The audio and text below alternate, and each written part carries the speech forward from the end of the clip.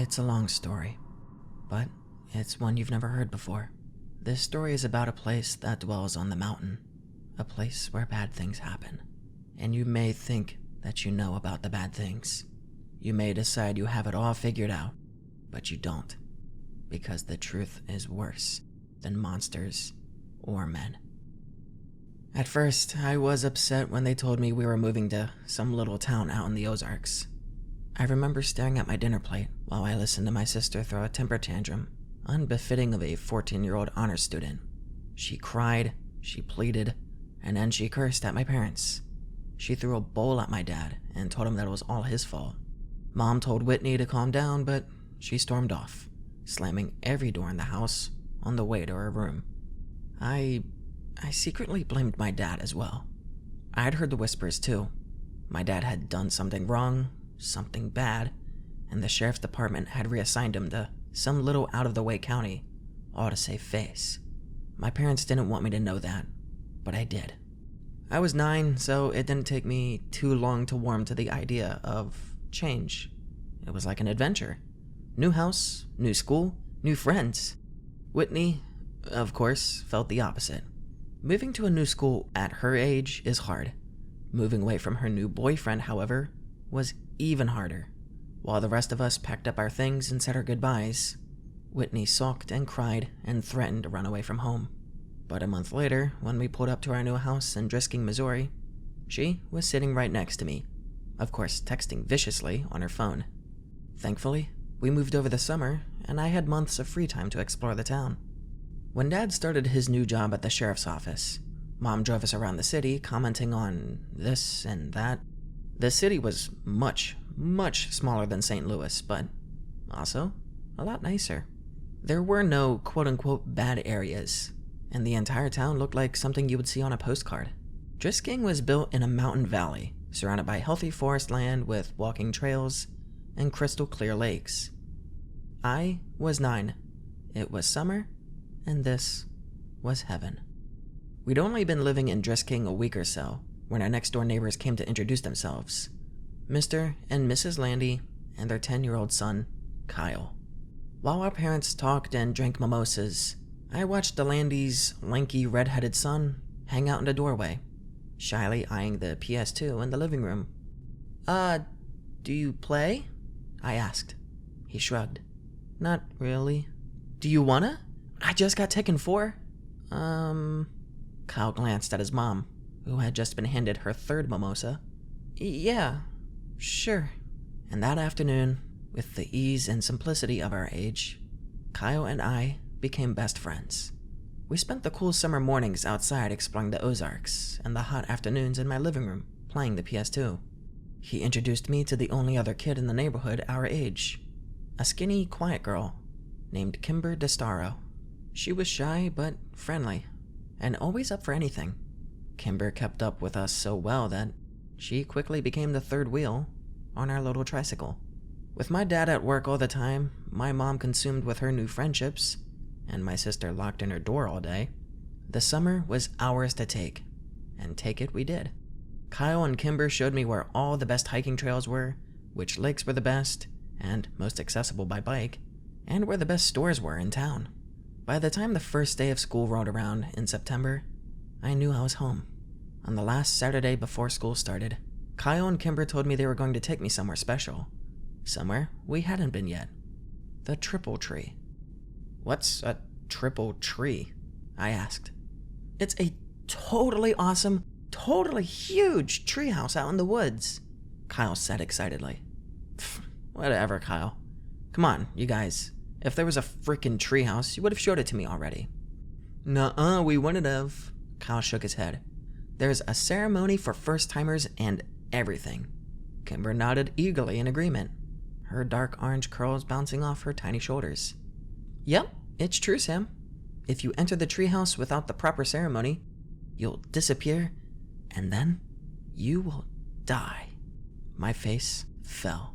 Now I knew they were making fun of me. "That's a lie. You guys are just lying to me." "No, we're not," Kimber insisted. "Yeah, we'll show you. We just have to get a knife for the ceremony, and then we'll go." "What? Why do you need a knife? Is it Is it like a blood ceremony? I whispered. No way, Kimber promised. You just say some words and carve your name into the triple tree. Yep, it takes just like 1 minute, Kyle agreed. And it's a really cool treehouse? I asked. Oh yeah, Kyle promised. Okay, I guess I'll do it then. Kyle insisted on using the same knife he used during his own ceremony, but we paid a price to get it. Mrs. Landy just happened to be home with her youngest son Parker, and despite Kyle's many objections, his mother insisted he take his 6-year-old brother with him. Mom, we're going to the treehouse. It's only for older kids. Parker can't go. I don't care if you're going to see an Exorcist movie marathon. You are taking your brother with you. I need a break, Kyle. Can't you understand that? And I'm sure your friends won't mind. She flashed Kimber and me a challenging look. Right? No, not at all, Kimber said, and I nodded in agreement. Kyle made a loud, dramatic sigh and called his brother. Oh, Parker, put your shoes on. We're leaving now. I'd met the youngest Landy several times before, and found that he was as unlike his older brother in looks as in disposition. Where Kyle was a wild, excitable fireball with hair to match, I found Parker to be an anxious, fidgety boy with small eyes and dark brown hair. We got on our bikes and made our way to a lesser-known hiking trail a few miles away. I'd asked before where the trail led when we'd ridden across it several weeks before, and Kyle had given me the underwhelming answer of, nowhere interesting. We pulled up to the trailhead and leaned our bikes against a wooden signpost which read, West Rim, Prescott, or Trail. Why are so many trails around here named Prescott? I asked. Is this Prescott Mountain or something? Kimber laughed. No, dummy.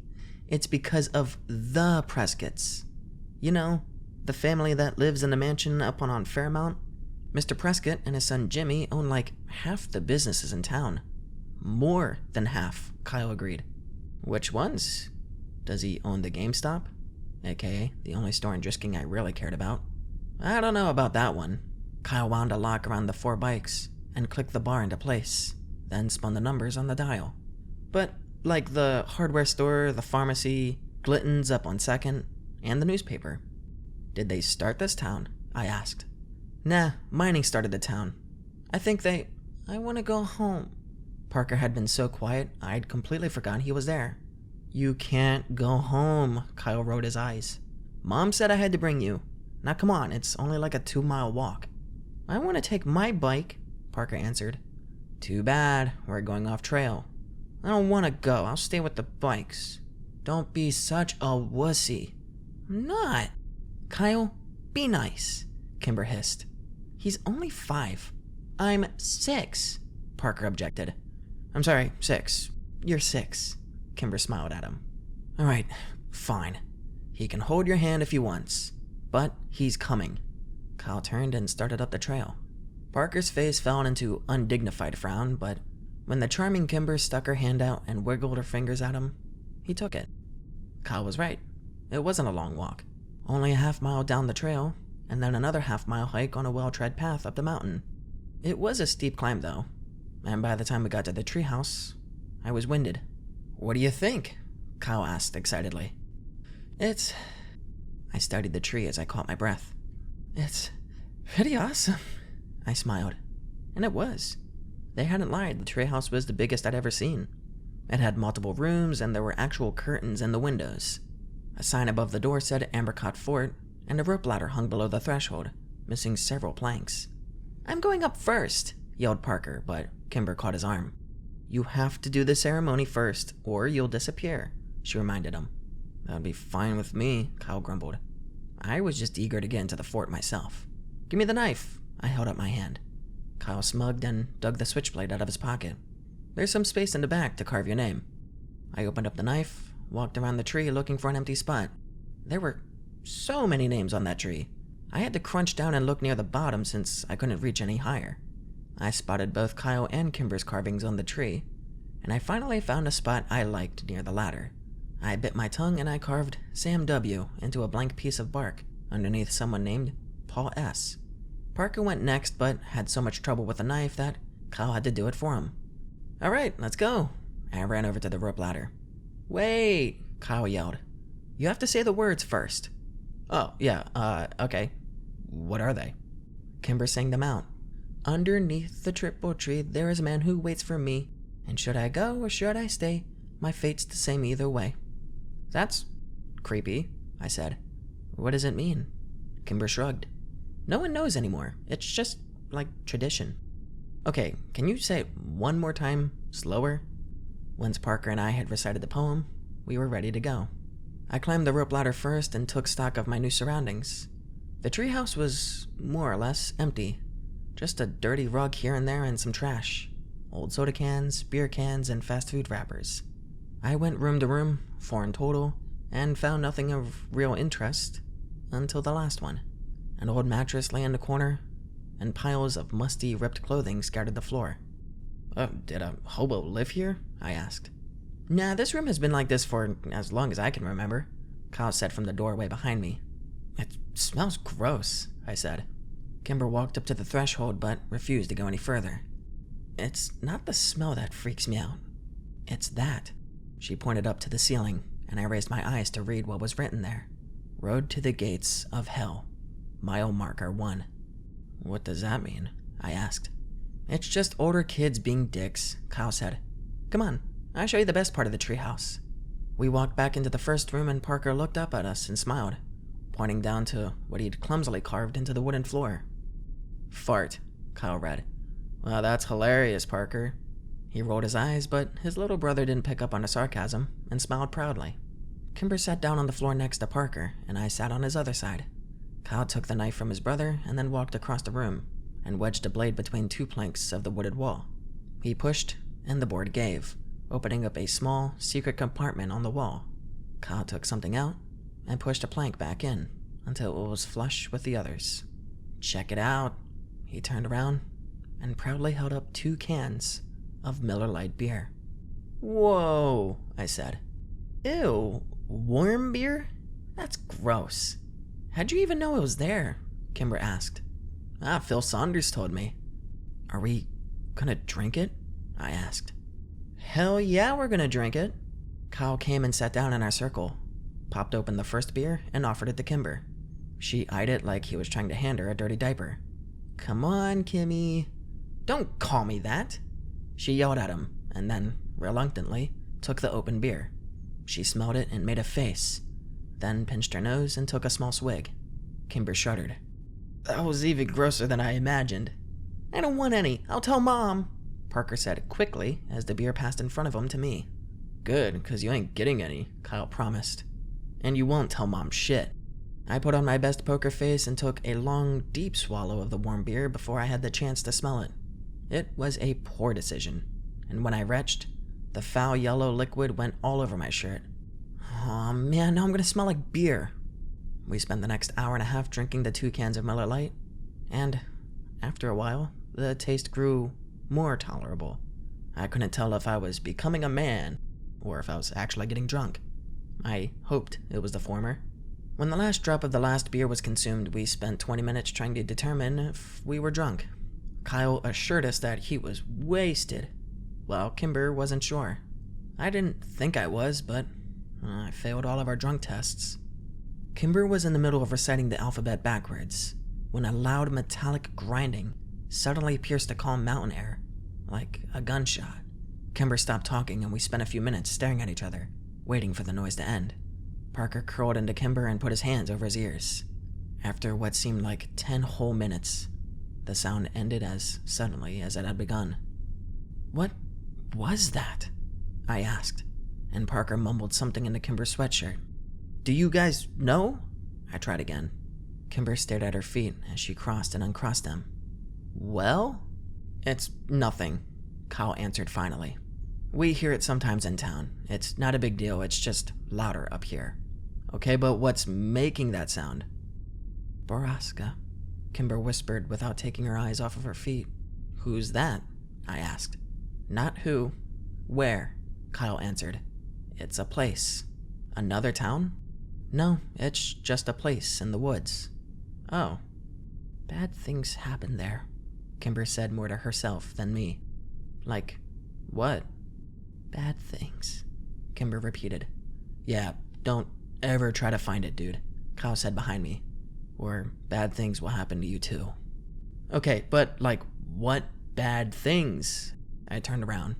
Kyle shrugged and Kimber stood up and walked over to the rope ladder. We'd better go. I have to get home to my mom, she said. We climbed down the ladder one by one and then started to walk back to the trailhead in a unfamiliar silence. I was dying of curiosity about whatever the fuck Borrasca was, but couldn't decide if and what to ask about. So, who lives there? Where? Kyle asked. Borrasca. The skinned men, Parker answered. Pfft, Kyle laughed. Only babies believe that. Like men who are skinned? Like their skin's gone? I asked excitedly. Yeah, that's what some kids say. Most of us stop believing in that though. You know, when we turn double digits, Kyle said. I looked back at Kimber, who was still 9 like me, but she was staring down the trail, ignoring us. That seemed to be the end of the conversation, and by the time we reached our bikes, the awkwardness was gone, and we were giggling trying to decide if we were too drunk to bike home. School started 2 days later, and I had completely forgotten about Borrasca. When my dad pulled up to the curb to drop me off that morning, he locked the doors before I could get out. Not so fast, he laughed. As your father, I get the privilege of giving you a big hug and telling you to have a good first day of school.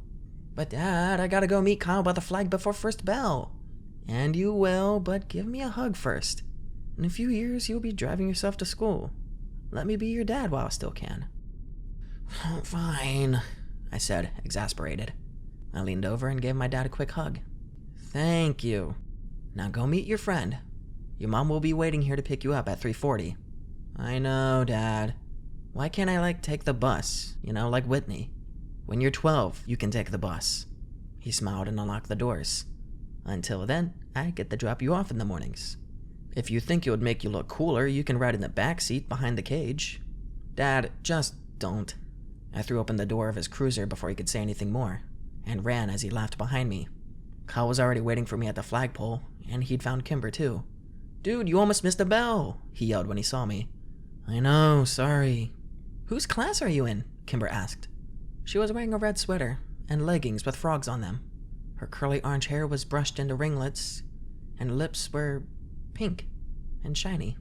She'd never looked prettier, and I was surprised to realize I'd never really seen Kimber as a girl. Mr. Diamonds. Me too, she said cheerfully. Lucky, Kyle scoffed. I'm in Mrs. Verdi's. Only 2 4th-grade teachers, and I get the crappy one. Kimber grimaced. Yeah, my mom had her when she was a kid. Well, what's wrong with her? What did she say? Just that she's strict and gives out homework on the weekends. On the weekends? Oh, fuck. Excuse me, Mr. Landy.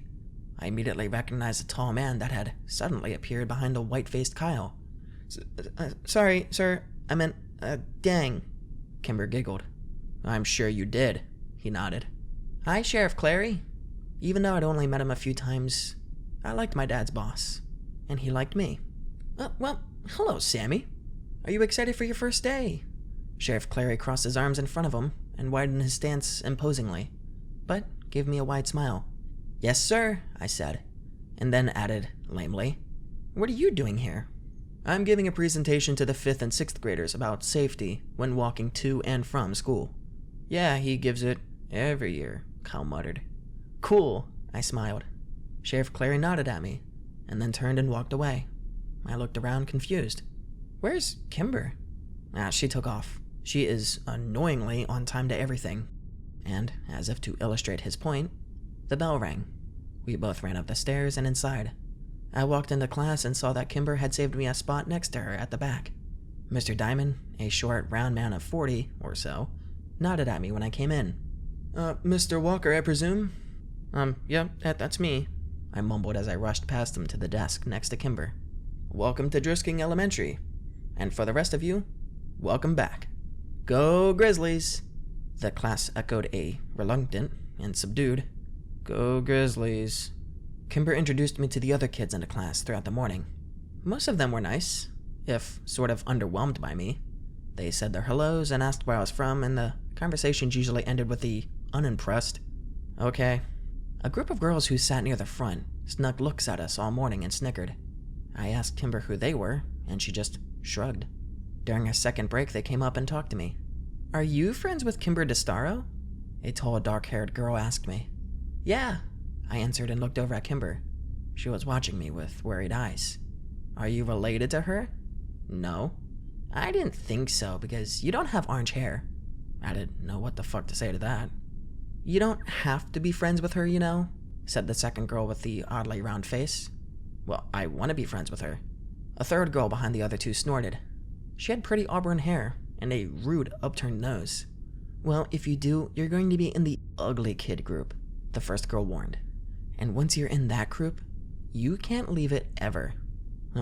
Better than the bitch group, I said. Rude nose and round faced gasped, but dark hair smiled. We'll see, she said, and the three returned to the corner of the room. I sat back down next to Kimber, feeling like a badass. It was the first time I'd ever used a swear word in front of anybody, other than Kyle. What did they say to you? Kimber asked nervously. They said you are too pretty to be near them, and that you make them look gross, so we have to stay away from them. Liar, Kimber answered, but I could tell she was smiling. We met Kyle in the cafeteria at lunch, and he had nothing but bad things to say about this morning. Mrs. Verdi was old and mean, and she made everyone come up and say something about themselves, even though the class only had like 14 kids, and they already knew each other. When the bell rang for recess, I went to throw my lunch away with Kyle, and I bumped into a kid I hadn't seen before. Hey, are you Sam Walker? The kid asked. Yeah. Oh, your sister's dating my brother. Oh, man, Kyle laughed. Your sister's dating a Whittaker. Shut up, Kyle, the kid grumbled. She's gonna be Whitney Whittaker? As funny as it was, I couldn't help but be a little surprised. Not that I'd been paying attention, but I'd only seen Whitney out of her room once over the summer. Where did she meet him? I asked the Whittaker kid. I don't know, probably at his job. His job where? He works at Drisking Water. It didn't make any sense to me, but I shrugged it off. I did remember my mom giving Whitney some menial tasks, like getting the car washed and setting up some utilities to get her out of the house. Maybe she met him once and they started dating over text. I don't know, teenagers are weird. The rest of the school week followed much like the first. We were well into the first month when I heard someone mention the skinned men again. We were out on the playground and Kyle and I were trying to start a fire with 2 large wood chips. I had just given myself a splinter when the distant sound of metal grinding on metal flooded over the playground, silencing every one of us. Borrasca, I said in awe. Yep, said Phil Saunders. The skinned men kill again. Hey, Kyle said only babies believed in skinned men. I threw an accusatory look at Kyle. They do. Phil is just stupid. Am not. Ask Danielle, she's seen them. Phil scanned the playground and then yelled at a blonde girl talking to Rude Nose. Hey, Danielle, come here. The blonde girl rolled her eyes, but came skipping over anyway. What do you want? I told you Kayla doesn't like you, Philip. No, tell them about the skinned men. Phil gestured to the air around us, which was filled with a metallic scraping coming down from the mountain. You tell them. No, you saw them, so you tell them. I didn't see them, Paige saw them. Oh, Phil said, and an uncomfortable silence descended. You guys are weird, Danielle said before flipping her hair in our faces and leaving. Who's Paige? I asked when she'd gone. Her sister, Phil said. Paige disappeared when we were like 5, Kyle said. After she saw the skinned men, Phil added. The sounds from the mountain abruptly ended, and the subdued atmosphere of the playground disappeared with it. When the bell rang, Kyle lined up in his class line, and since Phil was in my class, I made sure I was behind him.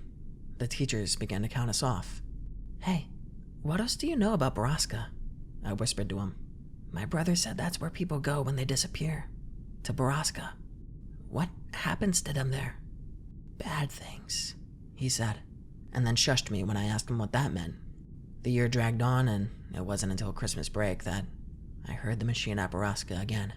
It was December, and there was a thick blanket of snow on the ground, which only served to amplify the noise from the mountain.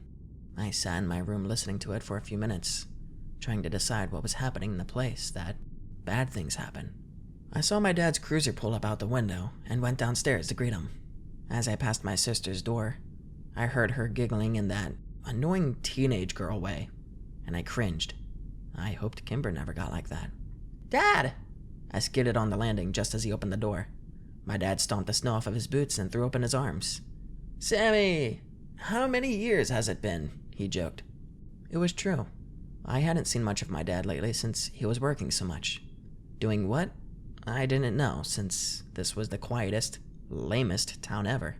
Mom thought the sheriff was grooming Dad for his job since Clary was so old, and Dad never really agreed or disagreed with her. He'd only been at the department 7 months, after all, and he doubted people in the county would actually vote for him. "Hey, Dad, do you hear that? That, machine-sounding noise?" "Yep, I hear it in town every now and then. Do you know what it is?" I asked the sheriff about it, and he told me the noise comes from some private property up in the Ozarks. "Is the property called Borrasca?" I asked quickly. "I have no idea. Borrasca? Where'd you hear that?" I shrugged. "Kids at my school." "Well, it's nothing to worry about, Sammy. Probably just some logging equipment. But is the place called Borrasca?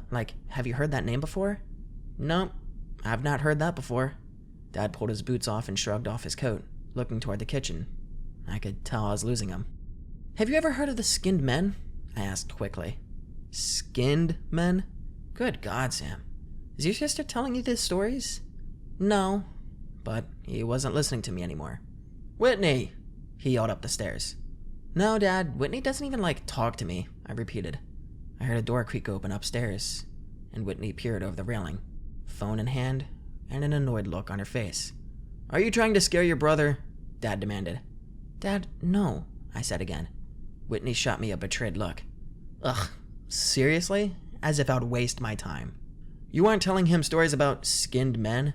"No, Dad, I told you I heard it at school," I said. Whitney gestured to me as if to say, "See? Alright, well, you kids need to start getting along. Your family, for Christ's sake." Whitney rolled her eyes, and when Dad walked into the kitchen, she stuck her tongue out at me. "Real mature, Whitney," I yelled up at her, but she was already gone. "I'll tell Dad about your boyfriend." Christmas came and went with surprising smoothness at our house. Whitney and I got everything we had on our lists, which was a first for us. The town may be smaller, but Dad's paychecks were clearly better. I wore my new Rams park on the first day back to school after Christmas break. Kyle fawned over it, and Kimber showed off the blue pearl necklace that her mom had gotten for Christmas. Kyle and I feigned interest, but we did it poorly. Kimber knew, but just seemed happy that we cared enough to fake it. As we said goodbye to Kyle for the morning, Kimber was suddenly slammed from the side. Kyle caught her before she fell, and I spun around angrily to see dark-haired girl, whose name I'd learned was Phoebe Dranger, laughing and walking away from us with a round-faced girl. "You're bad people who make poor life choice decisions," Kyle yelled at them. "When I'm your boss someday, I'll make you clean bathrooms." "Yeah, and if Kyle's your boss, you know you messed up," I added. Kyle and I high-fived and turned to Kimber, but she wasn't sharing in our victory. She was trying to hide the tears on her face. "Don't sweat those girls, Kimber. Nobody likes them. People are just nice to them because they're related to the Prescotts." Kyle tried to give her an awkward pat on the back, but Kimber turned away from him and ran in the opposite direction. "I hate those girls. I really hate them," I said. "I know. They're bitches," Kyle answered, mouthing the last word as he looked over his shoulder for any lurking adults. "Well, I'd better get to class and make sure they don't try and talk to her again. There's an assembly this morning. No class until after lunch." "Oh, seriously? Oh, that's awesome. Do we have to sit by class?" "Not usually, but we better get there quick so we can get seats at the back," Kyle said as we started walking. "What's the assembly for?" I asked. "It's either DARE or the History Society presentation." "What's DARE?"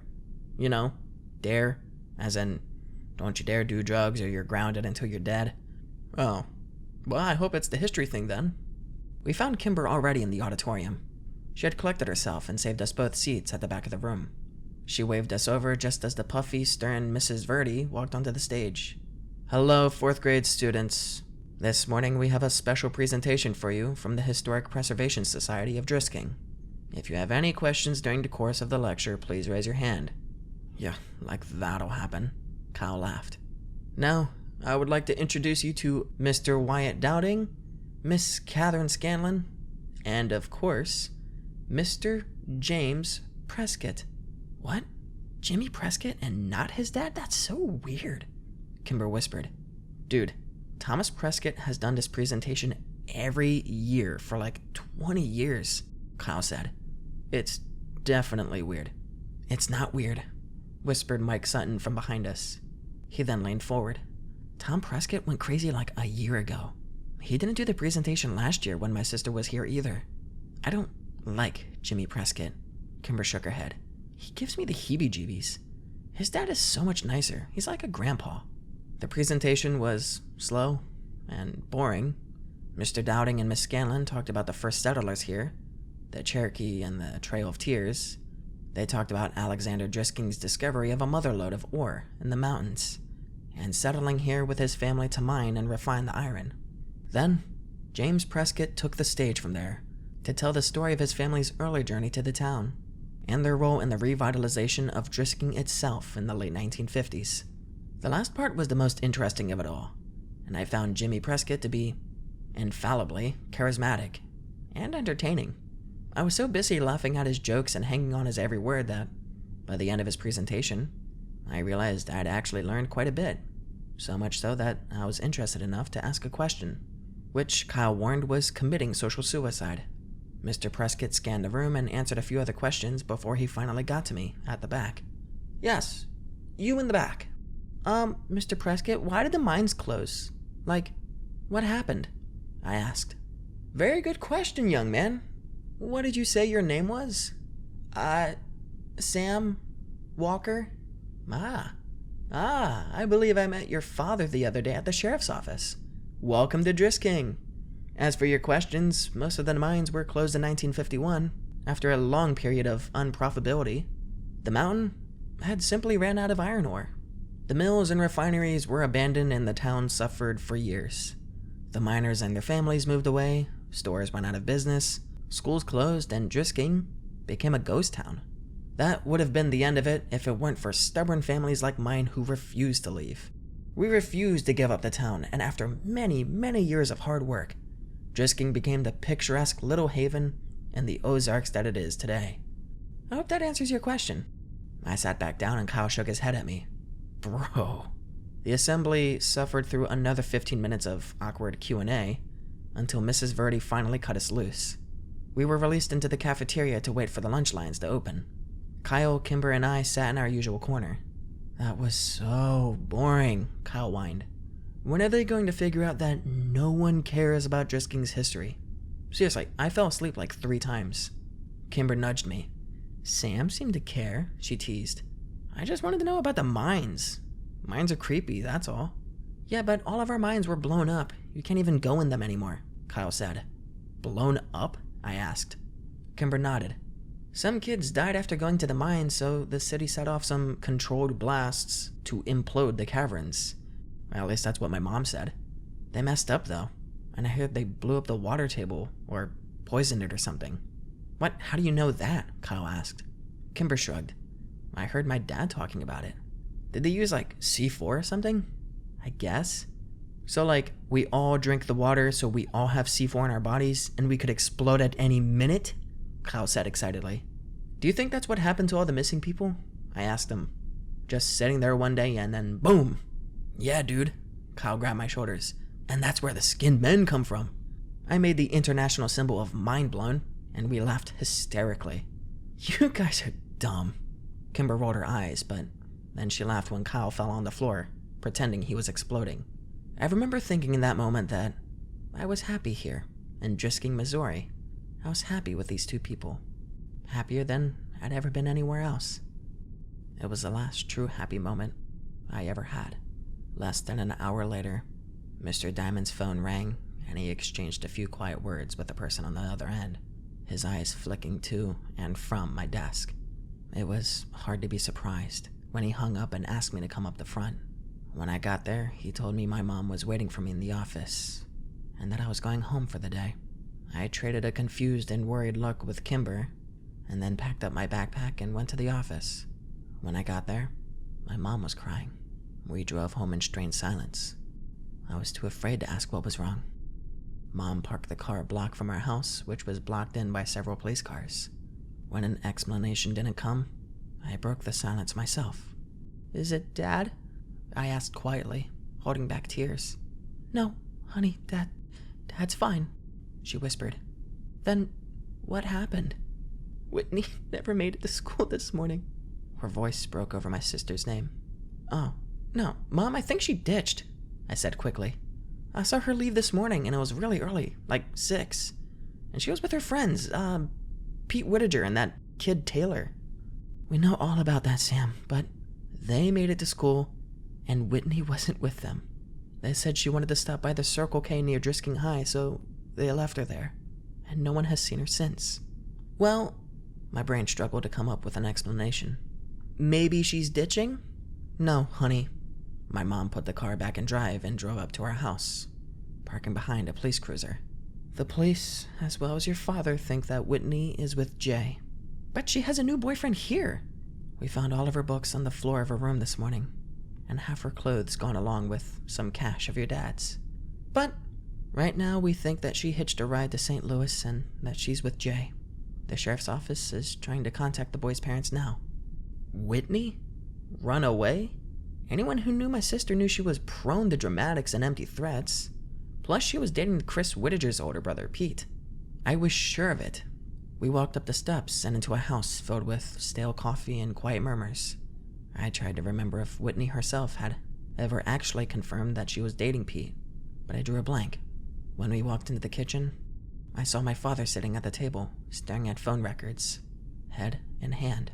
He looked up when I came into the room and gave me a weak smile. "Hey, buddy." "Dad, I have to tell you something."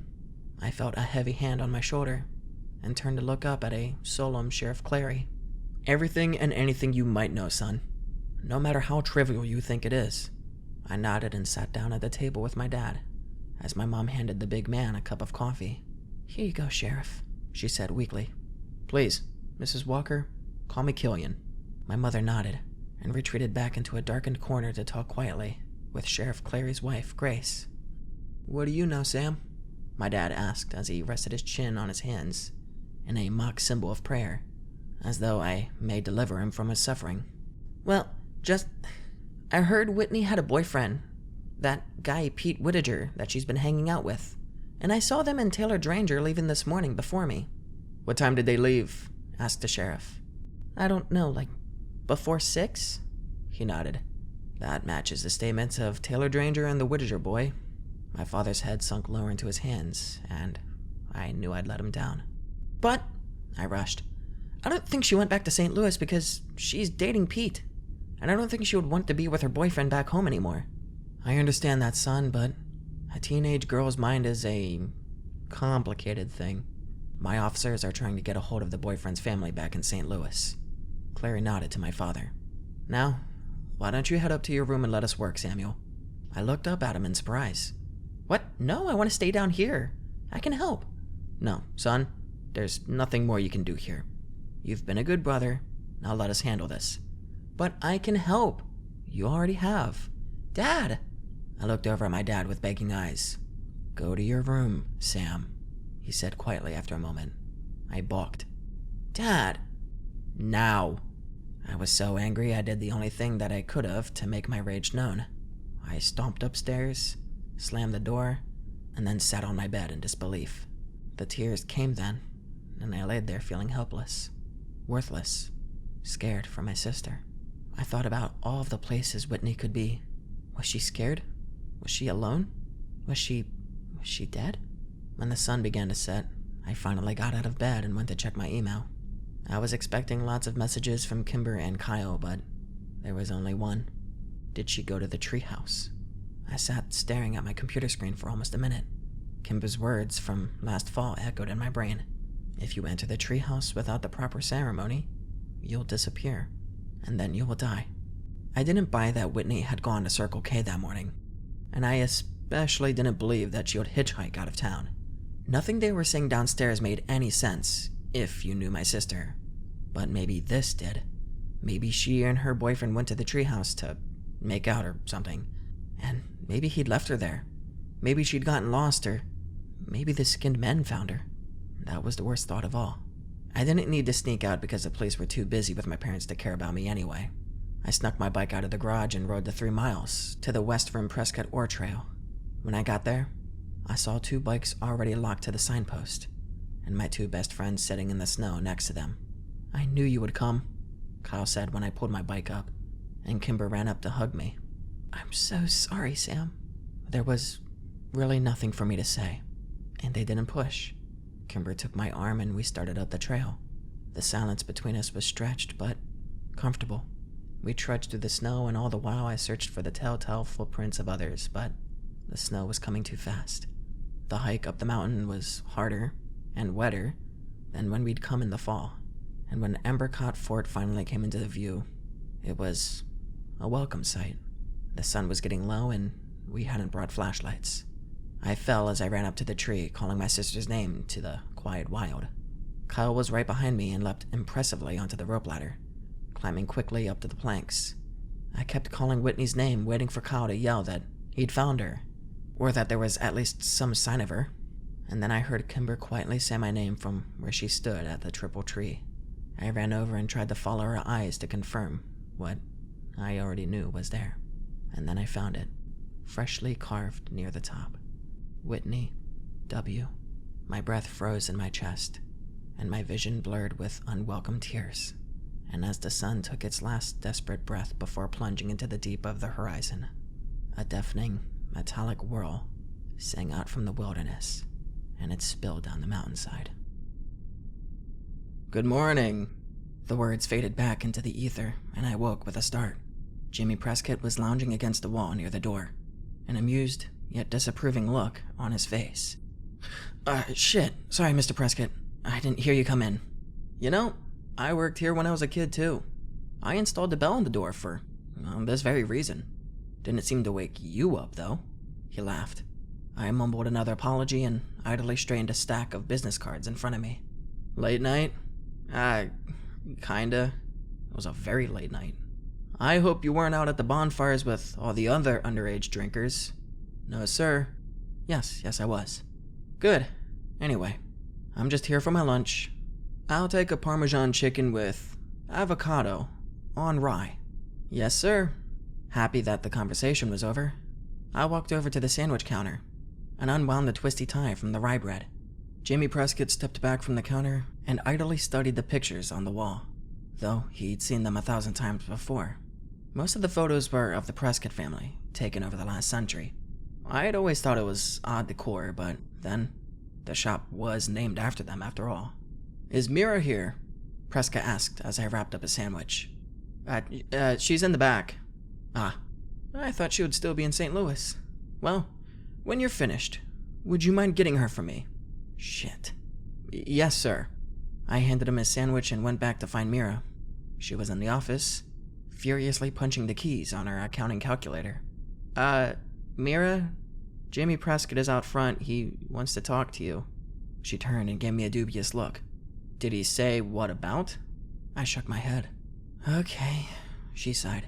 "You can go home for the day, Sam." "But, are you sure? I still had 3 hours on the clock." "He's the only customer we've had since we opened. Don't worry, I'll pay you for a whole day, kiddo." Thanks, Mera. Good luck, I guess." I gave her a sympathetic shrug and she patted my arm. I didn't know how she did it. Mera was perhaps the most burdened and stressed out woman in all of Drisking, but she never failed to be unbelievably kind. There was a hopelessness about her, a sadness that she hid very well. I left the store out the back door so I wouldn't have to see Jimmy Prescott again. His weird yellow to amber eyes always set me on edge. Not to mention, he was a total tool. I hopped in my car and texted Kyle that I was off work. He answered immediately and told me to come meet him. I happily whipped my apron off my head and threw the car into reverse. Crystal Lake was my favorite place in all of Drisking. I had to park almost a mile away since the lake was so packed. I eventually found Kyle and Kimber sitting on a rock that jutted out over the beach.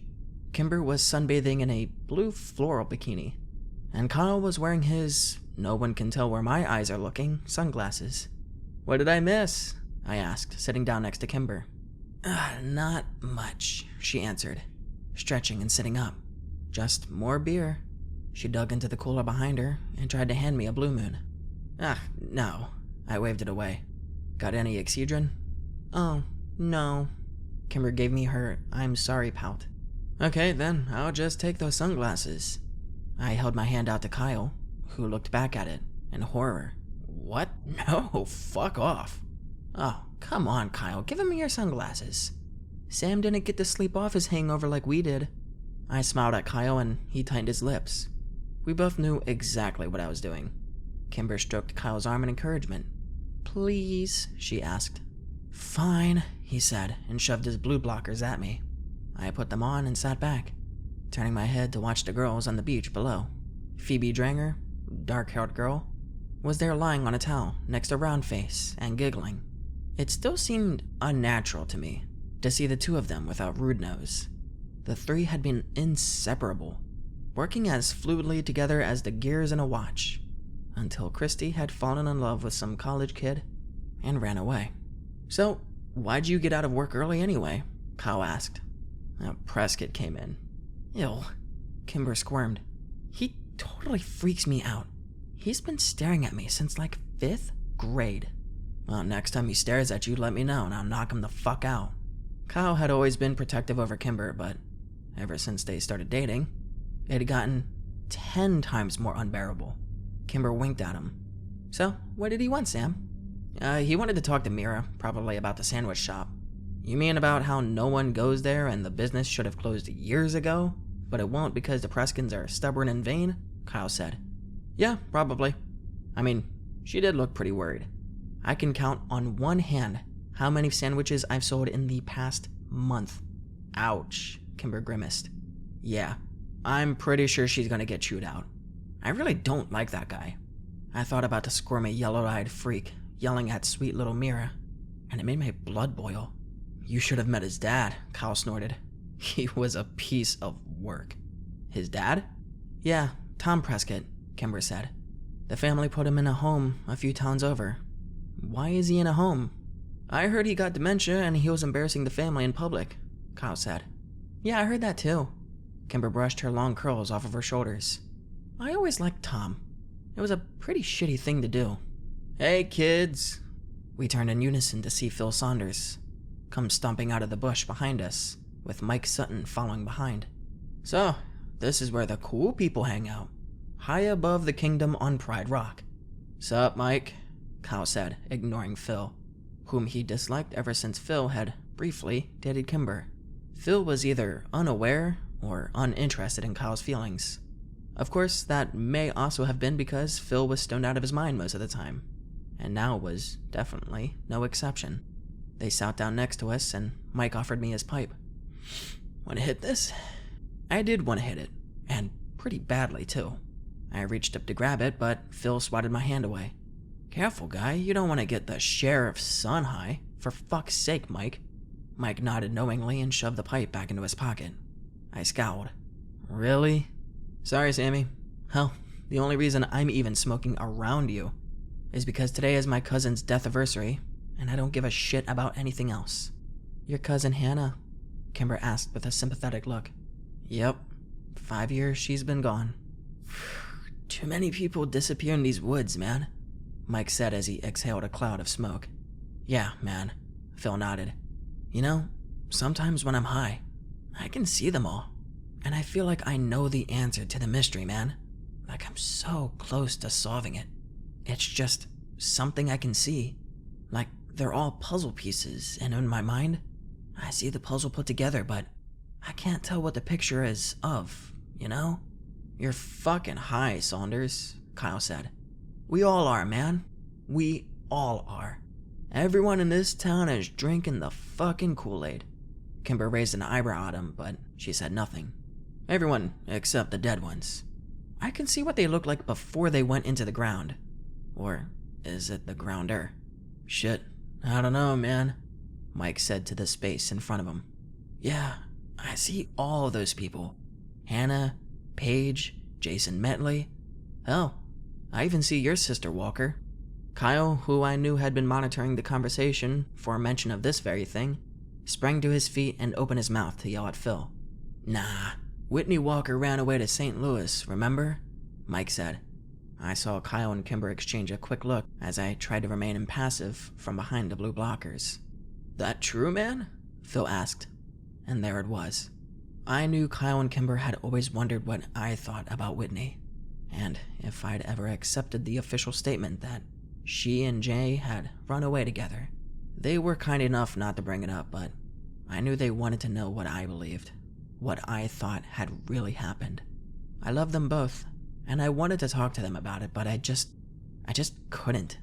Everyone thought that I had spent the last 7 years quietly grieving and that I'd put the incident behind me. And well, at least that's what I tried to show them. The truth was, I'd never given up on Whitney. I had waited years for Jay to show up on social media, and when I finally found him last year, I'd been devastated.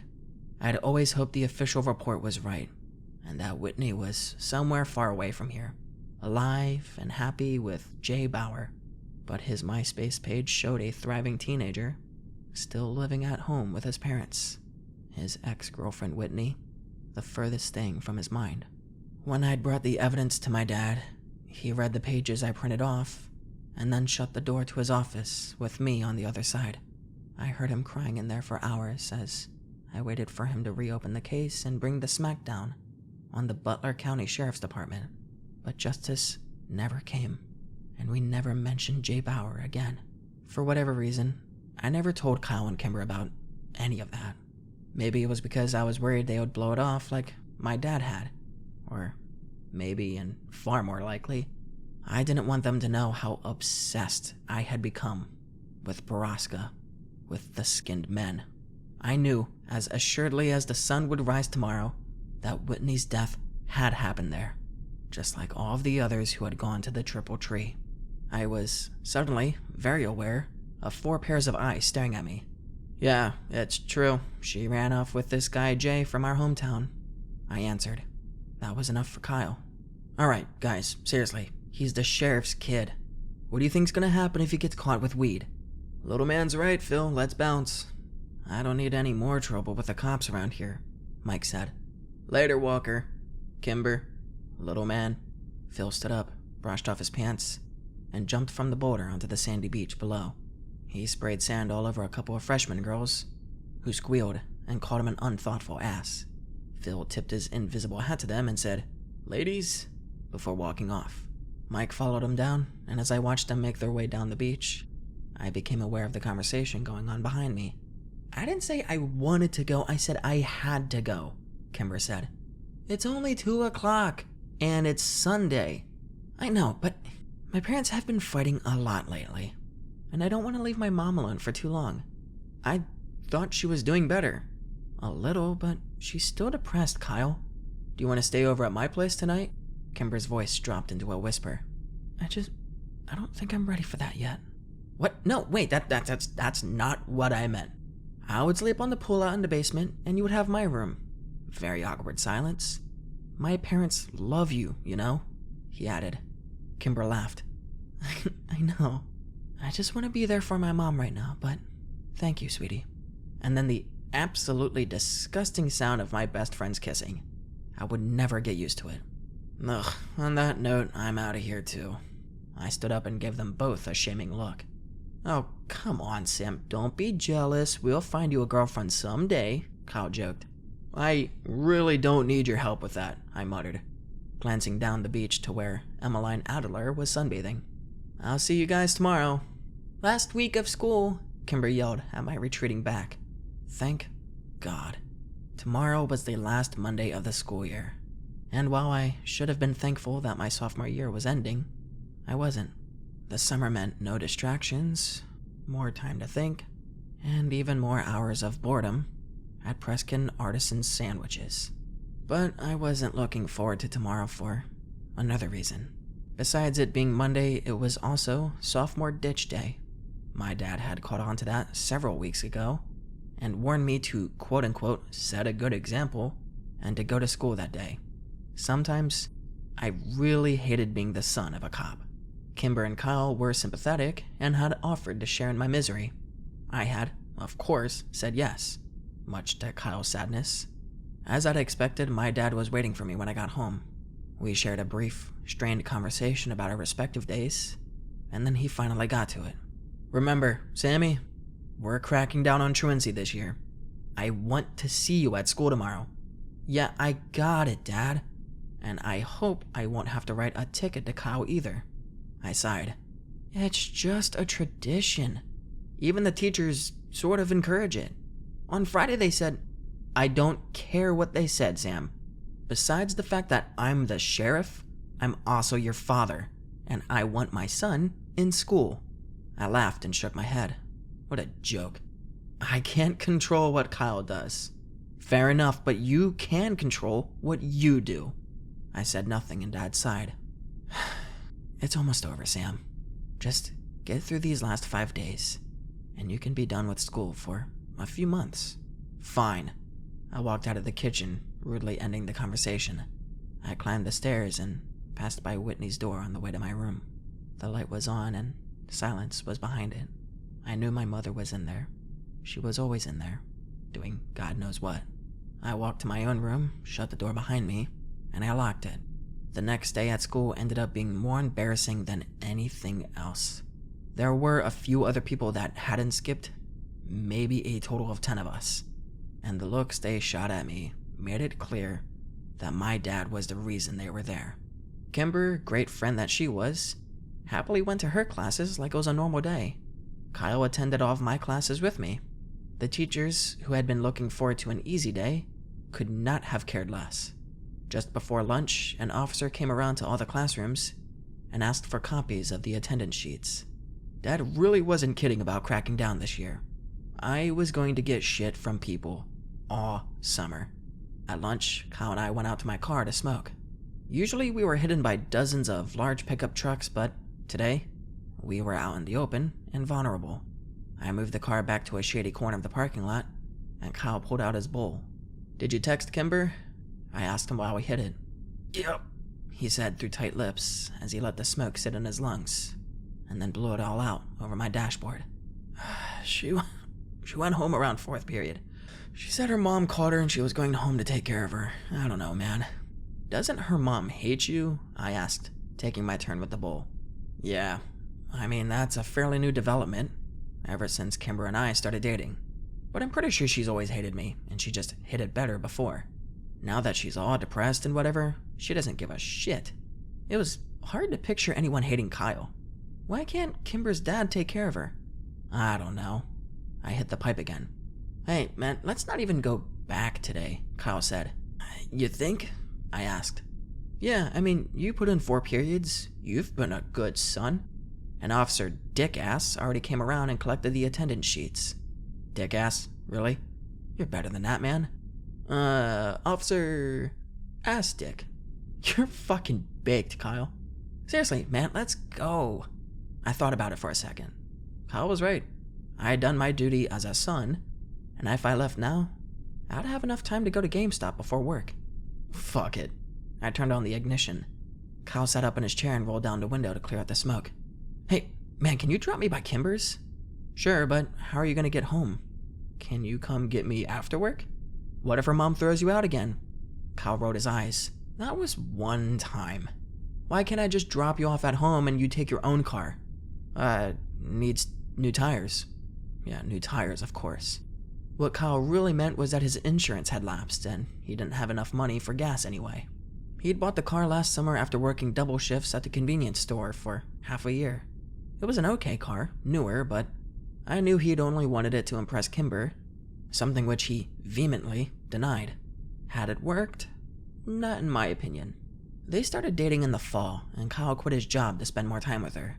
Kimber didn't seem like the kind of girl to be impressed by a Pontiac Bonneville, but Kyle was convinced that was how he'd won her over. I was sure that all the car had really done was give him the confidence to ask her out, and now that its part in their romance ended, the car just sat in the garage of the Landy home, collecting dust instead of memories. GameStop didn't end up having what I wanted, and neither did Drisking Games and Media.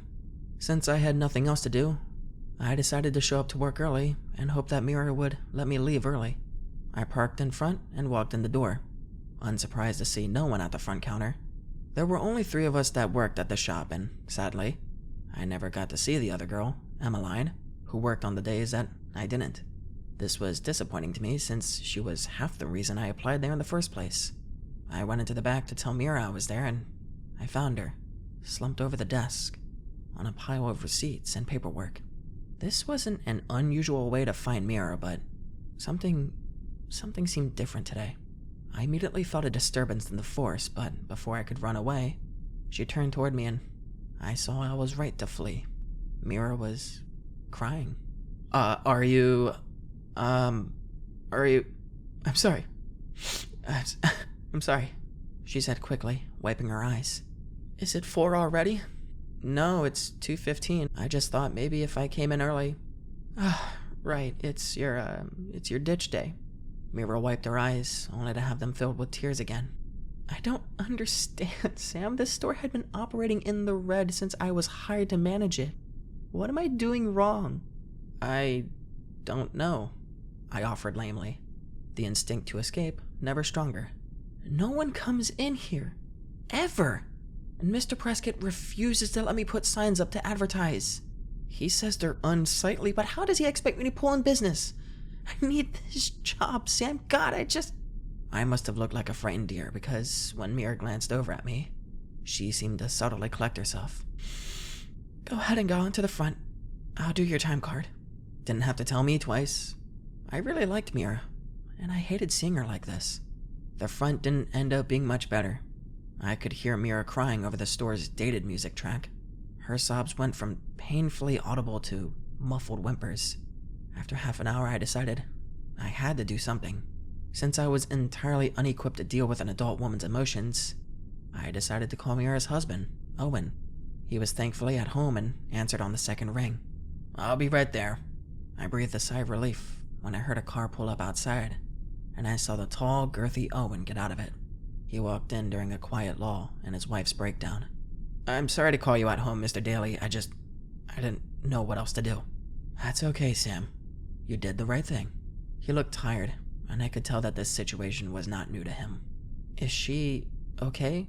I mean, will she be okay? Yeah, he nodded. We're just going through some things. Oh, Mera said the store's going bankrupt too. I winced as soon as the words were out of my mouth. Yeah, Owen ran a hand through his hair. That's part of it. Although, I don't think Jim is going to let that happen. Mera's more upset about... He sighed. Has Mera told you about her, appointments? No. Well, we've been trying to get pregnant for years. Long, painful years. It's just so goddamn important for her to have a baby. And she blames me for our problems. He walked around the room staring at the pictures, not really talking to me anymore. I understand why it's important to her, I just don't understand the obsession with it, Because she's the last one in her family? Because she's the last McCaskey on the planet? I mean, does she even realize that her baby wouldn't be a McCaskey? He would be a Daly. I tell you, Sam, never marry a woman with a crazy father and 4 dead uncles. They develop these obsessions with lineage and... 4 dead uncles? What? Oh, yeah. The famous ones. The 4 brothers who died in the Drisking mines?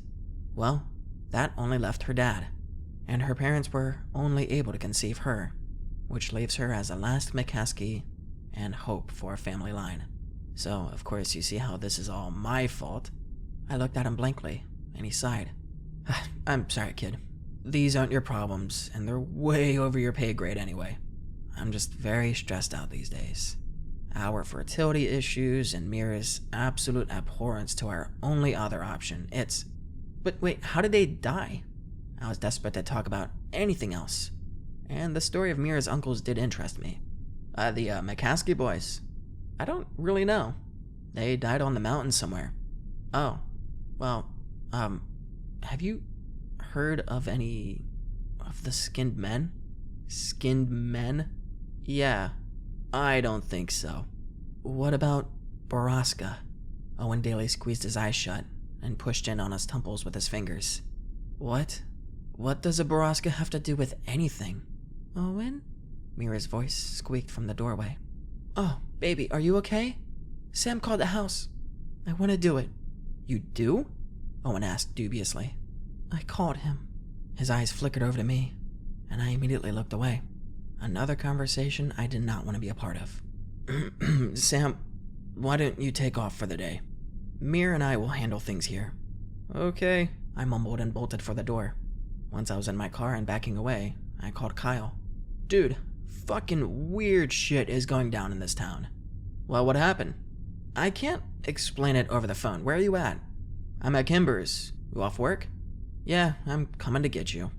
By at Kimber's, Kyle meant that he was actually sitting on the curb in front of the house, kicked off the property again. When I pulled up, Kimber came out and met us at the curb. I'm so sorry, Kyle, she said. She's really upset today. She wouldn't even let me leave the house to sit with you. It's okay, he said. Don't worry about me. I just want to make sure you and your mom are okay. We're okay. And my dad will be home soon. Text us when he gets home and we'll come get you, I said. I wish I could, but I'm babysitting tonight until 7:30. Maybe after that? Sure. Kyle and Kimber hugged goodbye, and then Kimber rushed back to her house as something crashed inside. So, what's going on? Kyle asked, taking a drink of a warm Dr. Pepper sitting on my cup holder. You're still wearing your apron, you know. Mera had a breakdown, I said, peeling off the apron. Really? What happened? I told Kyle the full story, giving particular attention to the 4 uncles.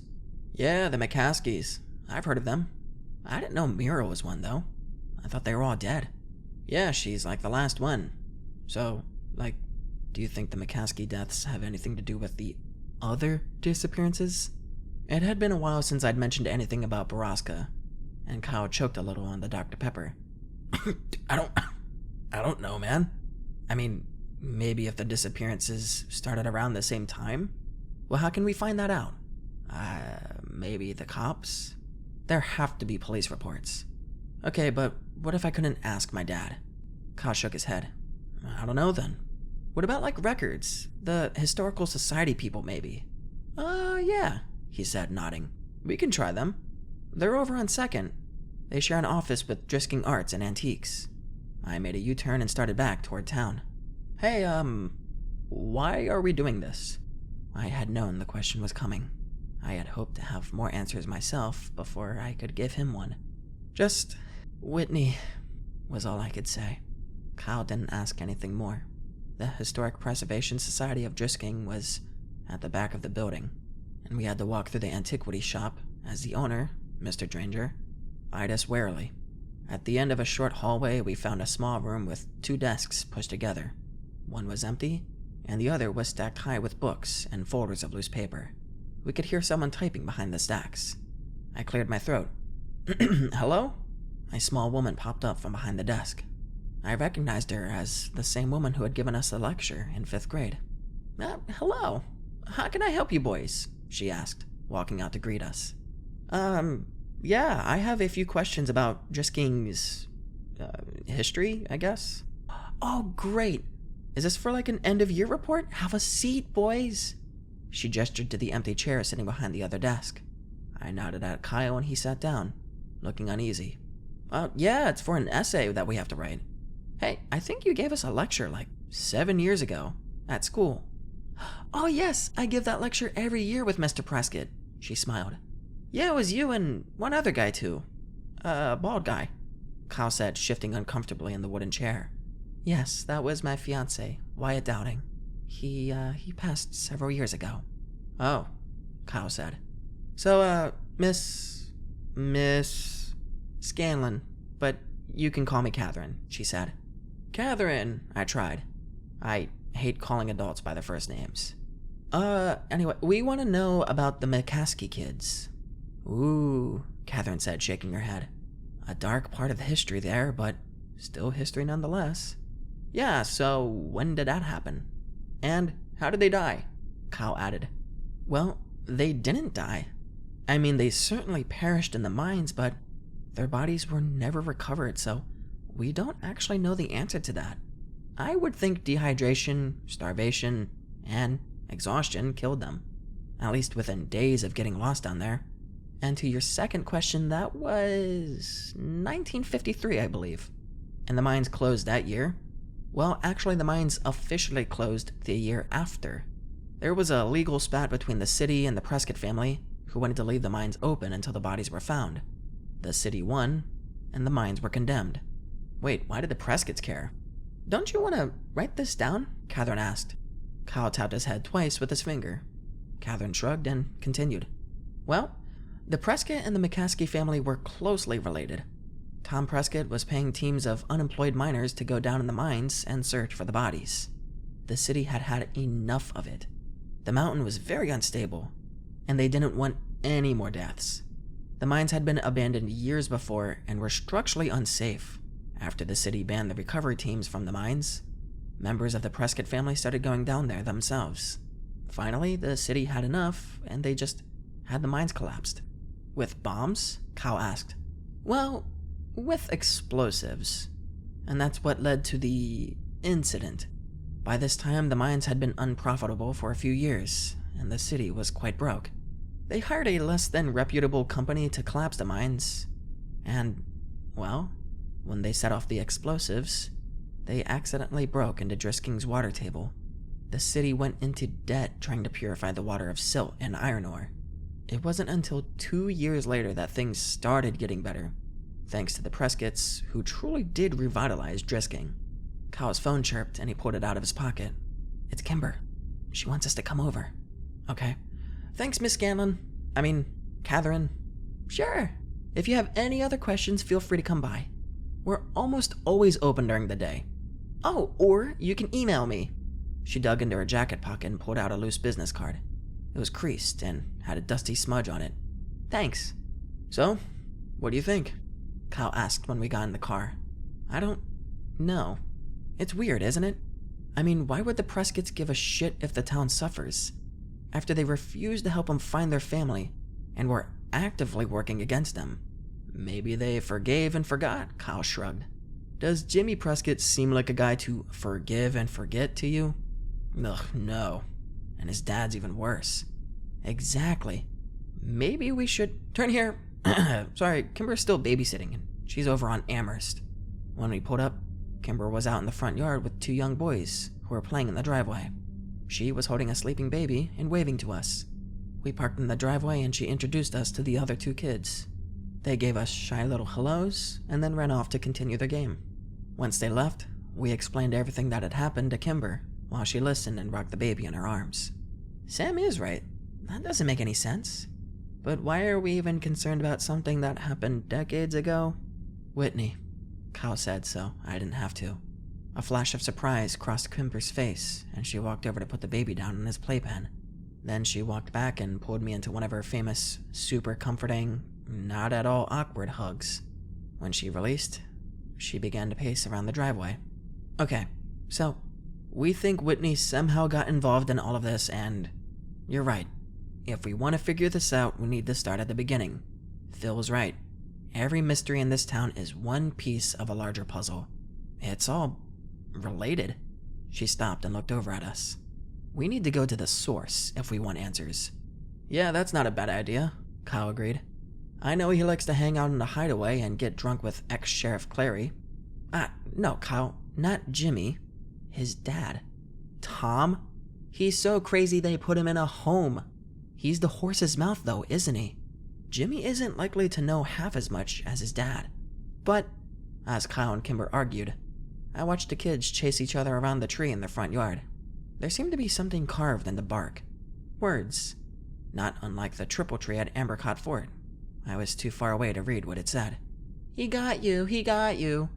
I heard the youngest one call to his brother. The skinned man got you. Now you have to die. Nuh-uh, Peter, I was touching the tree. No, you weren't. You're a liar. One of them got you, and now you have to meet the shiny gentleman. No, I don't. Kimber, Josh is cheating. I shuddered and turned away from them. Where's the nut house? I interrupted. Is it close?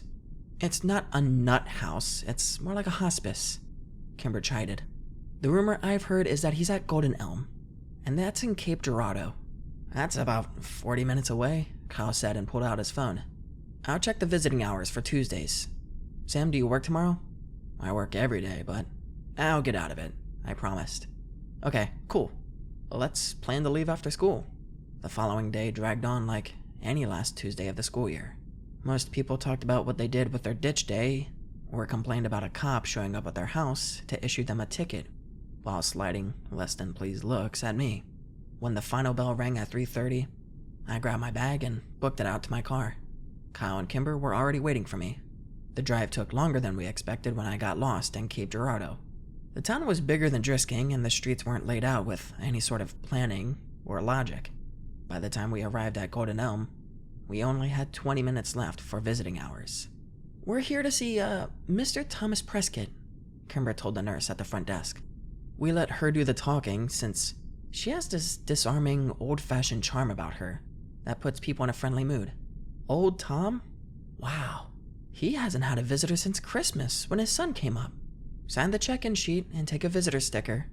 Your family then? Do you know where his room is? The nurse arched a thin, suspicious eyebrow. I'm sorry, we don't, Kimber apologized. My mother has been asking me to check on my great-uncle while she's away doing Doctors Without Borders.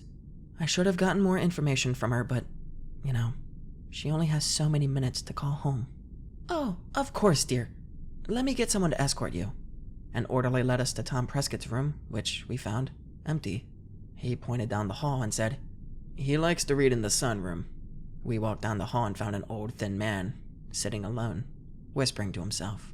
He was sitting at a table in front of a backgammon board, moving chess pieces around it. Tom Prescott? Kimber said, smiling. He didn't look up, and I wondered if he'd even heard her at all.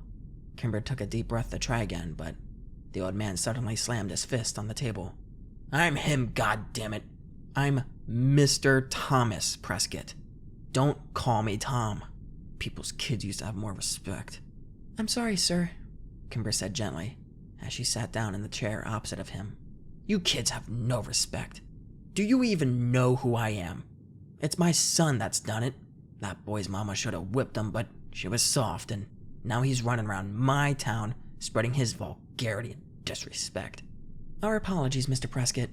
We never meant to be disrespectful. We greatly admire you. You're the man who built our town into what it is today. Everyone remembers that.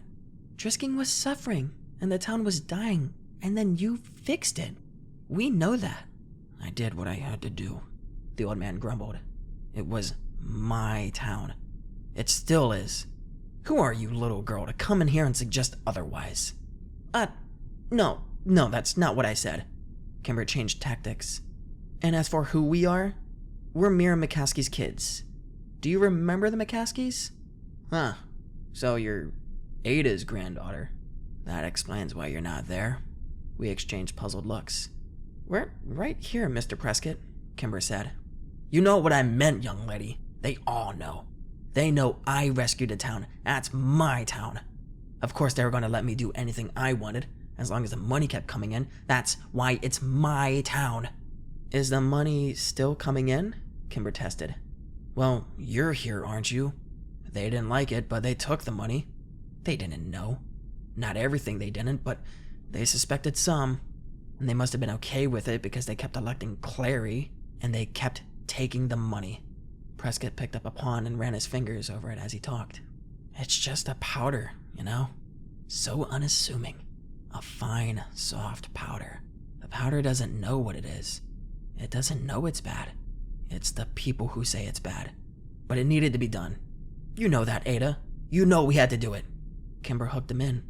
I know we had to, but it's your son. I don't think he's doing it right. Well, of course he isn't. The elderly Prescott slammed his face on the table again, and the two rooks tumbled to the floor. They were mine. He took them from me. He thought he could do it better, but he took mine and he ruined my legacy. Decades of work, and now it's all run by the powder. It's the dust of the crumbled empire. What about the skinned men? I asked, caught up in the moment.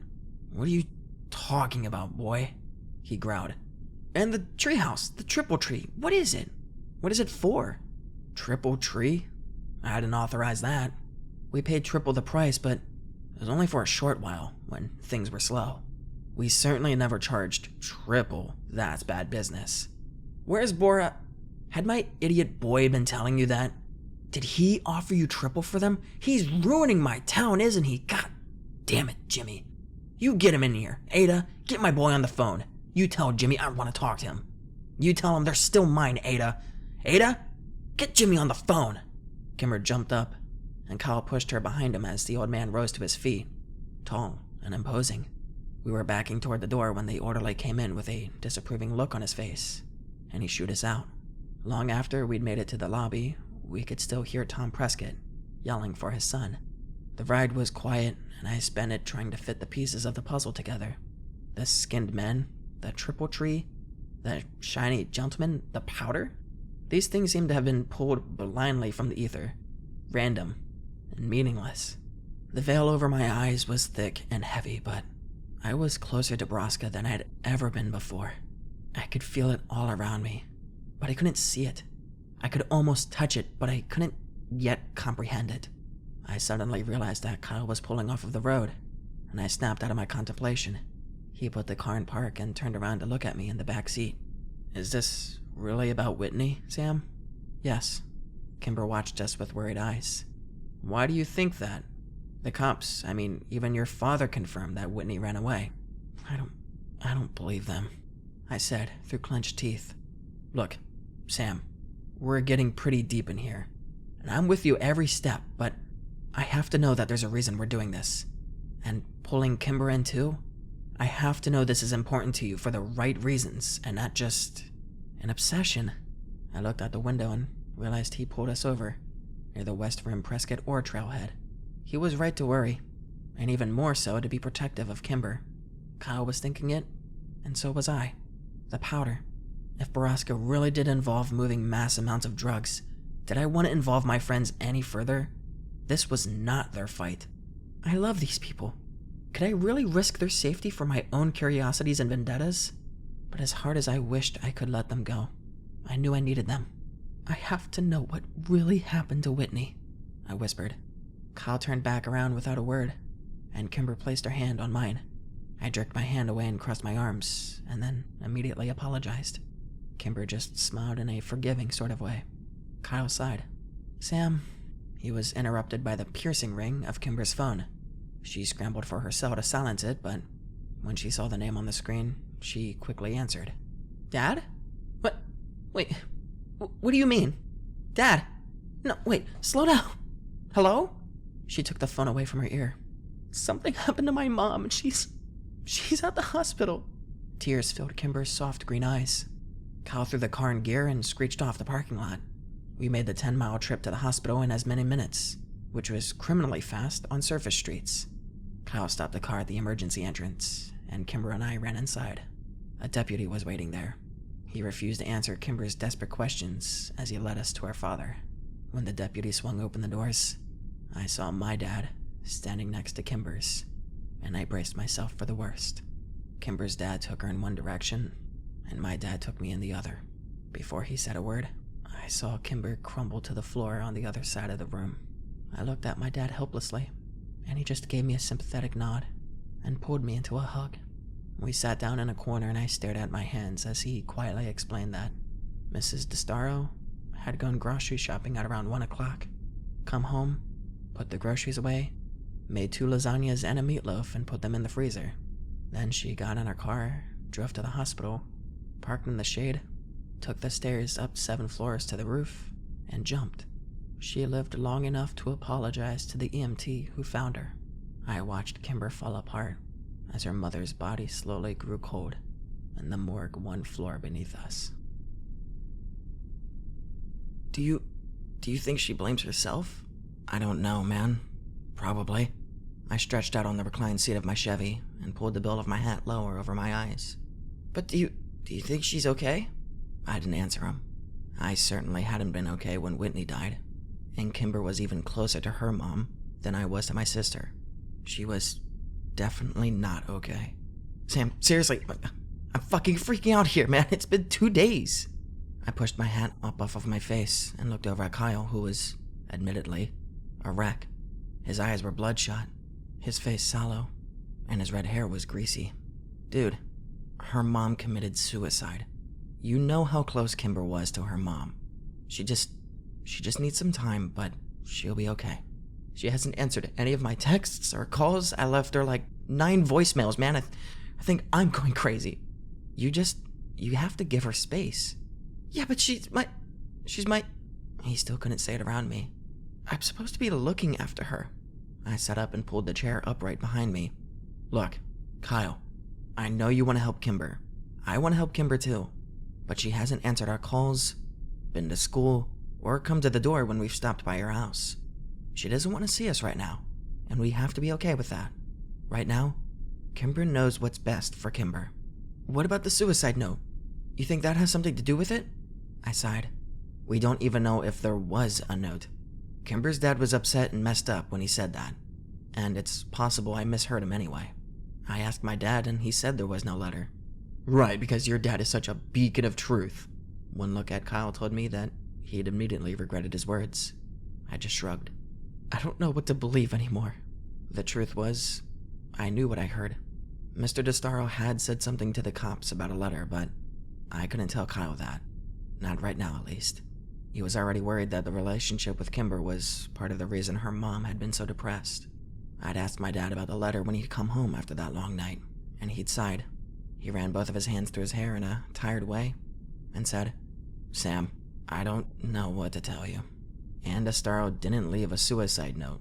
This is the first I've heard of it. With our best friend in mourning and our investigation on hold, Kyle and I had been existing in a sort of suspended state. We went to school intermittently, skipping classes here and there, missing end-of-year tests, and smoking more weed than either of us could even afford. Without Kimber there to set us straight and keep us in line, we were lethargic. We were brooding and irresponsible. I'd never realized how much I actually relied on her.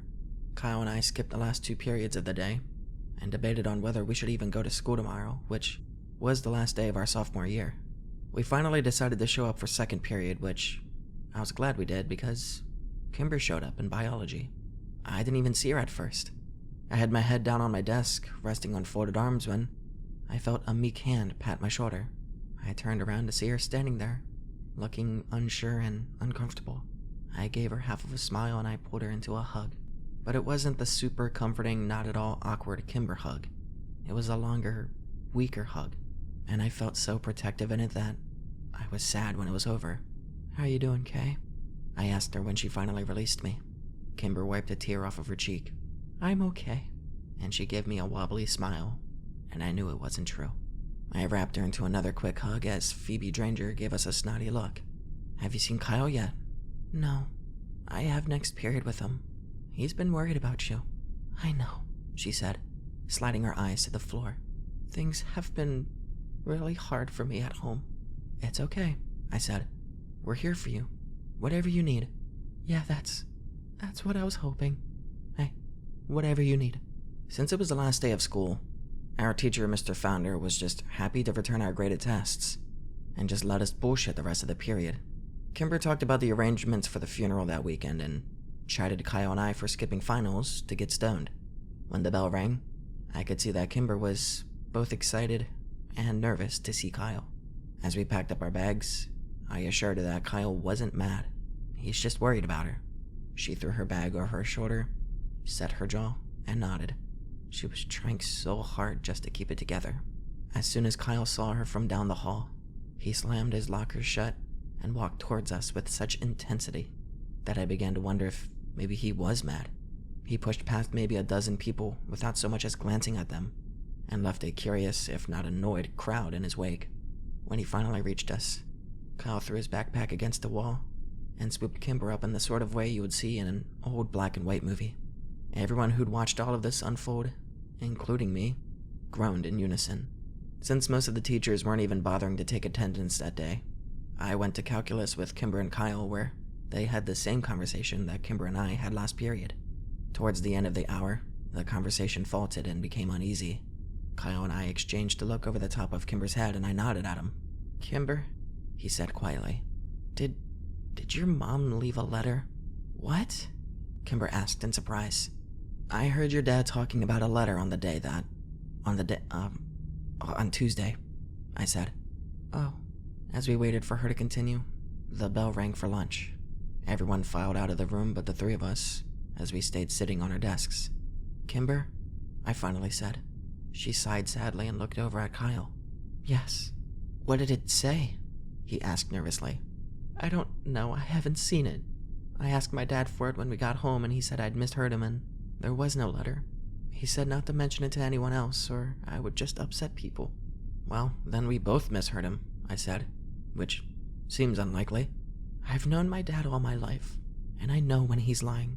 People started to filter in for the next period, sliding sympathetic glances at Kimber. Since it was our lunch period, we gathered up our things and walked out to my car, as we always did. I sat in the back seat, letting Kyle and Kimber take the front. Kimber took a deep breath and continued. I know my dad's lying and I know he has a letter. Are you sure? Kyle asked. I could tell he was still terrified that maybe some of the blame would rest on him. Yeah, and I know it contains the name Prescott. I think I even know where it is. Prescott? Yet somehow I wasn't that surprised. He was the axis around which everything that was bad orbited. How do you know it says Prescott? Kyle asked. I heard my dad reading it once. I think he reads it a lot, actually. He was sort of sobbing and whispering the words, and he was throwing things in his office. My dad, he hasn't been well. Do you think she was having an affair with Jimmy Prescott? I shook my head. I'm guessing you need to think bigger than that, Kyle. I agree, Kimber said to her hands in her lap. With everything we know about the Prescotts, I'm fairly sure this isn't about an affair. It's all connected somehow, don't you think?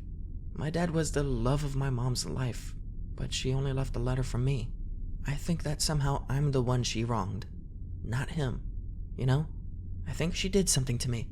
Or maybe she did it because of me. Kimber's voice broke over the last sentence, and Kyle pulled her over, kissed the top of her head, and whispered words to her that I couldn't hear.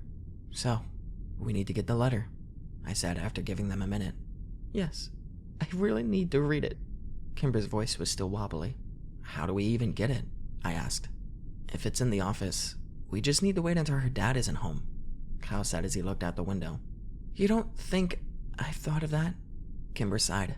He never leaves his office. Not since we got home from the hospital. He sleeps in there. So, we need to get him out. No, we need to get me in. Tomorrow's my mom's funeral and half of Drisking will be there, including my dad, of course. I need to leave without him noticing and run home so I can go through the office. Okay, yeah, no, that's easy, I said. Without my dad noticing. And I need to be back by the end of the service. We both nodded but stayed silent because it looked like Kimber was weighing about saying more.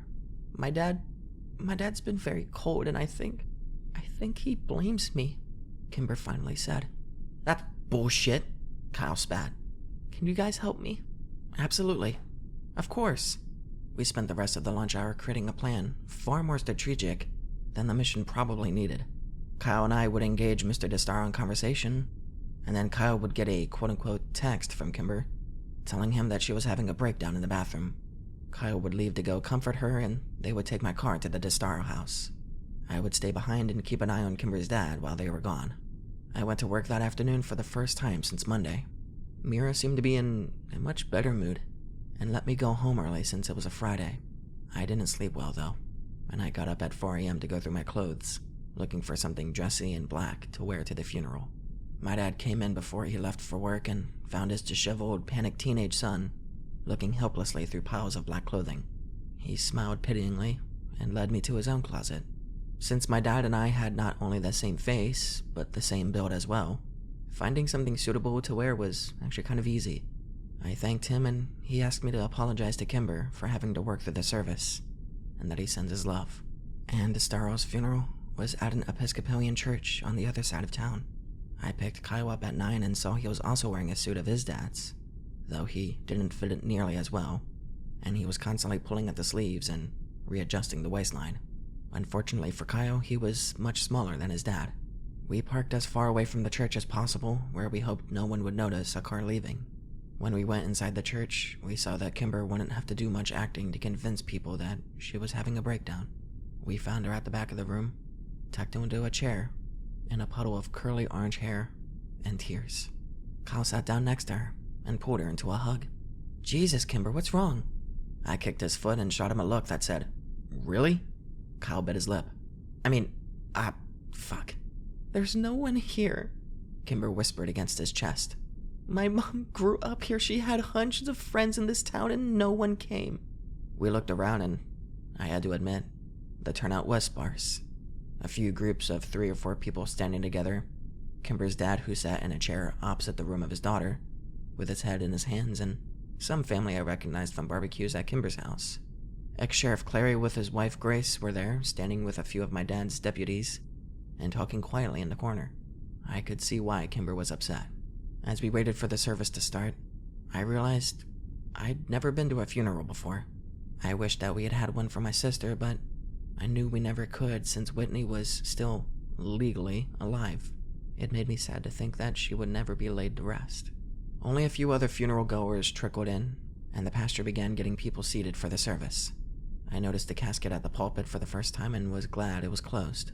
Still, I had to wonder at the simple, unadorned, almost ugly coffin that had been chosen for Kimber's mom. I knew the DeStaros had money. Quite a lot of it, actually. It was an interesting, actually almost insulting choice. Poor Kimber.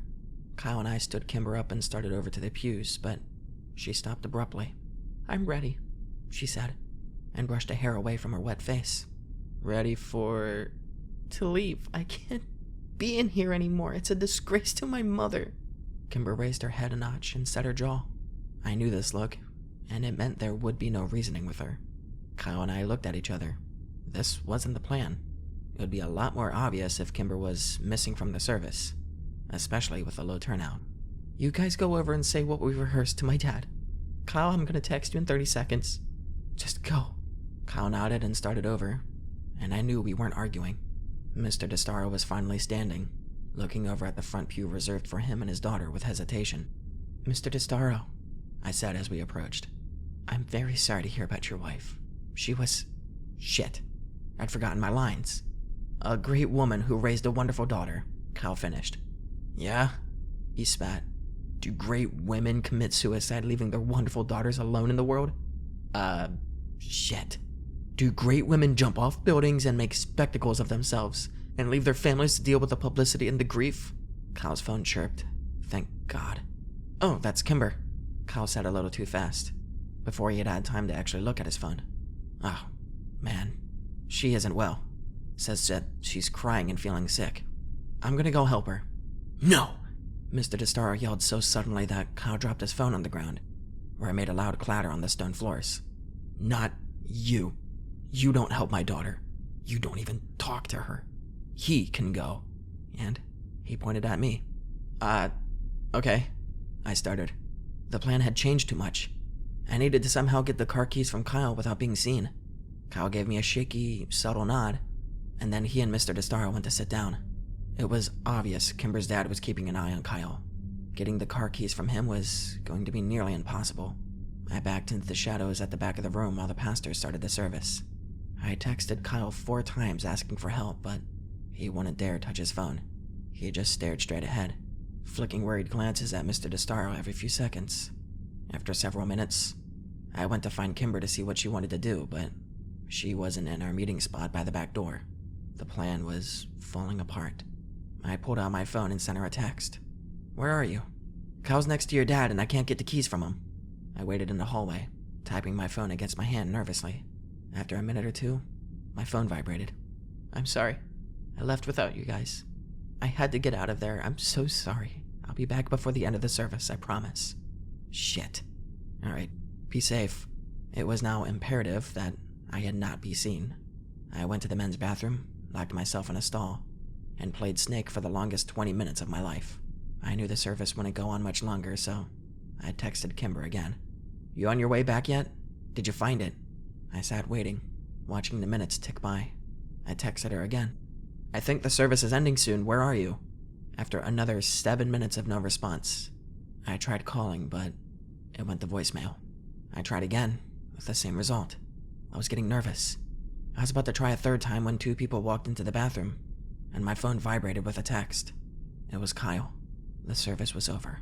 Kimber has the keys. Why aren't you guys back yet? Did you find anything? I left the bathroom without washing my hands and received dirty looks from two strangers at the urinals as the door closed behind me. I found Kyle staring out the window looking for my car.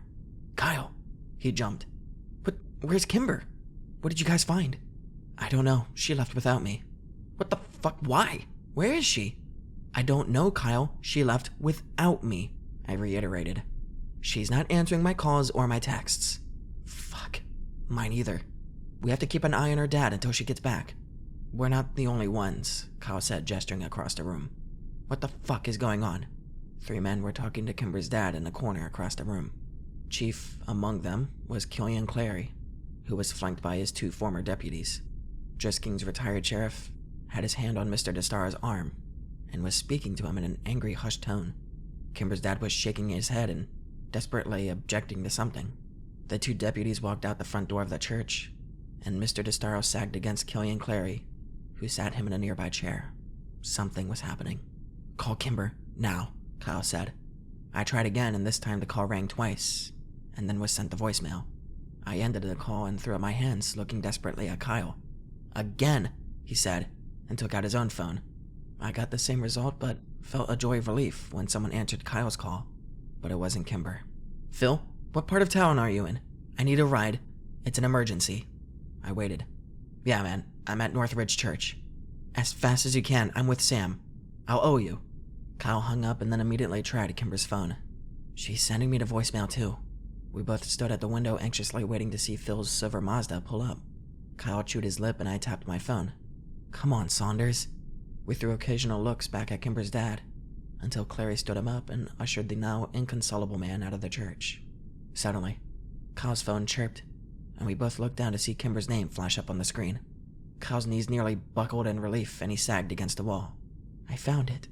Kyle opened the text and furiously typed a reply. They're coming for you, Kay. We both stared at the phone, waiting for a response. And just as the sun blinded us as it reflected off of Phil's approaching silver sedan, we got one. They're here. It was the last message we got from Kimber. When Phil dropped us off at the DeStar house, we found the front door unlocked, and no one home.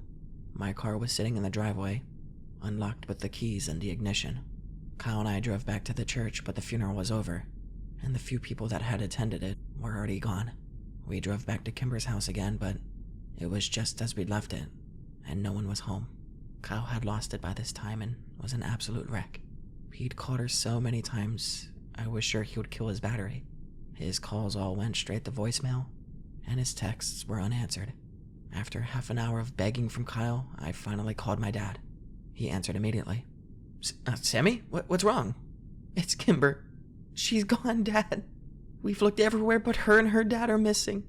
She left the funeral early, and Killian Clary was talking to her, and then Samson and Grigg left, and I think they went to her house and they got her, Dad. I think they're still working for Clary on the side or something, and I think they're doing something bad. Whoa, slow down. Come by the station, and let's talk. I'll take a statement from you boys, and I'll send a couple officers over to investigate the house right now. Just calm down, Sam. We'll handle this. I hung up and threw my car violently into reverse, jerking the wheel to the left as I hit the end of the driveway. Sam, how do we know? How do we know we can trust the cops? I'm not trusting the cops. I'm trusting my dad, I said, my words sounding hopeless, even to me. I turned into the sheriff's office, and Kyle was out of the car as soon as I slowed down enough to park. By the time I got inside, my dad had Kyle by the shoulders and was nodding solemnly at everything Kyle was telling him. When my dad saw me, he motioned for an officer to take us to his office. After a few minutes, he came in and sat down across the desk from us. All right, boys, I'm going to have Officer Ramirez come in a few minutes and take a statement from you both. I want you to know that, at this point in time, it looks like the DeStaros left town voluntarily. No way, Mr. Walker. Kimber would never... My dad held up his hand for a silence. Okay, let me rephrase. Jacob DeStaro left town voluntarily. Kimber is a minor and has no legal rights here. If her dad said they're leaving, then they're leaving. But she's not answering her phone, and we went to the house, Dad. Nothing was packed. Maybe they're just getting away for a while. Maybe going to her relatives. I can't theorize as to why she wouldn't answer her phone, other than maybe she wants to be left alone for a while. Kyle was exasperated.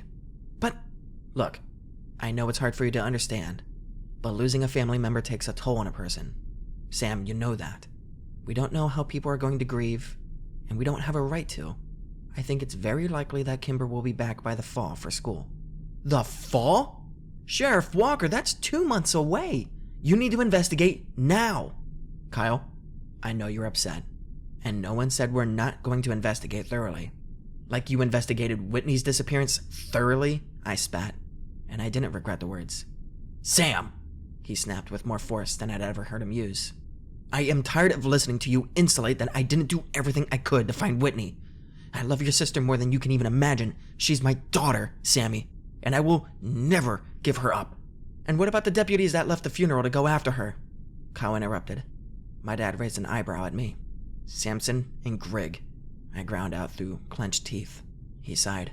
Boys, Samson and Grigg left the funeral because I sent them out on a call. I stood up violently, knocking over my chair in the process. Oh, come on, Dad! All right, that's enough. The sheriff slammed his hands on the desk and stood up. I told you I would tell you what I know, and I have. I understand your friend is important to you, and god damn it, the DeStaros are friends of mine too. I promise you that I will use the full extent of my resources to track them down and put your minds at ease, but until then, all I can offer you is the assurance that there is no sign of foul play at this time. You boys need to get off the warpath and let us handle this.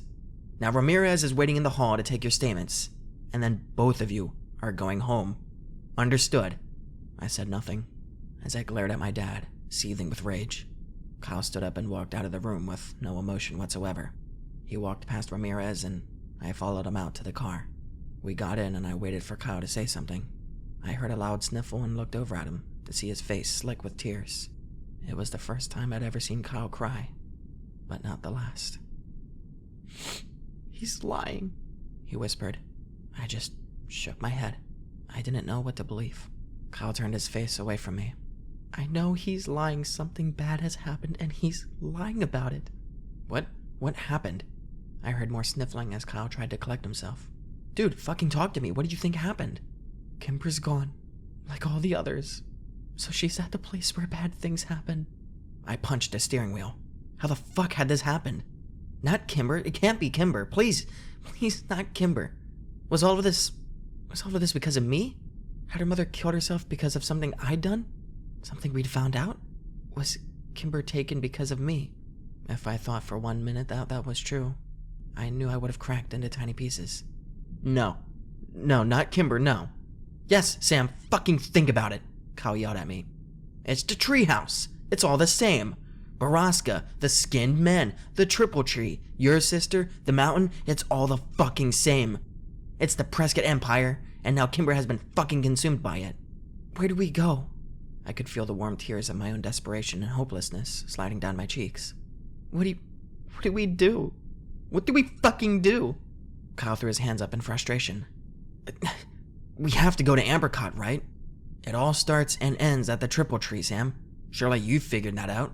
We've been to the treehouse 1,000,000 times, Kyle. There's nothing there.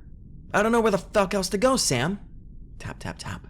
I jumped as someone tapped on the window of the car, and I wiped the tears off of my face. I rolled down the window as Officer Grigg leaned down and looked in the car. You boys move along home, all right? Yep, I said, and I turned the key in the ignition. Officer Grigg waved at us as we pulled out of the parking lot, but we didn't wave back. The treehouse, Kyle said. We drove in silence, both of us trying desperately to get a hold of ourselves. If we were going to be of any help to Kimber, we need to be calm enough to think logically. I parked in the space next to the trailhead, and I saw several bikes tied to the post. As we made our way up to the West Rim Prescott Ore Trail, we passed Parker and a couple of his friends coming down to it. I nodded to him, but Kyle said nothing, just stared up the trail, reaching for the only place he knew to go. It was almost dark by the time we got to Ambercot, and there was little light left to search for whatever Kyle hoped to find. It took half an hour in the darkness before I finally convinced Kyle that there was nothing there to help Kimber. And though we didn't speak of it, I knew that he and I were both painfully aware of all the sounds of the night. We were scared, terrified down to our very bones, that we would hear the piercing, scraping, grinding metal screams of the monster at Borrasca, the sounds that we've become so accustomed to over the years. We both dreaded it, prayed it would not come, and we did not speak of it. I dropped Kyle at home and promised we would find Kimber tomorrow. I swore we would. He gave me nothing more than a shallow nod and disappeared into his house. My dad was waiting for me in the kitchen when I got home a few minutes later. I didn't look at him, and I walked over to the fridge, realizing I hadn't eaten all day. "Sammy, sit down. I want to apologize for today." I took out some chicken and cheese and went to the pantry for bread. "I know you're scared, and I know that a lot has been going on that you can't exactly relate to," he sighed. Anne had been depressed for a good long while, Sam. Over 20 years. That would weigh on a person. I ignored him as I continued making my sandwich. I was dying inside. I wondered if I could even trust a man that I had called Dad my entire life. She was suffering, Sam, and sometimes people who suffer that deeply don't know of any other way out. She knew her depression was hurting her husband and her daughter, and maybe she mistakenly thought she was doing them a favor. "Mom's depressed," I said without taking my eyes away from my task. He sighed. "Your mother is coping okay, and this was very different, Sam. Kimber's mom has been depressed since she was in her 20s. Early in her marriage, Anne had suffered multiple miscarriages. Infertility can be very hard on some couples, and not even Kimber's birth could totally ease her pain. Dad, with all due respect, I'm tired and I'm going to bed. Kyle and I are getting up early to look for Kimber." I threw the knife in the sink with a loud clang and turned to look at my dad for the first time. "Please tell me you're still trying to find Kimber." The sheriff stood up from the kitchen table, looking as tired and disheveled as I felt. "Sammy, I promise." And I finally believed him. The next morning when I pulled up to Kyle's house, Parker came out to meet me. "Hey, Parker," I said when I rolled down the window and cool morning air wafted in. Kyle's not here. He left around 5. He stole my dad's truck. He's pissed, so you'd better go." "Thanks, man," I said, and then I rolled up the window and took off down the street. I drove around all morning looking for Kyle and calling his cell, but he didn't pick up until around noon. "Sorry, man. I couldn't sleep." Kyle sounded a bit more stable than yesterday. "It's cool. Where you at?" "I don't know, exactly. A rare spot where I'm getting service." "You in the woods?" "Yeah. She's out here, Sam. Somewhere in these mountains. I can feel it. I know it." "All right, well, let me meet you." "Okay, just come down to the West Rim Trail and I'll meet you there." I was only 5 minutes away, so I arrived before Kyle had time to get down to the mountain. Mr. Landy's red Dodge Ram was parked haphazardly in a no parking zone, and I figured it would probably be towed by the time we got back. I doubted Kyle cared at this point, though. I crossed my arms and leaned against my car as I waited for him, staring up the dirty red trail in impatience. When Kyle finally showed half an hour later, he was covered in sweat and dirt and dejection. "So?" I said, pushing up off of the car. "No, nothing, man." "All right, well, let's keep searching." We hiked miles and miles of the mountain that day, but we didn't find any sign of human life. And for the next few days, if the sun was out, so were we. Kyle was growing more and more desperate, crossing onto private property to look for logging equipment, and mapping out the county's many mines to search the abandoned buildings. But the mountain was big, and the needle buried deep in the haystack. And as the days slipped away, so did Kyle's sanity. Every time I saw my dad, he would give me a sober look and promise me that they were still looking. It seemed to me that even he was growing concerned. The DeStar house remained as cold and empty as the space between the stars above it. It was the 11th night of our Kimberless experience that I was awoken out of a troubled sleep by the piercing, whirling, screeching sound of death at Borrasca. I cried myself back to sleep to the tortured sounds of Kyle's own agony next door. We had failed her. Kimber was dead. When I pulled up to his house the next morning, I could tell Kyle had cracked. His skin had taken on a yellowed color, and his voice was flat and void of emotion. "It's not over yet, Kyle," I said as he dropped into the seat next to me. "Yes, it is, Sam," he all but whispered. "No, I don't believe that. Kimber's dad's missing too, you know. Maybe it was him instead that was... I couldn't bring myself to say it. We're living in hell. Drisking. It is hell in our own reality." I couldn't disagree, really. The town I'd grown to love seemed to be so foreign to me now. Whitney hadn't been an outlier like I thought. Missing people were the norm here. And that would make Jimmy Prescott the king. He's Satan himself. As soon as the words were out of my mouth, Kyle punched the car door, awaking from his dead state with rageful vigor. I'll fucking kill Jimmy Prescott. Where is that motherfucker? You know he's involved in all of this, Sam. You know... Maybe partially, I said, staring out the window.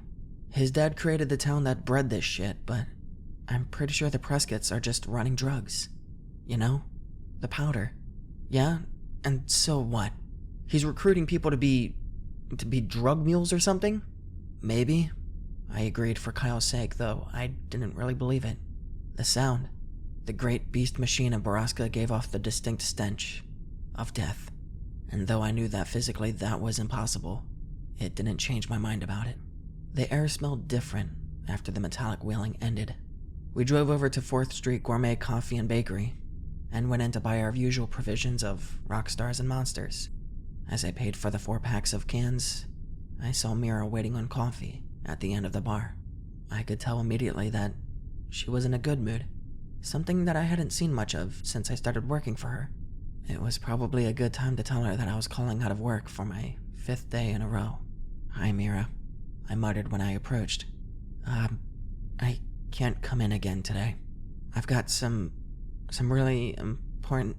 "Sam, oh my gosh, how are you?" Okay," I started. "Good," she said brightly. "Don't worry about coming in. I'll hold down the fort.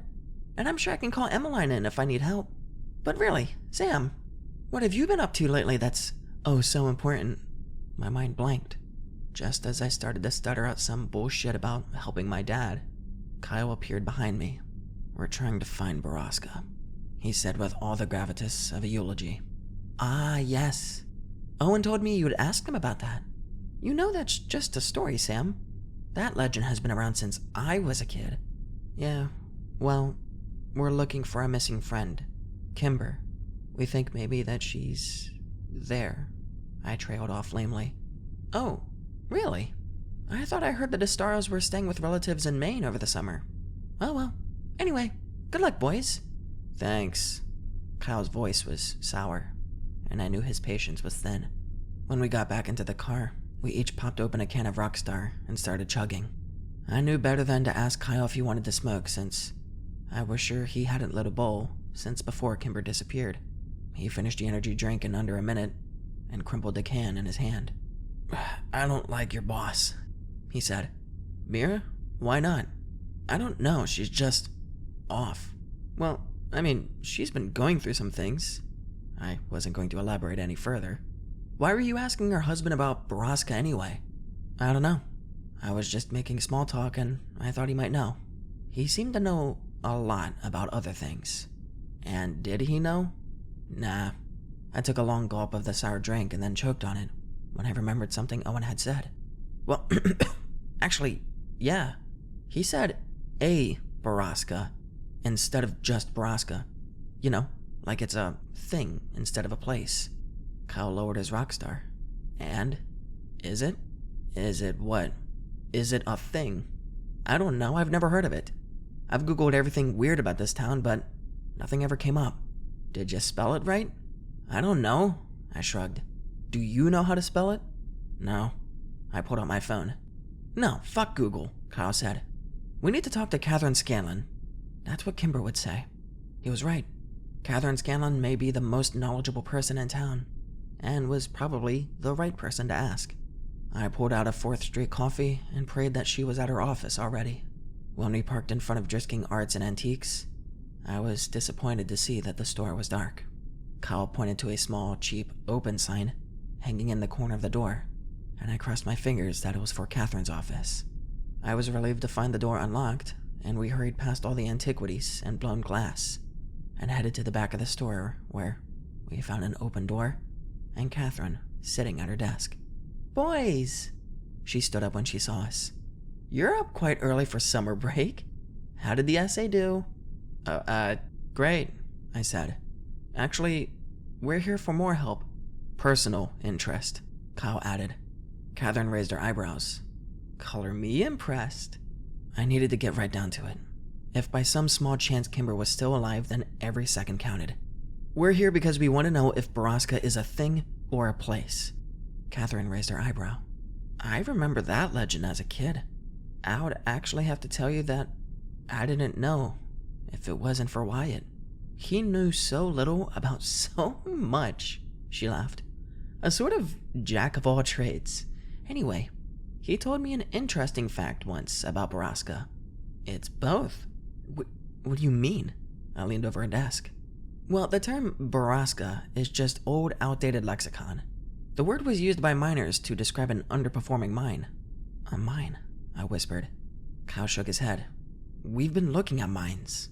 So, all the mines in Butler County are Borrascas? I asked.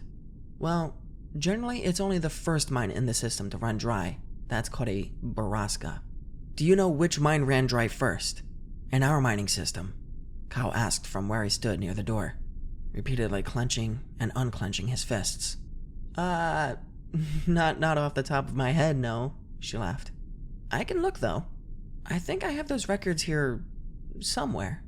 Catherine walked behind her desk and opened a drawer of loose files.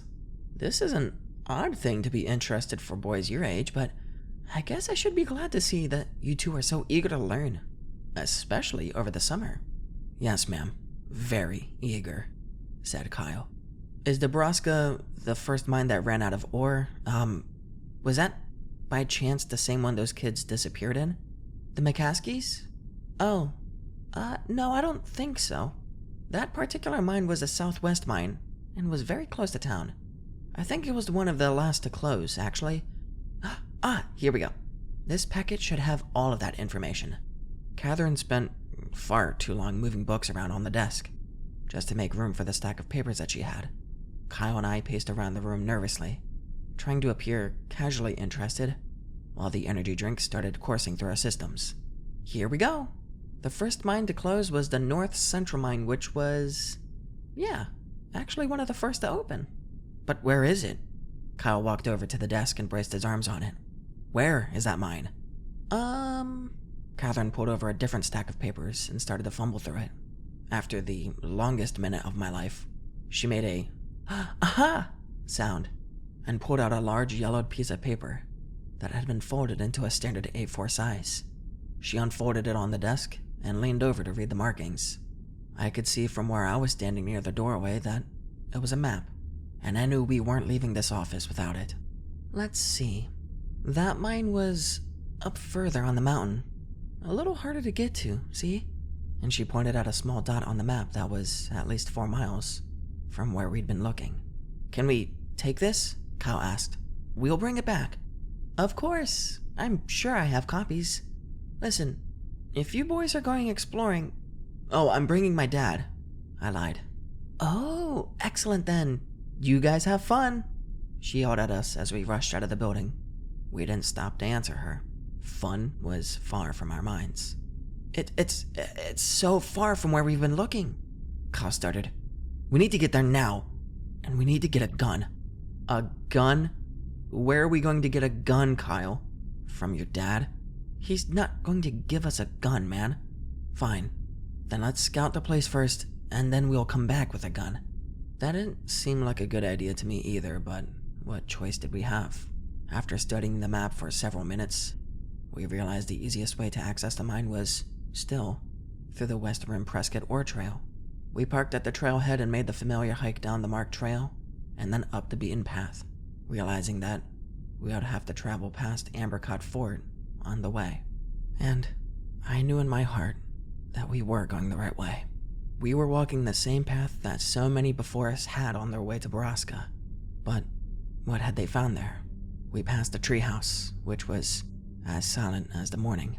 We walked on in the woods further north than we'd ever been before, and soon we were flying blind, hiking in the general direction of the dot on the map, and just hoping we were still on course. Within an hour, I began regretting that we'd ever come without provisions, emotional, and unprepared. By noon, we had been hiking for 4 hours, and it seemed to me that we were lost. I tempered the welling panic with thoughts of Kimber and Whitney, and the answers to the mystery that had absorbed my life for so many years. Kyle, for his part, said nothing. He just kept his eyes straight, and his mission, his priority. And then, just as the sun teetered on the apex of the day, we saw an emptiness through the trees, and the hard lines of man-made buildings. Kyle quickened his step, and I rushed to keep up. When we finally broke through the tree line, I choked on my own deep breath and fell back against a tree as I looked over the quiet encampment. A large wooden signpost that was almost as long as the entire clearing was still standing near the entrance of the mine. It had to be a century old, and though most of the letters had rotted off over the years, from those remaining, I could guess that it had once said Drisking Underground Mine. What was left, however, was SKINNDMIN. Skinned men. That way, Kyle pointed to the north end of the camp.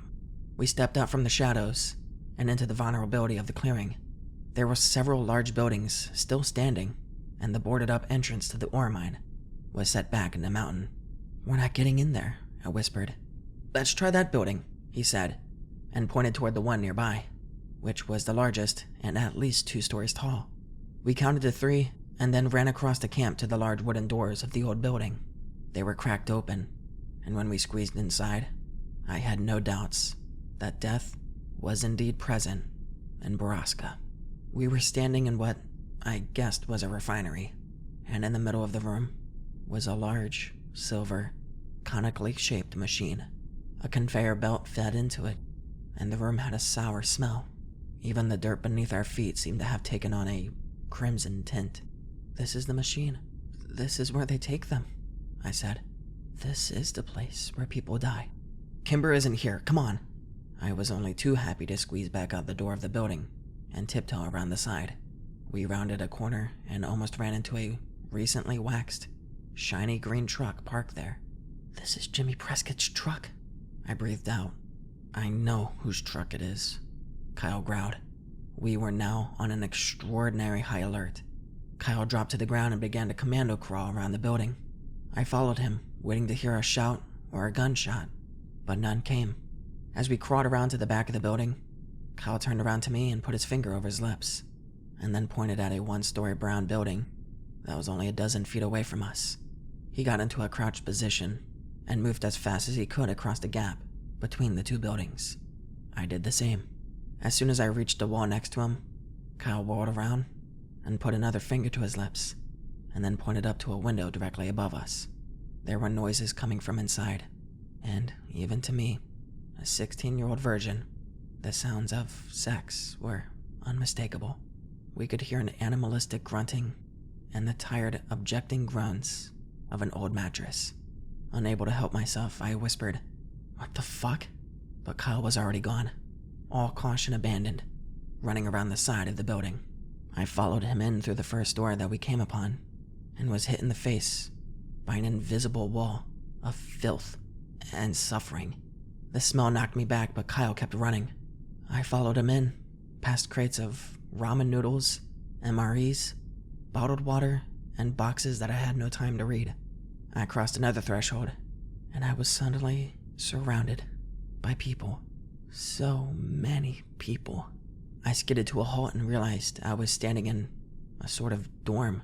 Rows and rows of beds on either side of me were people strapped to them, some of them wearing dirty rags and some wearing nothing at all.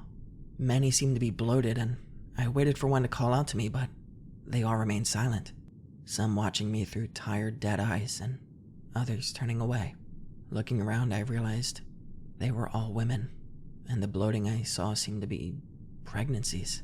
Some were confined to the beds, and others were not.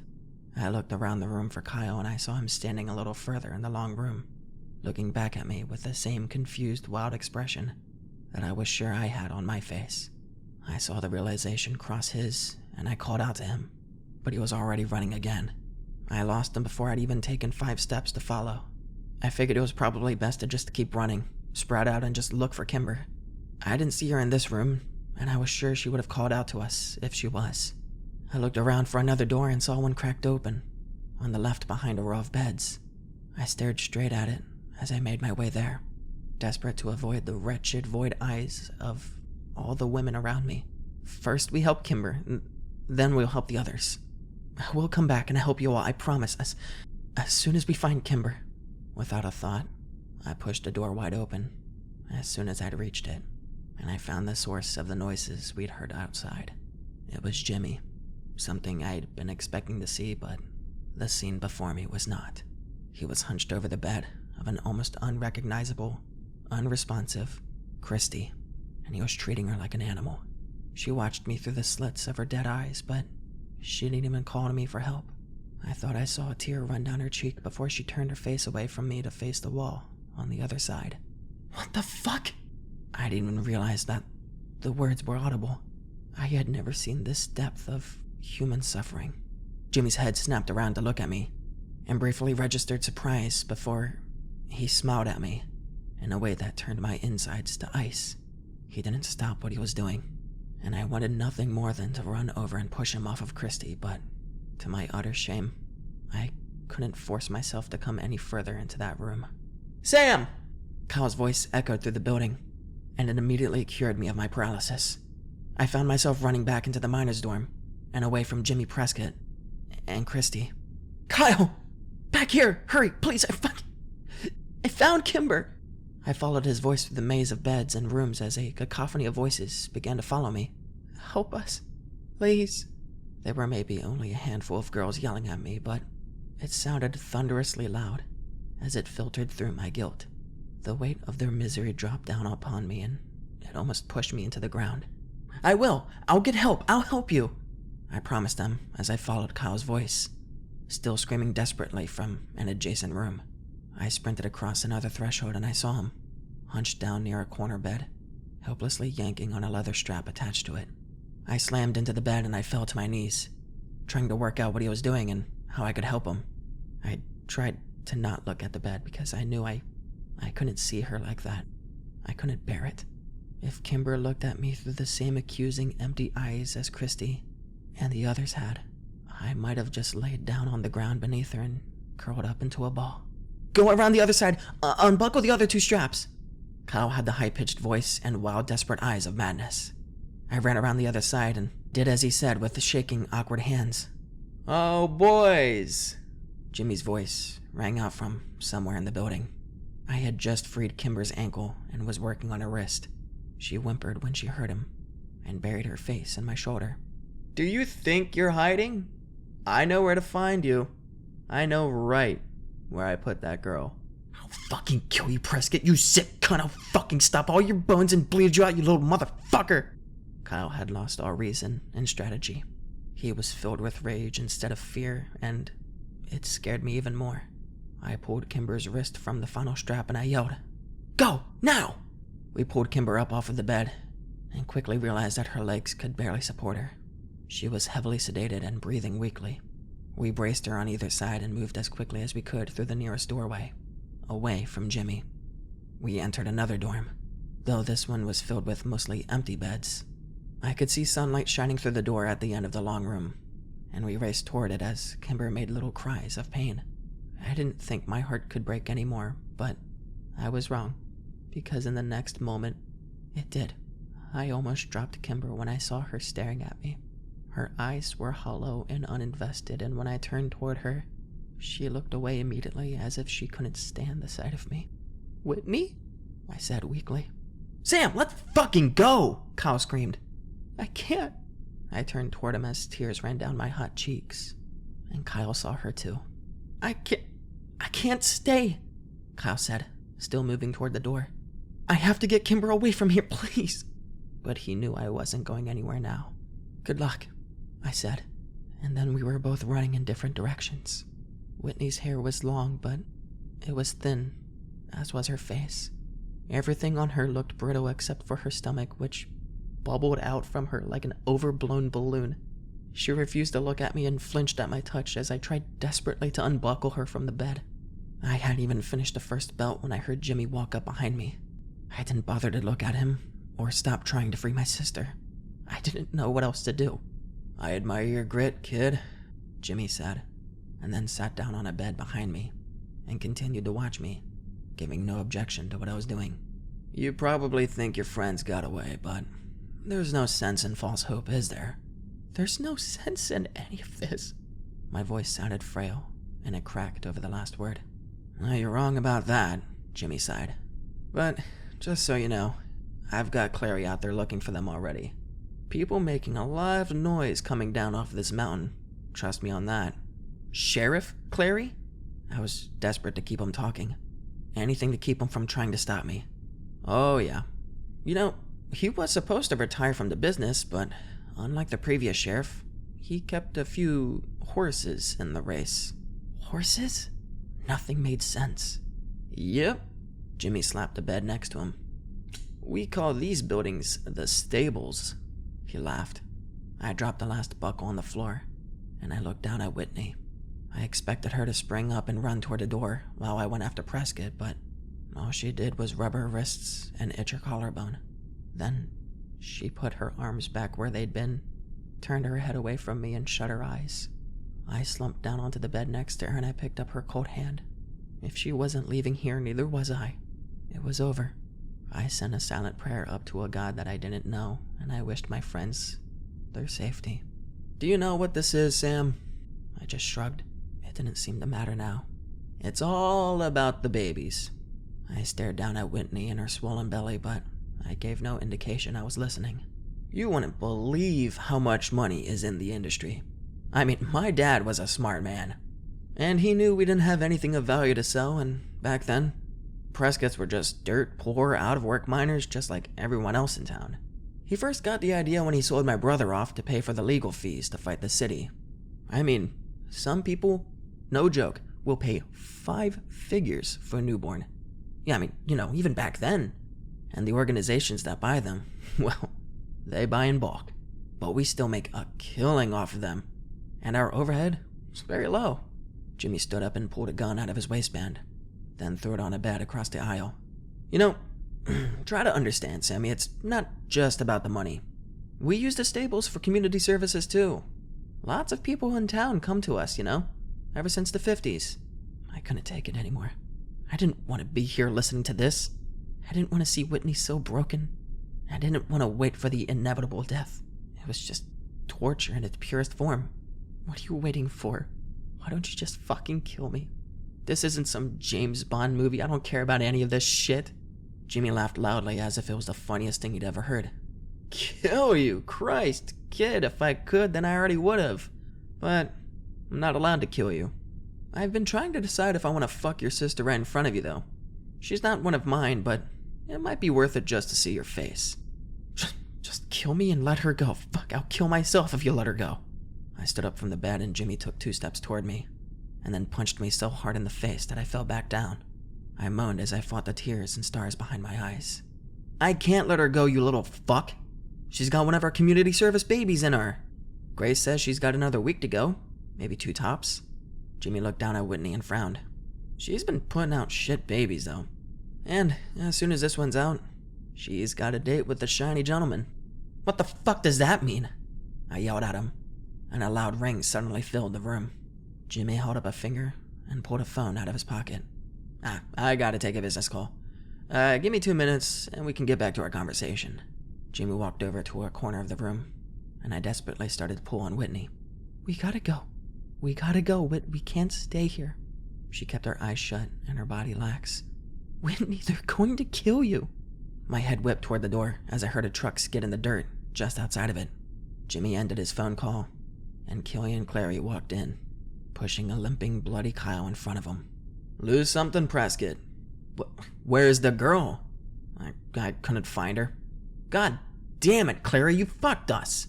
Go back out there and find the girl. Jimmy snatched his gun off the bed and shoved it into the back of his waistband. Now, you listen here, you little shit, Clary growled. I ain't your fucking employee, and I don't have all fucking day to play hide and seek in the woods. I'm telling you, she wasn't with him. So I guess if you want to know where she is, you should get it out of him. Clary threw Kyle down on the floor and spit near his feet.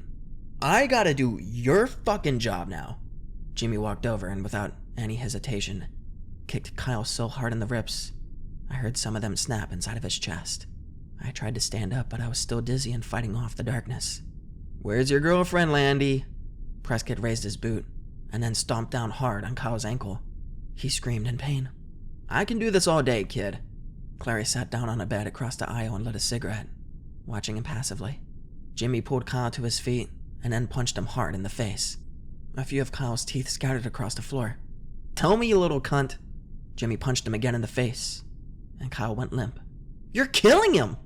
I screamed and jumped off the bed, running blindly toward Jimmy in a red rage. Clary stood up and caught me with no effort at all, holding my arms down at my sides.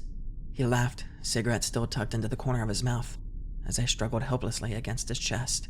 Jimmy had straddled Kyle by now, and was rapidly punching him in the face and chest. Kyle was barely conscious, and I prayed that he'd just pass out from the pain. After a full minute of this, Jimmy stood up and rubbed his bloody fists. "Last chance, Landy." "Fuck you," Kyle said through a wheezing, rattled breath of air. Jimmy spat on him and raised his foot as high as he could and brought it down on Kyle's face with so much force that I heard his skull break. I sagged in Kelly and Clary's arms and he dropped me into a puddle at his feet. Jimmy bummed a cigarette off of Clary and they stood next to Whitney's bed, watching me cry. Jesus, what a mess. After a few minutes, Clary flicked his cigarette out and pulled out his phone. "All right, Sam, take your friend." I couldn't have hurt him, right? Fuck that. That little Landy shit ain't leaving here. You want to clean this mess up, Prescott? I stood up and my knees didn't buckle beneath me. "I'm not leaving without my sister," I told them. Jimmy just laughed. "Yes, actually, you are," Clary said. "If you want to save your friend's life. He ain't dead yet, Sam, but he will be soon." He tossed his keys at me. "The road off this mountain is back by the refinery." I let the keys bounce off of me and fall to the floor. Clary swore at me. I knew he was right. I was a coward and I would leave my sister and all the others here, just so I could get away and save Kyle's life. I picked up the keys and then, without looking at the two men, I picked Kyle up by his shoulders and his head rolled back, as if it were no longer attached to his spine. His face was a collage of pulp and blood, and I struggled to stay calm and breathe as I dragged him out of the building. Clary and Prescott watched me, taking drags of their cigarettes and saying nothing. I knew they were probably lying to me. Kyle would be dead by the time I got down the mountain, if he wasn't already. I opened the door to Clary's old Ford and placed Kyle in the front seat, wincing as his head rolled around like a ball on a string. It took me almost an hour to get down the mountain, even though I took the overgrown road at ridiculous speeds and did everything I could to destroy the shocks on the truck. I sped into the hospital's emergency zone and found a medical team waiting inside the door. It was clear that they'd gotten a call to expect me because they already had a crash cart with them and an IV ready to push into Kyle's wrist. I left Clary's truck where it was and spent the next 2 hours in the waiting room, calling my dad over and over and over again, and crying over an Architectural Digest magazine. No one came to take a statement from me or ask me any questions. Kyle's mom arrived just before my dad did and started screaming as soon as she saw me. My dad walked in behind her and had a deputy restrain her. He drove me home in silence, but I couldn't take it for long. "Is anyone going to file a police report? Does anyone even fucking care what happened?" "Sam," he then turned to look at me. "I am doing my best to do damage control on the situation, but if Kyle dies or his parents sue, there's nothing I can do to keep you out of court." "You think I did this?" I screamed at him. "We are not going to tell your mother, all right? She has enough to worry about." "Dad, it was fucking Prescott and Sheriff Clary." "Yes, you arrived at the hospital in Killian's truck. We already talked to them both." I was so frustrated and full of rage that my next words came out a jumbled, stuttering mess that just ended in a helpless scream. We pulled into our driveway and my dad turned off the car and finally turned to look at me as I struggled to catch my breath.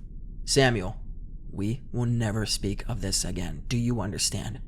"Are you fucking kidding me, Dad? Kyle might fucking die. I saw Kimber." "Enough. If you want this to go away, you will keep your mouth shut about it. You will make no statements to anyone, and I'll hire the best lawyer I can afford to clean up your mess. I don't know why you beat your best friend almost to death, and frankly, I don't want to. Fuck you!" I screamed at him, and I threw open the door to the cruiser. I ran. I ran away from him, and the house, and my broken life. He didn't come after me. Not that day, or any other. Since everyone in town thought I was a violent thug, no one would let me stay with them when I called around. I eventually went to a motel far outside of town, and I drained the last of my savings from work, paying for the room. I went back to pick up my car from the trailhead, but it was gone, and I just hoped that it was Kimber who had it, and not a tow yard. I read the paper every morning for some mention of Kyle's condition. I saw the Daily's birth announcement about 10 days later. They had just had a son that they named William, and the whirling, twirling, shiny gentleman lit up the valley with its stench and song of death that night. It was the last time I ever heard it. I stayed in Drisking long after the money had run out, and I was sleeping on the concrete behind the motel. I stayed until Kyle was released from the hospital. He was a mute, empty-eyed, soulless vegetable. I went to see him once, while only Parker was home, whom I threatened until he let me inside the house. When I had assured myself that the Kyle I knew was dead and only his empty husk remained, I left his house and I hitchhiked out of town. And after I spent 4 drunken, drug-fueled years in Chicago, I came home one day to find a letter waiting for me. It didn't have a return address, but it was postmarked California. I knew it was from her before I'd even picked it up. She'd written so many of my assignments for me that I knew Kimber's handwriting better than my own. Inside was a letter. The letter. I read it only once many years ago, until I sat down to transcribe it today. My Kimber, I know you aren't going to understand why we did things the way we did. It was all born out of love, or at least it started that way. You are everything to me, and you will always be my daughter. Do you understand? And I'm leaving this world because of what I've done to you, not because of what you are. I don't want you to be upset about what you are, because who you are is beautiful. My dearest, this town has done horrible things, and all of us who live here are guilty. Read this letter and leave this place. I need to tell you all of this. I need to start at the beginning. Somewhere along the way, decades ago, the majority population of Drisking became unable to bear children. Most people blame the town for letting the iron ore leak into our water table during the collapsing of our mines. This is the same water table that still provides the town's water today. They were never quite able to fix it, and the ore is toxic and exposure causes infertility. The town did, and still does, suffer greatly from its effects. And the Prescotts, they solved the problem that no one could solve. It was an ugly, crass solution, but most people were happy to look away when they were able to raise families again. You see, they took girls, mostly women from other places, and then they impregnated them, and they gave us their babies. And then the town came under the care of Thomas Prescott when he started to sell some of the babies on the side, all for a profit to rich couples. And the sheriff, he helped him do this. But then an ugly rumor started that they were selling to human traffickers, and the Prescotts had to offer triple the price for girls. And in town, we began to murmur. But we once again turned the other cheek when the city was suddenly flooded with money because of how well the traffickers paid. People had well-paying jobs again, and we were proud to call Drisking home. So, we said nothing, and those that did were taken to the mountain, because that is where they do it. There is a place on the mountain where the women are taken, Kimber. Drifters, runaways, and, if their parents choose it, sometimes the girls in town are even sold back. They arrange to sell the girls, and they meet them at a tree halfway between our town and their baby mill. Sometimes kids play there now. I think you played there. The Prescotts and the sheriff are the ones who impregnate the girls, and the children are named after them. P children for the Prescotts, and K children for the sheriff. And then, when the women became too sick or too old to deliver profitable babies, they are sent through a giant machine that was used to refine ore, and their bodies are crushed, and the blood and skin stripped away, and what remains of them are their stolen children and the dust of their bones. All that's left of their bodies is the powder that they spread over the mountain to hide our crimes. I'm telling you this, Kimber, because you are one of those children. Most of your friends are one of those children. Please get out of Drisking before your father finds this letter. Run away and never come back and never speak of it to anyone. Their industry has deep roots now, and the traffickers have lofty connections. Don't tell anyone. Don't keep this letter. Don't look back. I love you. I'm sorry I have to leave you. We all have to answer for our sins, and I'm ready to burn in hell for mine. Love always and forever. Mom. How long had I been asleep? And when had I realized that I wasn't anymore? I watched a ceiling fan circle slowly above me, doing nothing to dissipate the clouds of cigarette smoke that had drifted above my room for years. I started most mornings this way, but no, it wasn't morning, was it? I turned my head toward the bedroom window and confirmed that the sky was dark outside of it. The last thing I recalled was being in the bathroom, and then silence and sweet darkness. Seth. I sat up and chugged an old bottle of water, sitting on the floor next to the bed, and then threw the empty bottle at my closet door. I lit a cigarette and took a long drag, releasing a cloud of smoke up into the apathetic fan. It floated idly above me. Pulling on an old hoodie, I walked out into the small living room of the apartment that I shared with my roommate. "Evening, Princess." Seth was reclining on the end of the couch, fingers flying across the keyboard of a notebook sitting on his lap. A confusing, yet edgy indie movie played on the TV in front of him. This was pretty much Seth's life on any given day, and it perfectly summed up all of my interactions with him since I'd moved in. Well, all of my sober interactions with him anyway. I pulled down on my sleeves to subconsciously hide my arms, like it made any sort of difference. But of course it didn't. Seth already knew. He noticed what I was doing and his smile fell into a sobering look. "Found you passed out in the bathroom again." "Sorry," I rasped, and I reached for a half can of Mountain Dew that had been sitting on the counter for God only knows how long. "You do realize how difficult it is for me to drag a 6'3" dude out of the bathtub and down the hall to his room. Next time, just leave me there, man." "Hardly. You would have choked on your own vomit." I shrugged. I knew this was the death lurking in my future anyway, but heroin afforded me one more convenience that I refused to part with.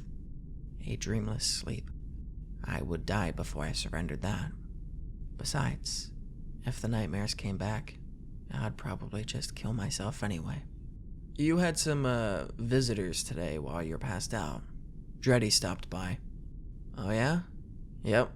He left you more drugs. Said you can pay him when you had the money. You know, he must be the sweetest, most generous drug dealer in all of Chicago." "Where is it?" "You were sleeping like a baby in the tub, so I just left it next to you," Seth said. "Cool. In the toilet." "Dude, look man, if you die, I don't get your half of the rent. And if I don't get your half of the rent, I have to get a real job. It's just business, not personal." Of course, that wasn't true. Seth and I had met at a darker time in both of our lives, and shared the sort of bond that is only forged in such circumstances. "Who is the other?" I asked. "The other what?" "The other visitor." "Oh, a girl, actually. I just told her you were out. Figured you would prefer I tell her that over the truth." "Did she say what she wanted?" I asked. "No." I swore. That was never good. It was probably just some girl coming over to beg for free drugs, which I didn't currently have because Seth had flushed them down the toilet, and I would never let her touch my private stash. That had to be it. What the fuck else could she want? Great. So some chick either wants a hookup or is coming over to tell me she's pregnant. Seth scoffed. "You wish. This chick was way beyond anything you could ever get." "Really? Because she did come asking around for me, didn't she?" "Sure, but I'm the one who got her number." "No, you fucking didn't." I laughed as I walked into the kitchen and took one of our 3 glasses out of the cupboard. "Oh, I did." Seth held up a torn shard of white paper. "She gave it to me and asked me to call her when you came home." He used air quotes on the last 2 words. "Yeah, well don't. I don't want anything to do with..." There was a knock at the door. I shot Seth a poisonous look. "What?" He threw up his hands and stood up. "She's really hot, and you can't stand in the way of true love." Don't open it, I warned as he walked over to the door. Sorry, Sam. You know I have a thing for redheads. Redheads? What, do I know any redheads? I couldn't place one for the life of me. And then Seth opened the door to reveal Kimber DeStaro standing on the other side. I suddenly felt like a bucket of ice water had been dumped on my soul. I had a few seconds to study her before her eyes found me, leaning against the counter in the kitchen. She was still very short, but her hair was longer. Halfway down her back, it looked like. And she was, of course, almost 10 years older than the last time I'd seen her. Looking at her after all of these years was physically crippling. I had to make a concentrated effort to stay on my feet while my knees tried to buckle underneath me. Just seeing her face brought back painful memories that I thought were long buried. She was like a mirage long dead, returning to torture me. Kimber's eyes finally found me as she nervously clutched her cell phone in her hands, turning it over and over against her chest. "Hi, Sam," she said with more confidence than she clearly felt. Since Kimber had actually spoken to me, I could probably confirm that this wasn't a nightmare. She was really here, and if she was real, that meant that it was all real. All of it. A shudder racked through my body, and I wound my white-knuckled fingers around the edge of the countertop. "Why are you here?" I hadn't meant to sound so angry. My words seemed to rattle Kimber, and she took a step back. Seth watched the exchange with interest, but didn't intervene. You shouldn't be here, Kimber," I said. I wanted her to leave. This needed to end before I lost it. After she was gone, I could pretend that she was just a nightmare seeping through the veil. And Kimber hesitated. I saw her calculating in her mind as she watched me, her lips moving only slightly as she organized all the variables in her head. It was such a Kimber thing to do, and it made me realize how much I missed her. I saw the exact moment Kimber found in her mind what she was looking for. "Did you get my letter?" she asked. "Yes." And I threw it away." "Lies." She faltered for only a moment. "Did you read it?" I didn't say anything, but I knew she could read the answer on my face. When neither of us spoke, an awkward tension began to bleed into the room. "So, I'm Seth," my roommate said, still casually leaning against the door. Kimber held my stare for a moment longer, and then broke it to finally walk into the room. Seth let the door close behind her. "Kimber," she said to him. "And how do you know Sam?" We grew up together." "Neat. Sam and I were cellmates in prison." "Seth," I snapped. "I was in for a super sexy felony. Computer crimes. Sam was in for..." "I swear to God, Seth," I warned. Harder stuff. Good night, all," he said cheerfully and left the room. I kept my eyes on him as he made his way down the hall to his room, cursing his every step. When Seth's door had finally closed behind him, I reluctantly let my gaze drift back into the room. Kimber was watching me with an expression that I couldn't read, but I didn't like it. "The letter," she repeated. "Yes, I read it." Kimber continued to stare at me, waiting for more, and she cracked me just that easily. I don't know what to say." I ran my hands through my mess of dark, unwashed hair. "I'm sorry that we didn't... Sam, stop. I'm not here for apologies. I don't need one. You guys got me out." "Kyle got you out." His name seemed to impale her. I wondered how long it had been since she'd heard it. "Well, that's kind of why I'm here. There are others, Sam. Women who never escaped that place. Yeah, I want to help them." "How?" "I want Drisking to be exposed. I want what they've done to be known to the world." "Yeah, so do I. So do a lot of people. But the majority of us aren't in a position to do anything about it." I needed a drink. I pulled a plastic bottle of cheap vodka from the freezer and poured it into the glass. "Do you want some?" I asked, almost as an afterthought. God, Yes, Kimber said, and I took another glass down from the cupboard, filled it, and handed it to her. She drank half of it in one sip, which seemed to steady her. So, what do you want from me, Kimber? I asked as she set the glass down. I want you to come back to Drisking with me. I laughed and then tipped my glass back, allowing the hot sting of the alcohol to unfurl down my throat. I'm serious, Sam. Yeah, the answer is no. We'll never leave that place alive. We did once. We're not going back. I have a contact. You know, someone on the inside. The inside of what? Drisking, Borrasca, the sheriff's office? They know stuff, okay? And they're willing to help us. That's all we need to know. Nope, we'll need a lot more information than that. And you'll get it. Later, after we get there. Did you really come all the way from California to ask me this? After 9 years? Actually, I wasn't asking. Kimber looked at me coolly and crossed her arms in front of her, with ironclad conviction. This wasn't a Kimber I remembered. I didn't know this woman. So, somebody told you that they were going to help you take down a very highly connected and protected crime syndicate, and you believe them. I didn't say that. So you don't trust them. I didn't say that either. Yeah, well, this isn't happening. We would be dead the minute we crossed the county line. Are you saying you won't go? Fuck no, I won't go, I said, pouring myself more vodka. All right, Kimber said, and set her glass on the table beside her. Well, thanks for the drink, but I have to go. Something lurched inside of me. I couldn't let her leave, not when I had just gotten her back. So why was I being such a dick? Wait, I took a step forward before I realized what I'd done. Where are you going? I told you, she snapped as she started toward the door. I'm going to Drisking. I was on her before she'd finished her sentence and yanked her away from the door.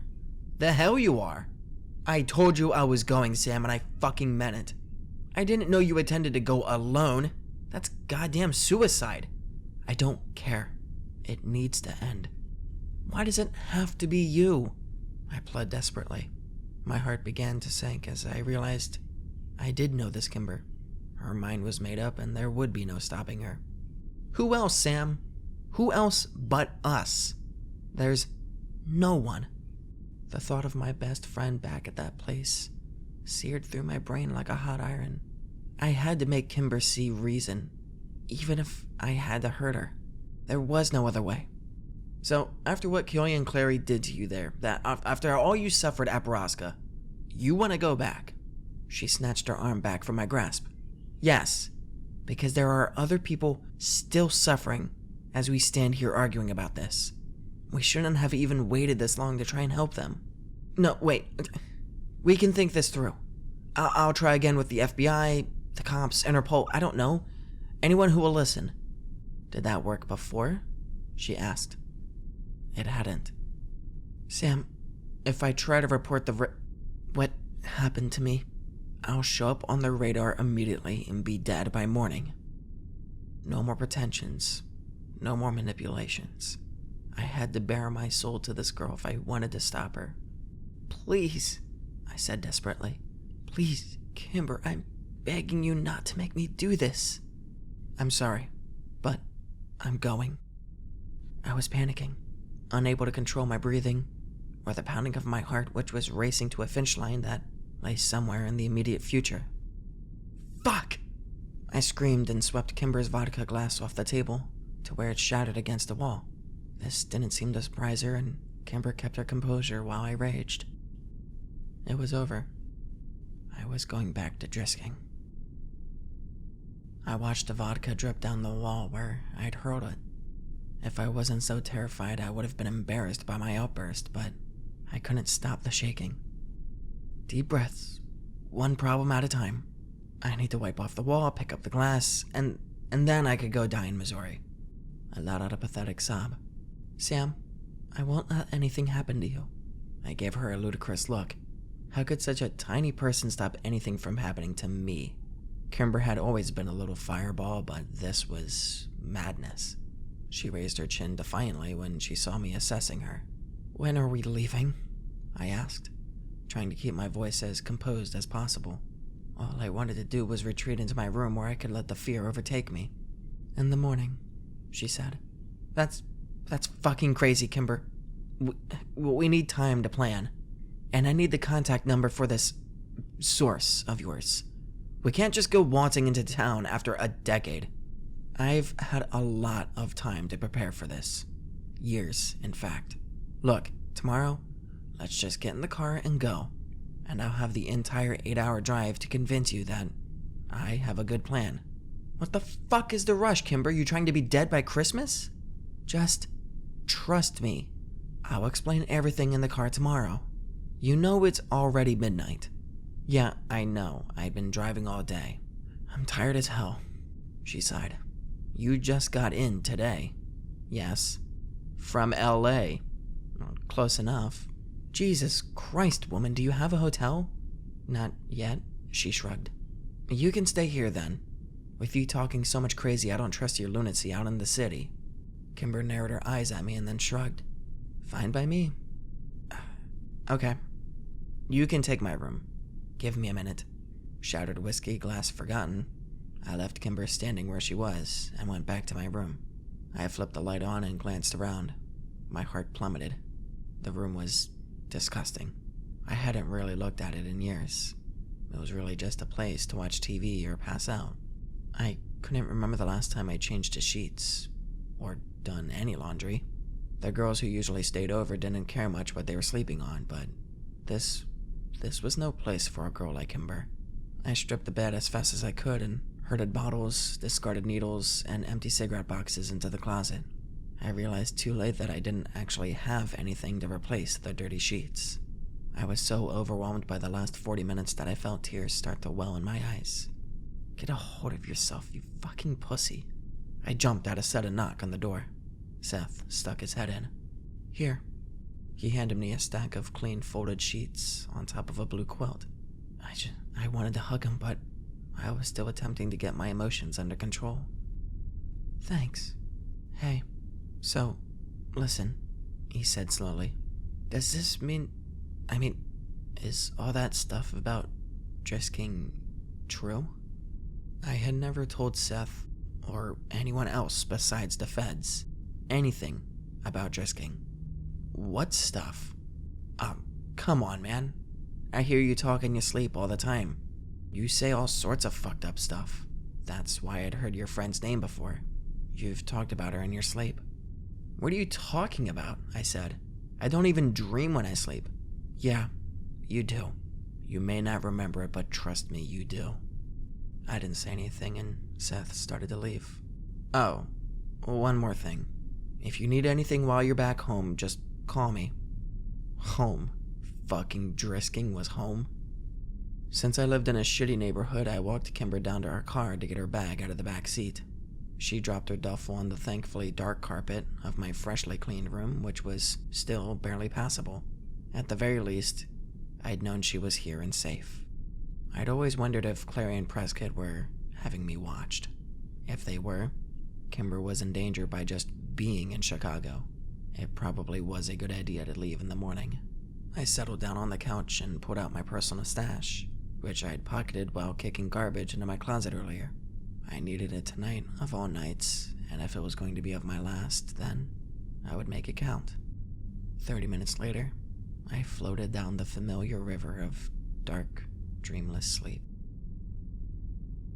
I didn't remember dreaming, but I knew I had. I woke up feeling like I'd run 30 miles, drenched in sweat and fighting the drawn air with raw, ragged breaths. I sat up on the couch and rubbed my face. What time was it? Why was I in the living room? Why did I feel like a malicious black cloud was looming over me like some sort of comic strip character? And then it all came back, crashing like waves over my head. Holy shit, Kimber was here. And she wanted... something. I felt the fear shower me like ice-cold rain as I recalled pieces of the night before. We were going back. Kimber's bag was next to the door while she was sitting at the table, reading one of Seth's "Look How Smart I Am" philosophy books. As I sat up, I slid the evidence of my addiction under the couch with my foot, praying she hadn't already seen it. Morning, Sam. Kimber smiled without looking up from the book. Why in the fuck are you so chipper?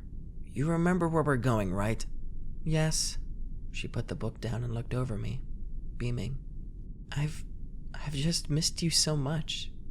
It was a genuine statement, and my mouth twitched into a little smile at her words. God damn it. I was happy to see her too.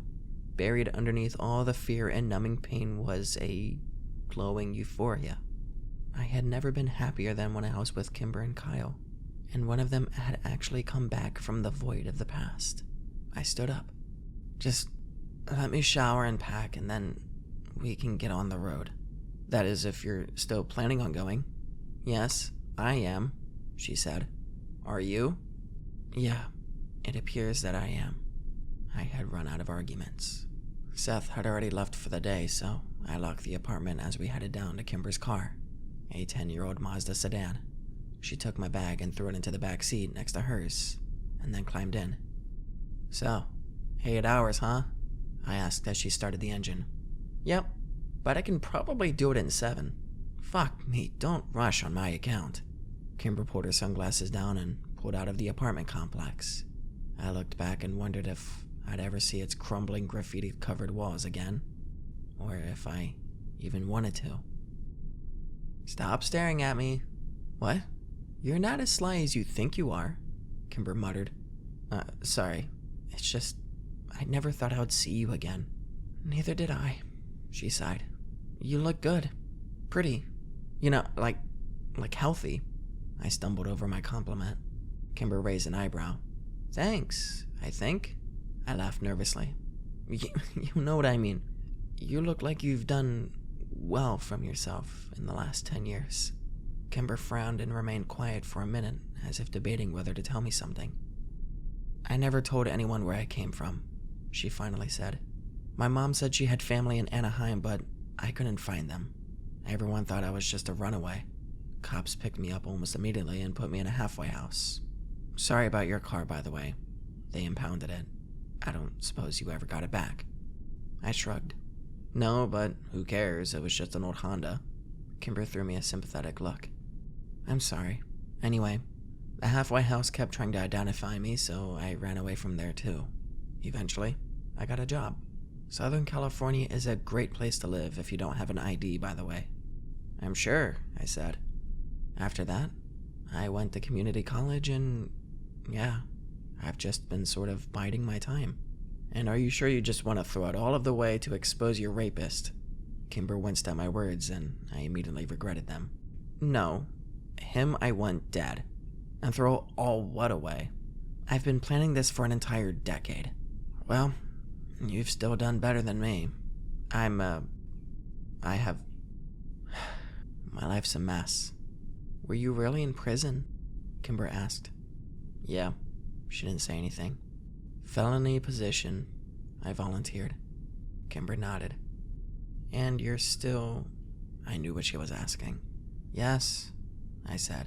So, what's your plan? Well, first we're gonna rent a room just outside of town. Remember that one motel off exit 113? Prince Ridge Inn or something? Outside of town. I like it. And then, I'm going to meet with my contact sometime tomorrow. Right. And then we just go from there. Go from there. Yep. Kimber nodded, but wouldn't look at me. Please do not tell me this is your plan. Our contact will give us more direction. Your contact. Yeah. Do I know this guy? I asked. I didn't say it was a guy, and it doesn't matter. Why wouldn't it matter? Because this person has told me stuff that can only mean they are on our side. Yeah, like what? I asked. Like the sheriff's schedule? My dad. Yeah, he's still sheriff in Drisking. I hadn't doubted that. What else? I asked. Okay, well, they also told me that they know where all the records are. What records? You know, all the data from the Borrasca operation, the incriminating stuff. Alright. And, well, they told me things about Kyle. Yeah, I can tell you things about Kyle too. Sam, Kyle's gone. No, he isn't. No? Actually, yeah, because I saw him with my own eyes before I left town. I talked to him too. He's empty, Kimber. There's no one there. You're wrong. He's a total vegetable. You're wrong. That's wrong. My source told me he's just sedated. Sedated. Sedated for 9 years, Kimber. Yes, she said with false conviction. So your source is just telling you things you want to hear. I believe it's true. Kimber, I saw what they did to Kyle. They straight up beat the death into him. The only part of Kyle left on this earth is his mangled body. Stop, Sam. I'm sorry, I cannot go through this again. Not with Kyle. I've already mourned him and you should too. We need to know for sure. Hold up, wait. So this little trip isn't actually about getting the records or killing the asshole who hurt you or helping these people. This is some sort of ill-conceived rescue mission, isn't it? Partially. So that's your rush then. You got some bad info that Kyle's alive and you're running off half-cocked to get him. No? Why don't we go straight to his house and pick him up then, huh? We can be back on the road by dawn. I don't know where he is. The Landys moved him. Then what are we doing? If I'm going to die for this, Kimber, I deserve to know why. She jerked the wheel to the side of the highway and slammed on her brakes. Fuck, Kimber! I yelled. My head cracked against a window and I was still seeing stars when I realized that Kimber was out of the car. I rubbed my head until the throbbing stopped and then followed her to the back where she was standing over the open trunk. Inside were dozens of guns, at least 30 of them. There were rifles, handguns, a shotgun, and boxes and boxes of ammo. Are you planning to storm the Alamo? Does this look like Kyle is all I'm after? I'm actually a little scared of you right now. I want all of this to end. I want Kyle back, yes, and it's true that's why I showed up so suddenly, but I want more than that, Sam. I want him dead. I understood her hatred for Clary, but if we were going to murder people, I wanted Jimmy Prescott dead as well. And when the time came, and if I was certain he was culpable, my father too. How did you get all of these? Kimber shrugged. It's taken me a few years. Lots of traveling around the Southwest to gun shows and stuff. Okay, well, close the truck before somebody driving by sees your fucking arsenal. This is Illinois, for fuck's sake. She slammed it shut, and we got back into the car where I sat rubbing my head and lamenting at the bump that was already forming there. When I realized Kimber hadn't started the car, I looked up to find her gripping the steering wheel tightly and staring straight out the windshield. She was fighting back tears. Kimber, I'm sorry, I said. She blinked a few times to clear her eyes. I'm being a total asshole. I don't know what's wrong with me. But I did know. My mind was cloudy from years of drug use. I had no filter, and I had problems controlling my emotions, which swung back and forth like a pendulum on a clock, and changed just as often. No, I never should have asked you to come. It was wrong. She breathed the last word and dropped her hands from the steering wheel. Asked, I said. She covered her face. You're right. I manipulated you. You don't even know me anymore. You shouldn't be here. I leaned over the center console and hugged her. Kimber recoiled at my touch, like I delivered her an electric shock. I'm sorry, shit, I'm sorry, I said. No, it's okay. I don't like to be touched. This was a new Kimber. I pulled out my pack of marbles and lit a cigarette without asking if it was okay. Fuck. Kimber, I'm a piece of shit. I've always been a piece of shit. I probably should be here, honestly. You've given me the opportunity to do something with my life, but I'm fucking scared and it's making me a dick. Kimber leaned back and wiped her eyes. You really don't have that much to worry about, Sam. You're still the son of the sheriff and he won't hurt you. I had considered this too, and it made my fucking skin crawl. Son of the sheriff. If what I suspected was true, then that would make me heir to Borrasca. My stomach lurched in revulsion. Maybe. Let's just get to the hotel and we'll decide what to do. We probably want to make as little noise as possible while we figure out where Clary and Prescott are. We do not want anybody to know we're back in town. Kimber nodded. And the sheriff. And the sheriff. I didn't want to think about it. I had buried the assumptions about my father's guilt years ago, under enough black tar heroin to kill a horse. And I guess it was time to remember. We spent the rest of the drive avoiding the topic of Drisking. We talked about people we knew, movies we'd seen. Hell, we even made a few jokes that didn't totally fall flat.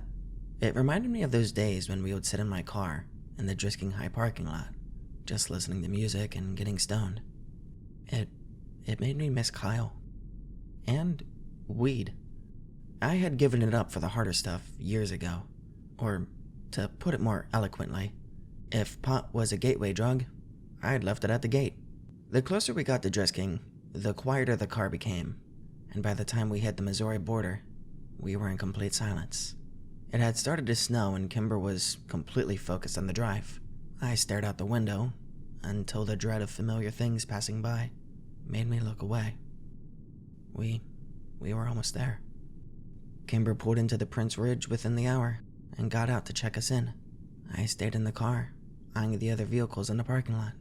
Nothing I recognized, but seeing as it had almost been a decade since I'd been home, I wasn't sure that mattered.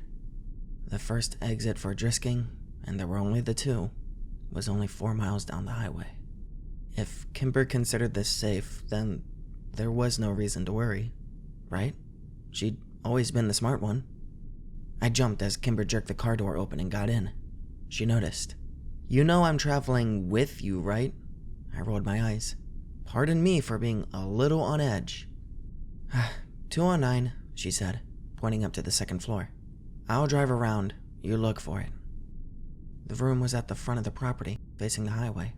I brought our bags upstairs, and then stood shivering outside in the cold while I smoked a cigarette. When I was finished, I flicked the cigarette over the railing and watched it fall into the bed of a maroon Dodge Ram. Oops. I followed Kimber inside and was relieved to see that there were 2 beds and 3 locks on the door. So far, wasn't a complete disaster. Since it was around 6, Kimber wanted to go grab some dinner. "Fertoli's? Christian's?" she suggested. "They're both only a few miles away." No. How about Prescott artisan sandwiches then?" She winked at me. "No," I said again, ignoring her joke. "I mean, we shouldn't leave.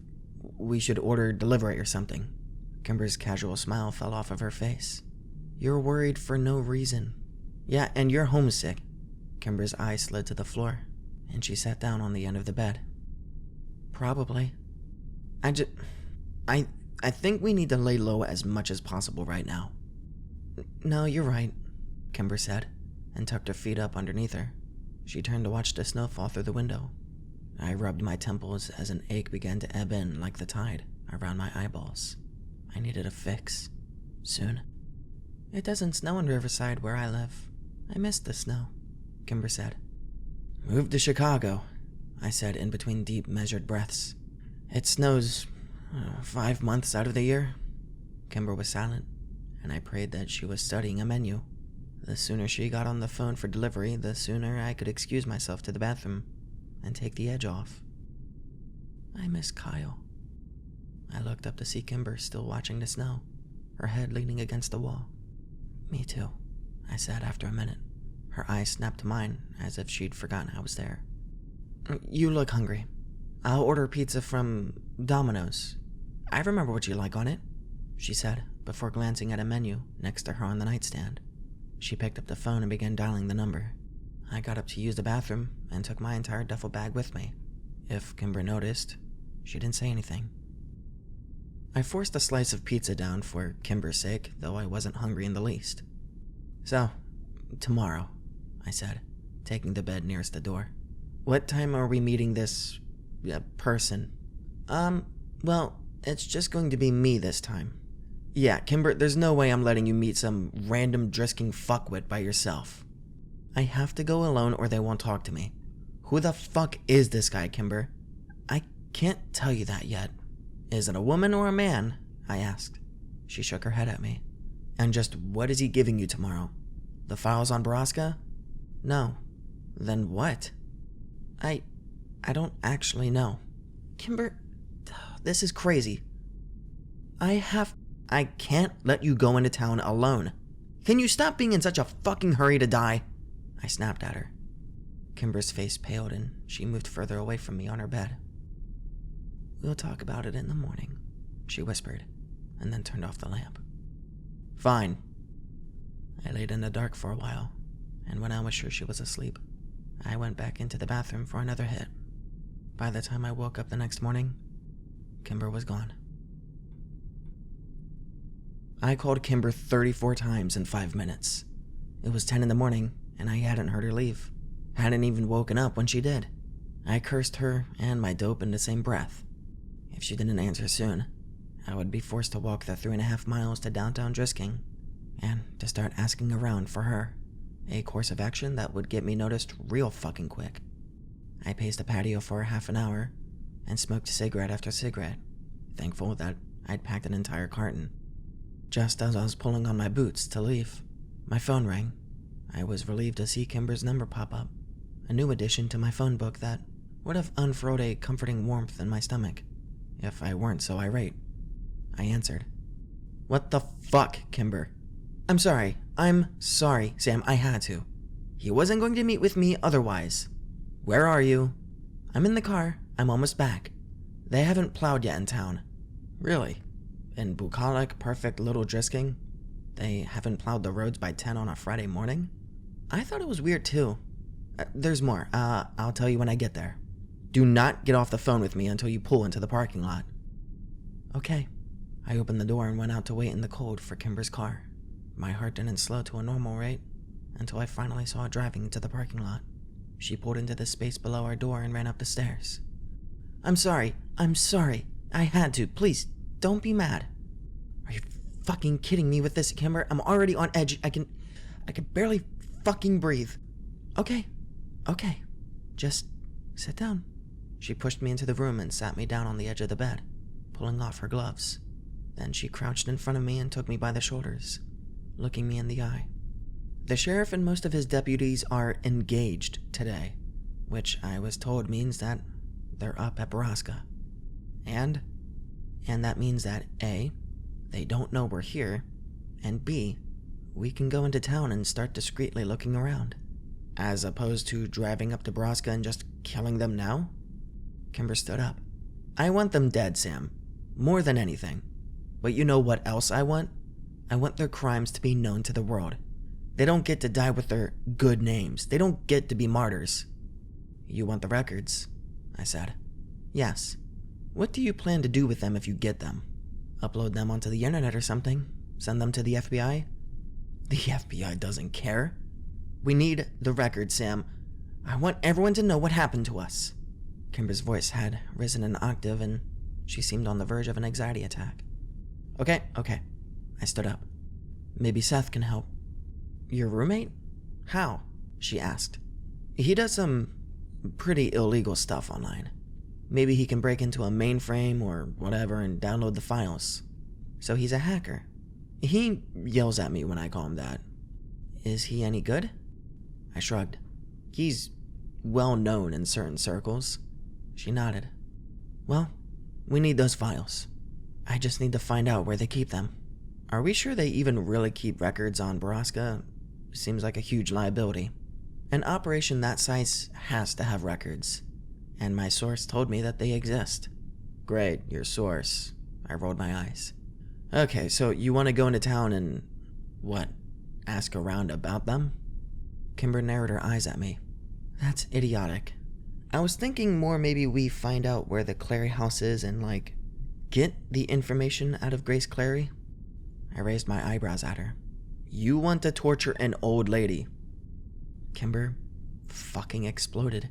An old lady that helped to rape, torture, and murder hundreds of women over 50 years? Fuck yeah, I want to torture that old lady. All right. Look, I may know someone who might be sympathetic, and I'm reasonably sure that, unlike your contact, she's innocent of any knowledge of Borrasca.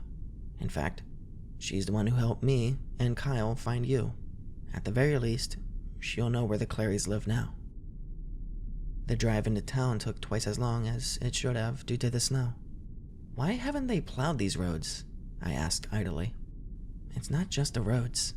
It's everything. Kimber said grimly. A lot of stores have closed in town, buildings are in disrepair. Everything looks like shit. They don't even have Christmas lights up. It's bizarre. That's fucking weird. Are we even sure that Borrasca is still running? The town looks pretty destitute. I am, Kimber said, and pointed to a bulletin board on the corner of 2nd and Osborne, which had 6 different and seemingly recent missing persons posters. What the fuck is going on? I murmured as we turned onto Main and into the downtown marketplace. Everything in town was as Kimber had described, run down and ostensibly poor. What happened to this place?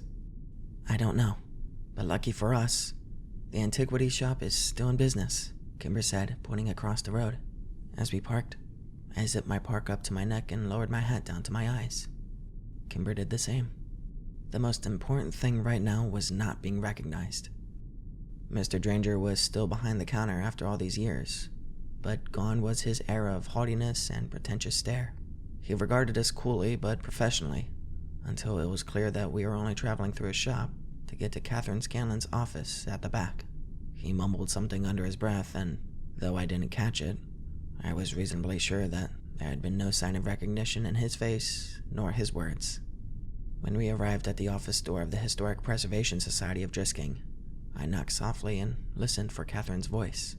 Instead, the door was yanked violently open by a man that I'd never seen before. "May I help you?" he asked as he eyed us up and down. Yes you can," I said. "Alright then, come on in. I'm Don Wheeler, and you are..." Kimber and I exchanged a careful look and entered the room cautiously. "Actually, we're looking for Catherine Scanlon," I said. I didn't like the way he was staring at Kimber. "Oh, Miss Scanlon," he said, not taking his eyes from her. "You haven't heard then?" My stomach retched. "We haven't," Kimber said, pulling her jacket around her more tightly. "Sad business, truly. Disappeared, 9 years ago now? 10? Most people assume she didn't take Wyatt's death well and just walked out into the woods to..." Don Wheeler suddenly looked up and seemed to remember his audience. I'm so sorry. Were you all friends?" I ignored his question and asked one of my own. "Did she ever surface again? Maybe in another state?" "No, I'm afraid she's dead." Don Wheeler shook his head. "She was such a young thing, too." "And her remains?" Kimber asked. "Nothing was ever found, I'm afraid." I was starting to feel ill. "Well, then, we'd better..." "Do you happen to know where the Clarys live?" Kimber interrupted. "Grace and Killian. Of course, old friends of mine." Fuck. "But you must have heard..." Thank you for your time. We really have to go. Come on, Allison." I yanked Kimber out of the room and shut the door behind us. Before I could get a harsh word out, I'd fallen against the wall, trying to quell the building panic and nausea. He knew. "I'm sorry. I shouldn't have asked," Kimber said quickly. "I just thought maybe..." I held a finger up as I leaned against the wall, with my head between my knees, trying to compose myself. Kimber rubbed my back as I swallowed down the bile and waited for the dizziness to pass. Finally, I stood up. "We have to go." I didn't even look at Dranger as we made our way out of the shop, but I could feel him watching us. My mind briefly wandered into the past, and I wondered where his daughter was now. I'd never liked Phoebe, but I hoped she'd escaped this town. I prayed she had. The streets were busier than they had been several minutes before when we entered the shop. There were several dozen people trudging through the snow down Main. I wasn't sure where they were heading since half the stores were closed, and the city hadn't even bothered to put up their tree this year. Kimber walked around to the driver's side door of her car. I stared over her head at the people walking by across the street. I hoped my height, beard, and skeleton-like frame disguised me well enough, because people were starting to look back. I almost hoped that one of them was Clary or Prescott or the fucking sheriff. We had a trunk full of guns and I wanted this all over with. I needed to go back to the motel and bury myself in smack, and this time I didn't even want to wake up again. And then, suddenly, just as Kimber sat down into the driver's seat, I did recognize someone. It was Mera Grady, and she was holding a little boy's hand. And as I stared, I realized who that little boy was. And then I saw nothing but red.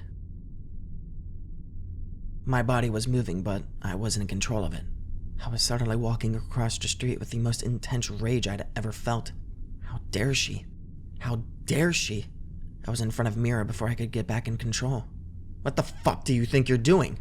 She jumped and her eyes snapped up to my face in fear. Excuse me? She pushed the kid behind her. Let go of my nephew. What? Who are you? This is my son, she yelled. People were stopping to watch. That is Whitney Walker's son, and you know it, you cold-blooded, callous bitch. Mera's face had gone white. Sam? Give me my fucking nephew, Mera. The boy started crying quietly and whispering in distress. What are you doing? Stop it! Kimber was pulling at my arm, trying to turn me back towards the car, but I wasn't moving. I was seething with a fury I had suppressed for 9 years. Owen! Mera started screaming. Grady came sprinting out of the doorway of the stop next door. He took one look at the situation and pushed his wife and the boy behind him and raised his fist to hit me. But there was fear in his eyes. Let's go, Sam! I heard Kimber yell. Give me my fucking nephew! I screamed at Owen in a spitting red rage, and suddenly, I felt a slap across my face. The strike served its purpose. Reality began to bleed back into the world, and I realized exactly where I was and what I was doing. Kimber was standing in front of me, in between Owen and I. Her hood had fallen down in the commotion, and her hair was spilling out of her beanie and down her back in a wild, bright waterfall of crimson. She looked scared. We were exposed. Owen Grady lowered his fist and seemed to realize who I was. He began screaming at the top of his lungs to get the cops, to go get the sheriff. I was already moving, climbing into the driver's seat of Kimber's car, leaving her no choice but to get in on the other side.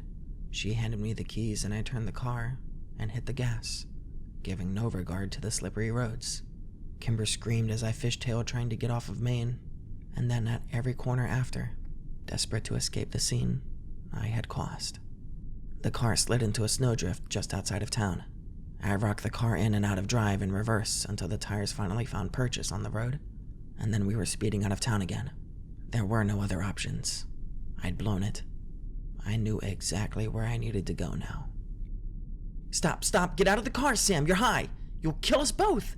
Don't do their work for them. That was Whitney's son. That was my nephew. Why would you think that, Sam? Because I know. I put it together years ago. You want me to trust you and your mysterious source? Well, trust me when I say that kid was my nephew. Okay, just slow down. Please. Where are you even taking us? Where we should have gone in the first place. No. Kimber was shaking her head wildly. Sam, no, we can't go there, not yet. Yeah, well, I have to go. They know we're here now. The sheriff will be hunting us by nightfall. So it's now or it's never. But the car's not going to make it up that road. Oh, I'm willing to bet that road is plowed. Going all the way up to... Yes. And I was right. Less than 2 miles away, we found that road. It was one I had used only once, and by all logic, I should only barely remember it, but I had seen that dirt road in my nightmares for years. It was the road I had sped down trying to save my best friend. I had failed then, and I wouldn't now. We drove up the side of the mountain in Kimber's Mazda at an unimaginable speed. I needed to get to Borrasca before the adrenaline wore off. I needed to kill them all. Clary, Prescott, my father, all the deputies, the local cops, everyone involved, and I needed to die doing it. I wanted to. But then where did that leave Kimber? The higher we got up the mountain, the clearer the air and the clearer my mind got. The uncontrollable madness that had puppeted my every action for the last 30 minutes was draining away. I chanced a glance over at Kimber. Her face was as pale as a moonbeam, but her jaw was set in resolve. She was with me 100%, even though we were on a suicide mission. My heart lurched. My death was inevitable, even acceptable. But Kimber had already suffered so much. I couldn't bring her back to Borrasca, could I? I slowed the car to a stop when I realized that I couldn't remember why we were headed up to Borrasca in the first place. They knew we were here, right? No. Or did they? What had I done? I couldn't remember what had happened in town, but I didn't want to admit it. Will you drive us back to the hotel? I asked as my heart slowed, and the strength began to drain from my body. No, Kimber said softly, staring into the trees next to us. She turned to look at me. We're already here. The road kept winding up the mountain, but, subconsciously or not, I had stopped right at the proverbial gates of the North Central Mine, known as Hell on Earth to many, and Borrasca to the rest. I felt paralyzed, unable to move or speak or even think. I listened intently for the sounds that had scored my nightmares, but all was as silent as death. They would know we were here. They would have heard us coming. It was now or never. Stay in the car, Kimber, I told her, and she gave me a look that I couldn't even read as I opened the door. I walked to the back of the car, popped the trunk, and pulled out a 9mm Beretta that I had seen when she showed me the guns on the highway. Checking to make sure the clip was loaded, I chambered around. I knocked gently on Kimber's window and she rolled it down, her eyes glued to the gun in my hand. Stay here, I whispered, and if you hear any gunfire, bolt. She gave me an appraising look. I don't think you're in any space to do this right now. I knelt down in the snow so that I was eye level with her. Look, I agree with you, but this is the only chance we have, right? It wasn't a rhetorical question, but she didn't know that. Because of your fucking antics in town, Kimber said icily. Then she opened the car door. I'll go with you. No, I hissed into the cold mountain air, but she was already walking to the back of the car and opening the trunk. I knew any confrontation with her at this point would be loud, so I had to weigh my options carefully. Kimber pulled out the pump-action shotgun. Do you even know how to use that? I asked. Kimber racked the shotgun with one hand as she walked past me toward the mine.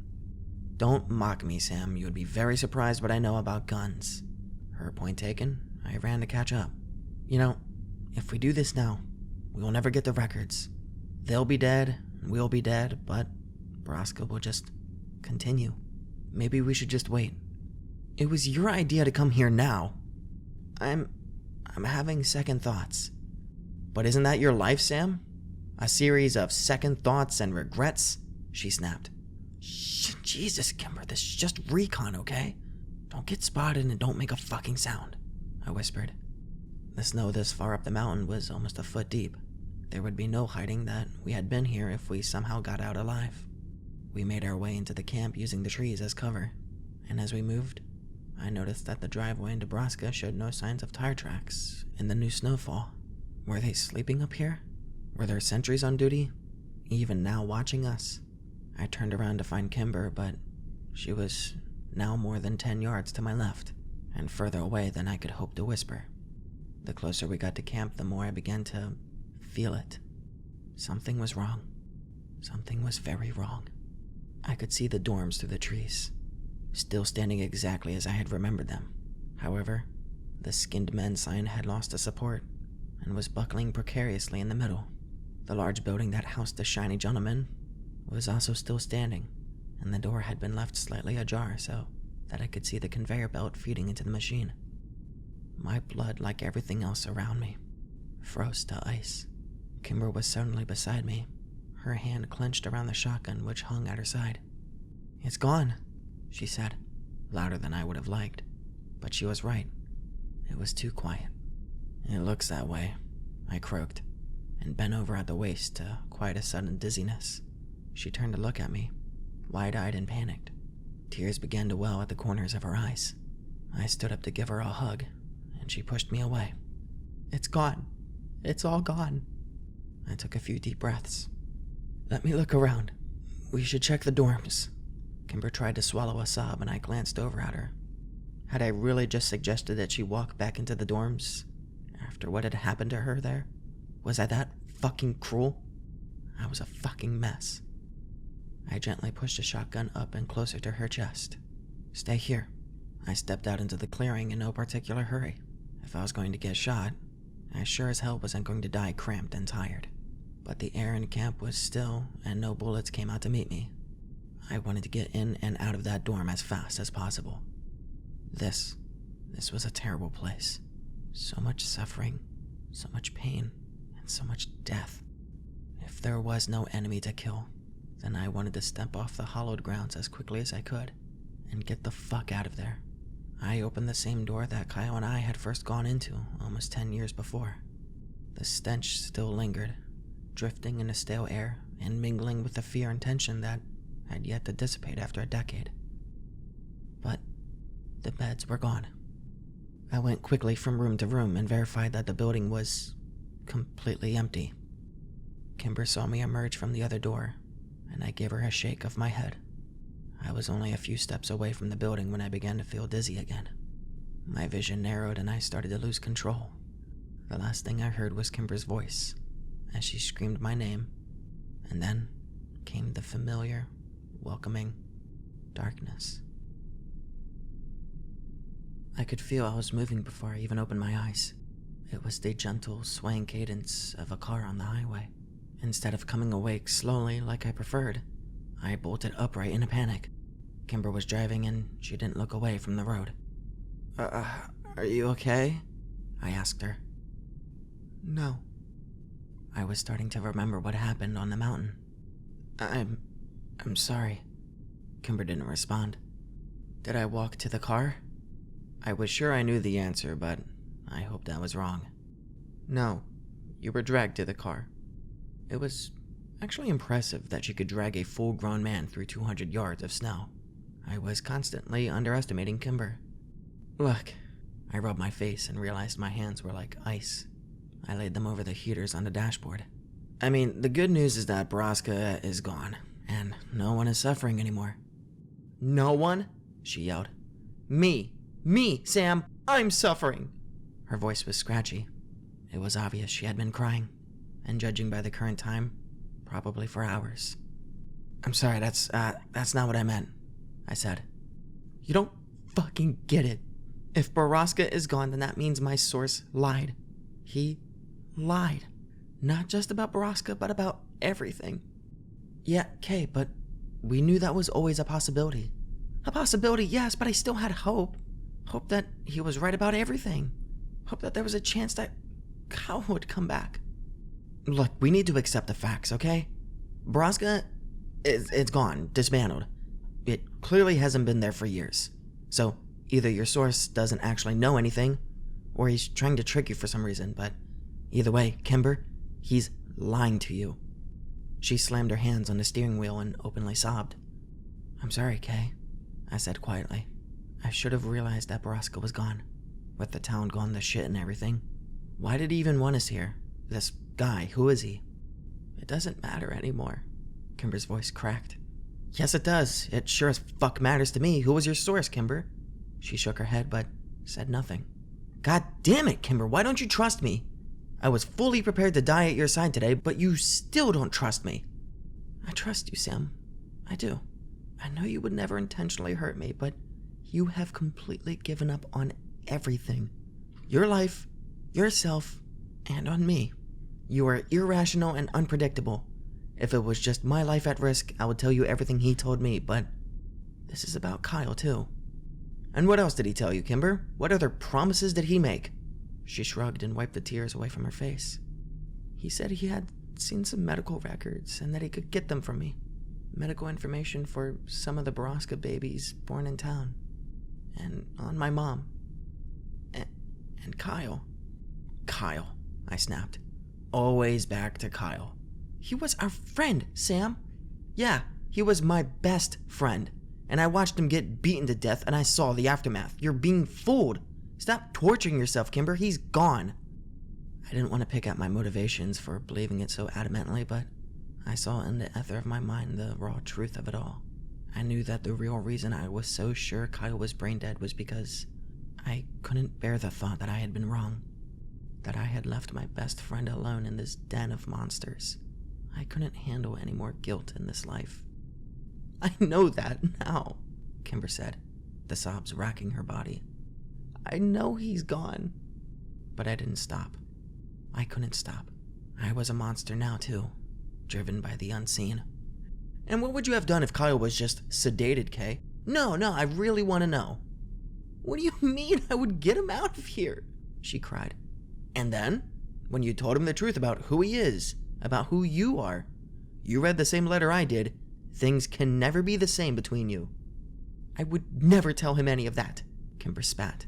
Her eyes were red from crying and her fair skin was already so pale. She seemed so delicate, but I knew she wasn't. I knew she could take more. I wanted to push her buttons. I wanted her to hit me. I wanted her to scream at me, push me out of the car on the interstate. I needed the pain. I deserved all of it, and more. "Then I would tell him," I said, "because it would be cruel to lie to him." "No!" she screamed. "It would be cruel to tell him the truth. He can never know, Sam. Never." "You have to tell him, Kimber," I said bitterly. "He is your brother." "Stop. No, please." "If this was really your plan all along, then Kyle was lucky that he's dead." Kimber was now shaking so badly it looked like she was about to have a seizure. She was beginning to lose control of the car. What the fuck was I doing? Why? I pushed my fingers into my temples. I wanted to die, but I didn't want her to die. I had to get her to stop the car. "Pull over," I said quietly. I had to get her to calm down. "Fuck you," she yelled. "Pull over, Kimber." I reached over to grab the wheel, but Kimber slammed on the brakes, and we were suddenly skidding to the side of the road. This time, I didn't hit my head. As it turned out, Kimber had buckled me in her car. The Mazda bumped up against the metal gate that lined the side of the highway, and Kimber threw the car in park. She laid her head and arms on the steering wheel and bawled, like I hadn't seen her do since her mother died. I sat next to her and watched her pain, stunned by my own callousness and cruelty. I loved this girl like a sister, more than I had even loved my own. Why was I trying to hurt her? I was so out of fucking control. This wasn't me. It didn't feel like me. The monster inside me begged for a fix, and if I didn't feed it soon, it would continue to control me, and I would get us both killed. "What do you want from me, Sam?" Kimber whimpered. I held up my hand to touch her back, but remembered that Kimber didn't like being touched, least of all by me. "They took everything from me," she said quietly. "My mom, you, my body, my ability to ever have babies. I can't let them take Kyle too, Sam. If there's even a chance."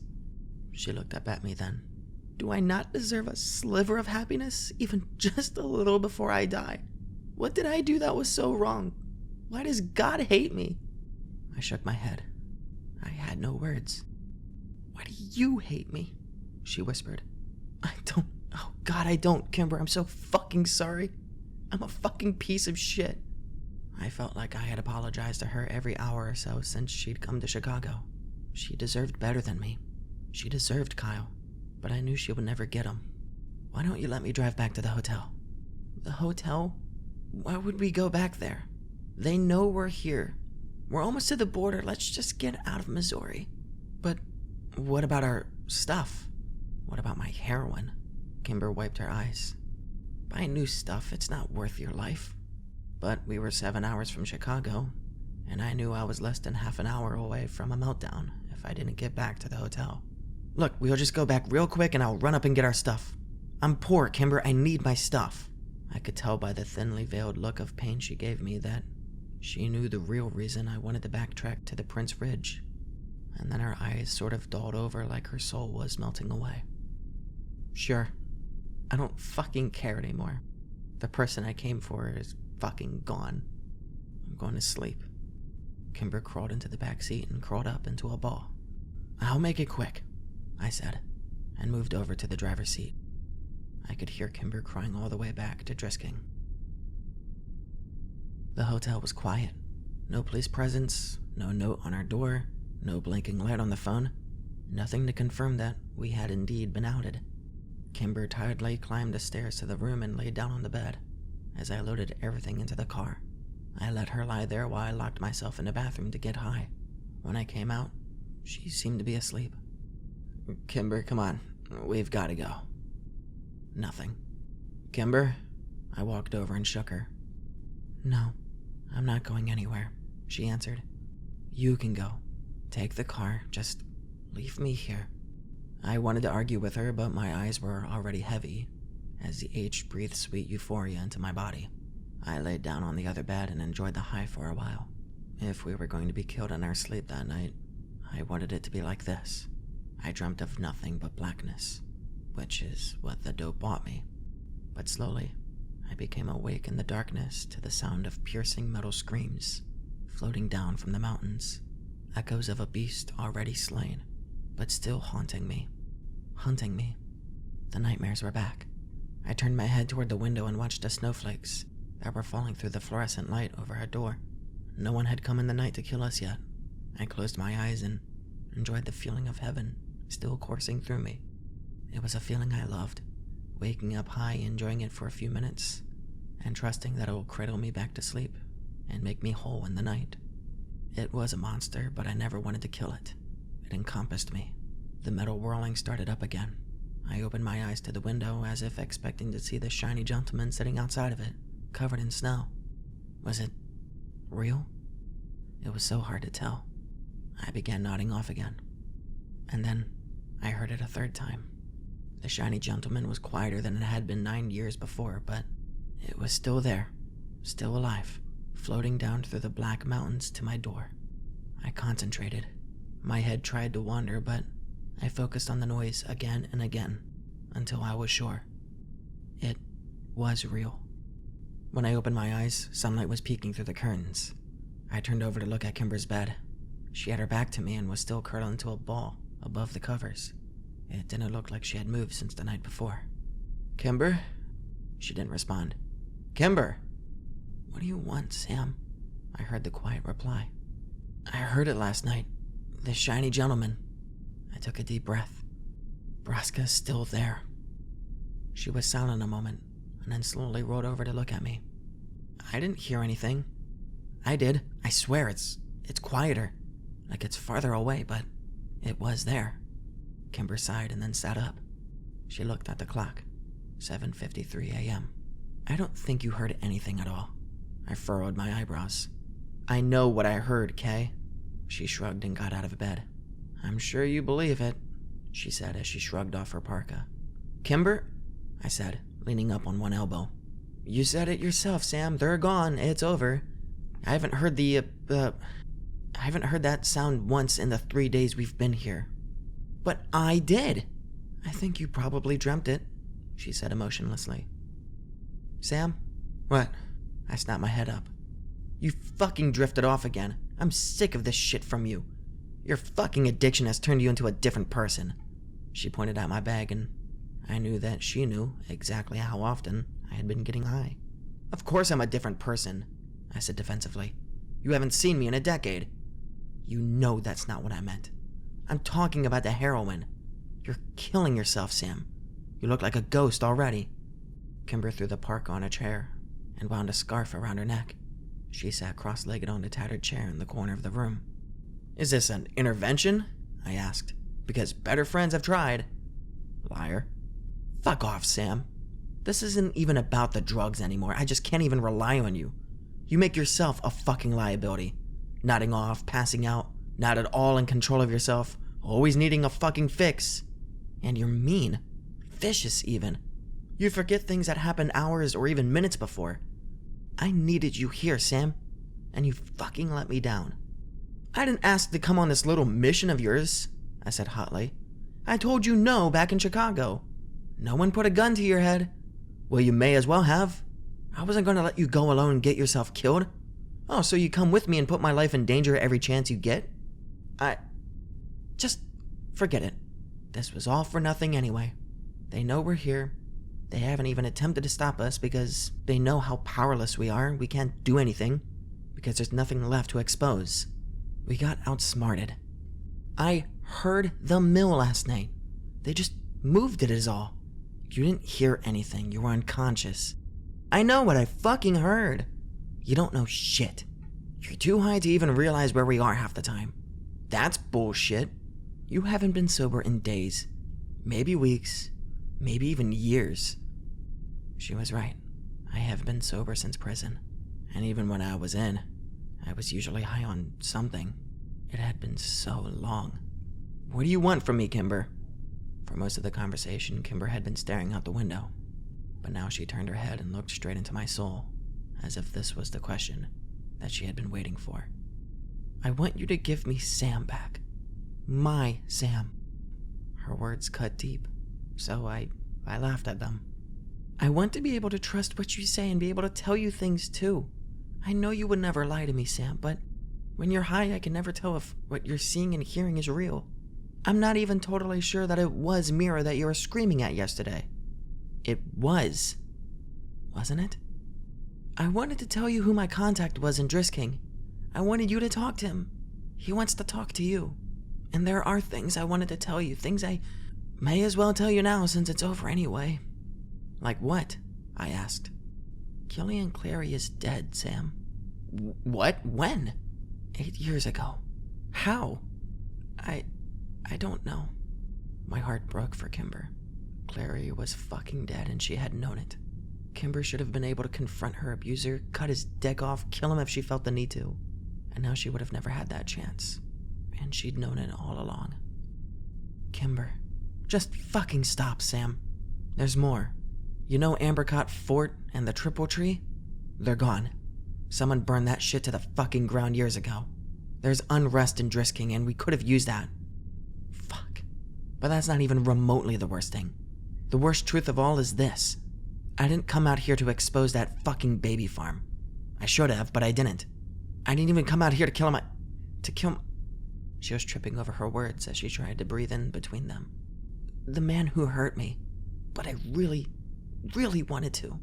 The reason I came out here was to find out the truth about Kyle or die trying. And I couldn't even do either of those things. I don't know where Kyle is, and I'm still alive to live with that pain. So I knew I could never fight all of this. I wanted to hug Kimber so badly, but I knew she wouldn't want it. But you could have, Kimber continued. That's the worst thing. You could have. I brought you out here to do what I can't. Expose them. Kill them. Help all those women we left here 9 years ago. I'm too weak to do it, too fucking broken. The only person I could have helped was Kyle. I thought you could handle everything else. Kimber let out a spiteful laugh. It sounds so fucking stupid now. No, it doesn't. But you're stronger than you think, Kimber, I said. So are you. I didn't know if she was right. I had monsters I couldn't kill, and she was stronger than I would ever be. But she was hurting, and I inflicted so much of that pain. Kimber had been buried under all of those burdens alone. She was trying to carry all the weight of Borrasca and Kyle by herself, and I had just made her burdens heavier. She couldn't afford my weakness on this campaign, but she still bore it, just like when we were kids. Kimber was the glue that held everything together. She was even holding me together. But the glue was cracking, and Kimber was about to shatter, and I was the one making the final swings of the hammer. I had to listen to her now. She was telling me that she needed me. She needed me, not who I had become. It had been so long since anyone had needed me for anything. And those women, all those years ago, what was it that I had promised them? I'll come back and help you all. I promise. As soon as I find Kimber. Well, Kimber was here, and so was I. And so were they. Despite it all, I was sure of what I'd heard. I needed to do better. I needed to be better. For her. And Kyle. And all of those I'd left behind. If Borrasca was still there, it meant that maybe, Kimber's source was telling the truth about Kyle. And that meant that there was hope. But not if I remained the sickly, unpredictable heroin addict that I had let myself become. Kimber, in my bag, the side pocket there rolled up in a pair of pants. There's tinfoil. Dump everything inside of it in the toilet. I swallowed. And flush it. Kimber's dark expression lightened a fraction, and she stood up uncertainly, then went to my bag and found the heroin where I'd told her it would be. She unwrapped the tinfoil and I watched a sadness cross her face when she saw the size of the brick. It takes a lot for me. Are you sure about this? She asked. Was I? No. I hated almost everything about the idea, and my body was already recoiling at the thought. Yes. Kimber came back from the bathroom and sat down on the edge of their bed. What do I do now? I've actually only done this once, and only for a few days. The next 72 hours are going to suck for us both. I can go sleep in the car for a few days if... No, Sam. I'm going to be here. Okay. Well, here's what you can expect. I'm going to be a total asshole. Kimber rolled her eyes. Check. I'm going to feel cold all of the time. She looked over at the thermostat, which was currently set at 84. Check. I'm going to be in pain. A lot of it. And I'm going to sleep like shit. She gave me a sympathetic look. Check. And I'm probably going to ask you to find me dope. I wouldn't even know where. And now know that. But I'm going to ask anyway. This will probably start in a few hours and peak sometime tomorrow, but I'm a heavy user, so it could be a few days. How long are we checked into this hotel? It's open-ended. Well, that's good, I guess. Kimber crawled over the bed to where I was sitting, and for the first time since we were kids, she put her arm around me and laid her head on mine. You're gonna be okay, Sam. You're stronger than you know. I believed her, but the question for me wasn't whether I could do it. With Kimber by my side, I knew I could. The real controversy was who would appear on the other side. I hadn't been sober since I was a teenager, and I had no idea who I was going to be in 3 days. I glanced over at the thermostat and pulled the quilt up higher on my body. I was already feeling a chill. I was true to my word, much to Kimber's distress. By that evening, I was clawing at the walls, and I didn't shut my eyes even once that night due to the pain in my back. Kimber tried to soothe me, put on movies that she thought I would like, and curled up next to me at night, but the real comfort was just her presence, even in spite of her insistence that I drink water every hour that I couldn't even keep down. I refused food through the next day, but she finally got me to swallow something in the evening. That night, I slept, and I lived in dreams so real they were almost lucid. More than once, Kimber woke me up because I was crying or shouting. The day after that, I laid in bed all day, and I didn't even move other than to limp to the bathroom. My back was still in burning pain, though the rest of my body was freezing. Kimber, not knowing what else to do, turned the heater all the way up to 95 degrees. She was down to a tank top and underwear, but still, I shivered. The following morning, I woke with no memory of the night before. Kimber told me she only had to wake me up once from my nightmares. It was the 4th day I had been clean, and though I was still aching and going through heavy withdrawals, my mind felt more clear. Reality was painfully bright and raw, and my actions over the last week were agonizing to remember. I apologized to Kimber about what I had said and done. I had done it so often that it went from amusing her to downright annoying. I had smoked half a carton in the days I'd been detoxing, and my throat felt like the smokestack on a coal train. With my new clarity came some raw realizations. I started to notice Kimber on her phone throughout the day, her expression dubious and worried. I wanted to ask, but I couldn't focus on too much intricacy yet. We ate more pizza that day. I kept down an entire 2 slices, and Kimber made me drink liters of water, which also stayed down. As we neared the week mark, Kimber started sleeping in her own bed again. I was remembering some of my dreams, and while most of them were nightmares from the years before, I also had some pleasant dreams of Whitney and my mother.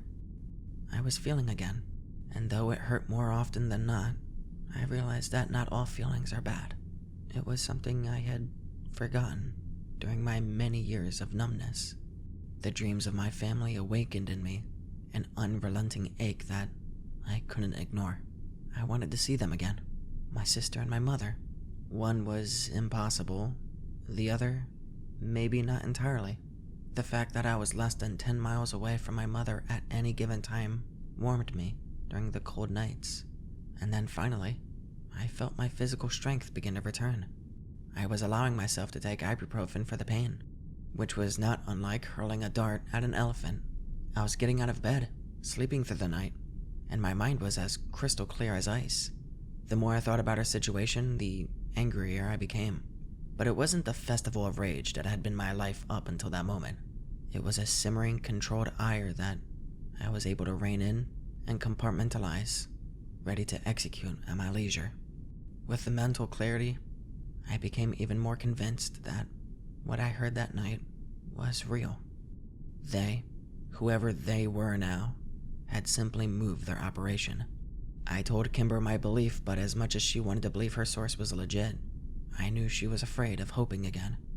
9 days after the incident on the mountain, I came out of the shower to find Kimber, pacing and sliding worried glances my way.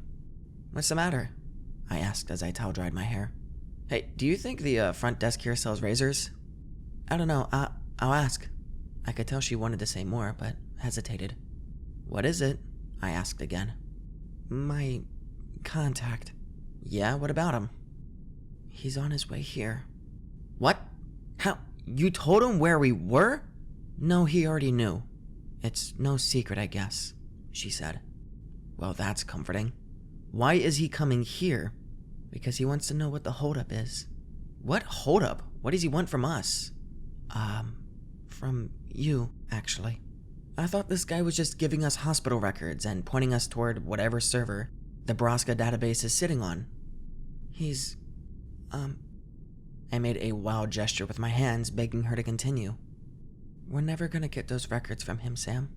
"What?" She glanced out the window and crossed her arms. "I'm sorry. We never were. He's offering something different. And he's here."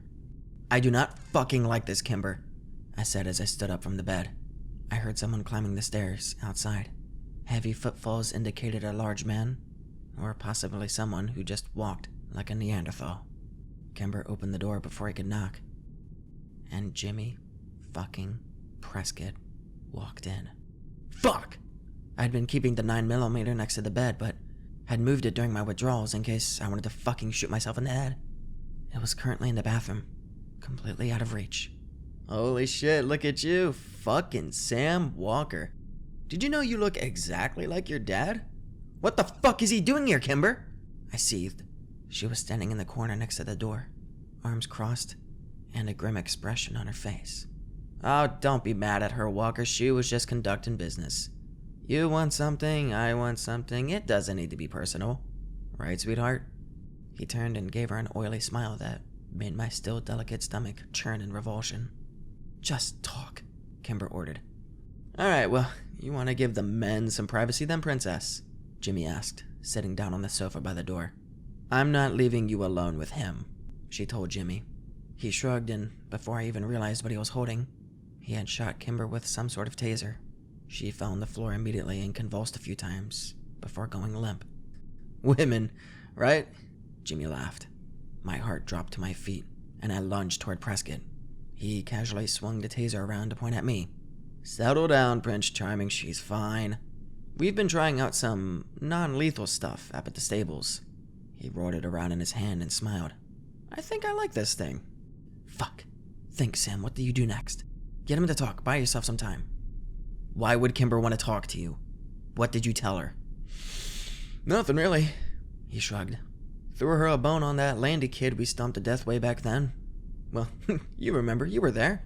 Shit, I almost forgot about that. Anyway, what was I saying? Oh, yeah. I told her I could give her information on that kid's condition, give her some hope, give her some information about the sheriff, too. All the information you have given her is useless or total bullshit." Jimmy smiled. "She played her part. I'm done with her now. But I am willing to fulfill my end of the bargain with you." "What bargain?" "We'll get to that," Jimmy said as he pulled out a cigarette and lit it with a red Zippo. "Fine. You told Kimber that Killian Clary is dead. Is that true?" Jimmy laughed. "As a doornail. Why did you kill him? You think I killed him?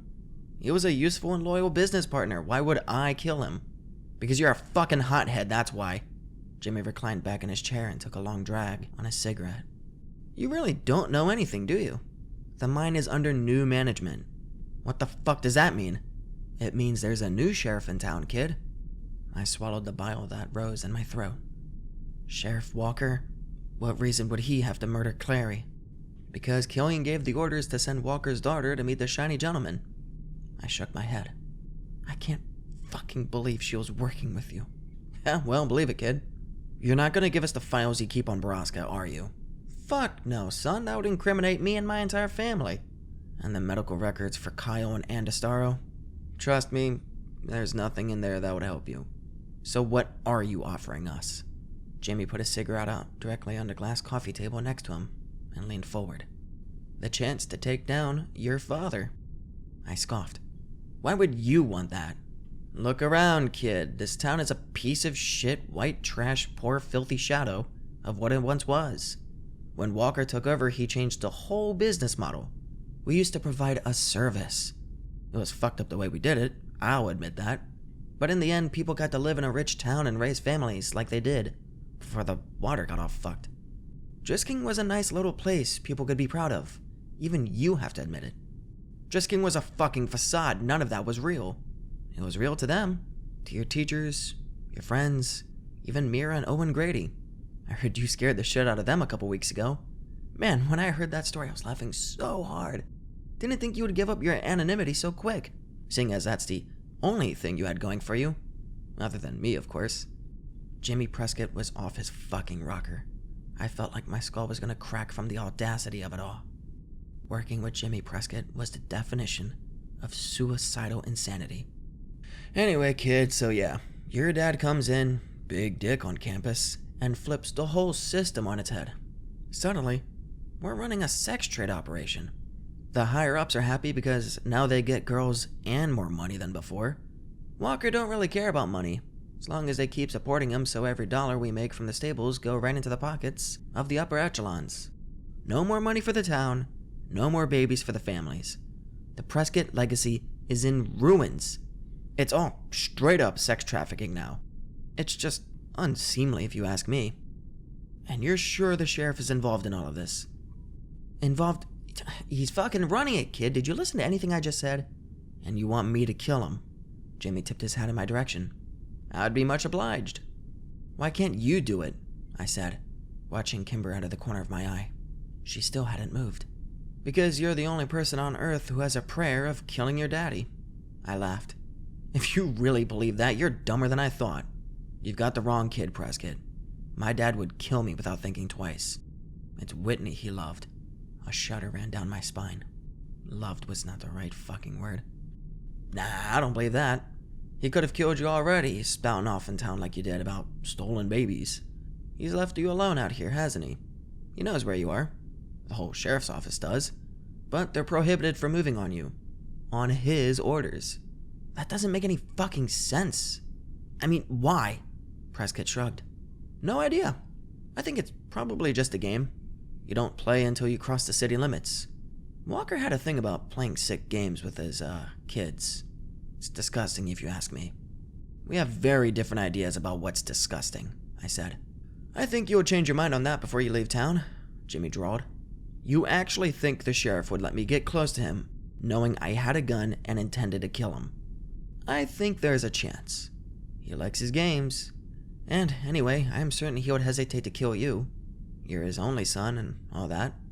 I think we both know that's bullshit, I said. Jimmy raised an eyebrow at me. Holy shit, Walker, I'm impressed you knew about that kid. I don't even think he knows about his bastard. And let's say I do manage to kill him. Wouldn't his deputies just shoot me? Nah, I've got a promising coup in the works. Been planning this for years. A fair number of his people are loyal to me. Even if that's true, you would just kill me once it's over. Nah, I wouldn't do that. Why not? You would be in charge, so why keep me alive? I want Borrasca exposed. I want all you sick fucks in jail. Kid, I don't want to be in charge. I don't want to do paperwork or give a shit about how the money is handled or where it goes. You could do that, though. I say we take down the sheriff and install you as Big Dick on campus. Pussy for miles, son. And you can't be getting a lot these days, walking around, looking like you do. Fuck you. I would never be interested in this deal. And I don't understand why Kimber thought I would be. Well, I never actually told her about the part about, putting you in charge. Well then, what did you tell her? I promised her I'd tell her where her boyfriend was. And I told her she would have a shot at killing her rapist. Her rapist is already dead. Nah. Jimmy leaned back and put his arms behind his head. He isn't. My brain ran into a brick wall. I couldn't understand what the fuck he was trying to tell me. Don't look at me, kid. She wasn't assigned to me. And then it clicked. I threw up before I could stop myself, and the vomit ran down my pants to the floor. Sick, kid. I croaked. You tell the sheriff I'm fucking coming for him. I like your fury, son. Harness that shit. But you're gonna need a lot more than blinding rage. Here. Jimmy dropped a folded piece of white paper onto the coffee table. next to his pile of cigarette ash. "These are the coordinates of the new operation. Use your phone or something." Jimmy stood up and moved Kimber's leg out of his way with the toe of his boot. "Can't wait to see what you cook up. Just remember, I need him dead, not incapacitated." He opened the door and walked out, then stopped abruptly on the other side of the threshold. "Oh, and the sheriff always wears a bulletproof vest. Always. Probably even when he's fucking his wife." He laughed at his own joke, and then shut the door behind him. As soon as it clicked, I stumbled over to the door and locked it with both deadbolts. Then I collapsed against it and crawled over to Kimber, who hadn't so much as moved since she'd been tased. I was worried he'd had it on too high of a setting for her small frame. I rolled Kimber onto her side, a life-saving maneuver that an addict like me would need to know. And when I was satisfied that she was still breathing, I dragged a pillow down from the bed and shoved it underneath Kimber's head. I wanted to punch something, or break something, or beat someone to death. Not just anyone. My father. The man Kimber had known since she was 9 years old. The man who had watched her grow up with his own son. Why was I fucking surprised after what he had done to Whitney? I'd killed my monsters. I'd kill him too. And perhaps worst of all, Kimber hadn't told me. She had kept it all to herself to protect me from the pain. I was the spitting image of my father. I had known it, and Prescott had confirmed it. But she never recoiled from me in disgust or looked at me with fear. I knew the sheriff had to die. Jimmy Prescott, sick, twisted fuck that he was about to get exactly what he wanted. But I knew I couldn't let him live either. Prescott couldn't keep me alive. I was a liability. He knew that. He knew that I knew that. He was simply gifting me a lie that I could use to comfort myself while I prepared to go through with it all. Because I knew if Jimmy Prescott was coming to me for help, that meant he had completely lost control of the situation. And if Jimmy, with all of his money and influence, couldn't have the sheriff killed, no one could.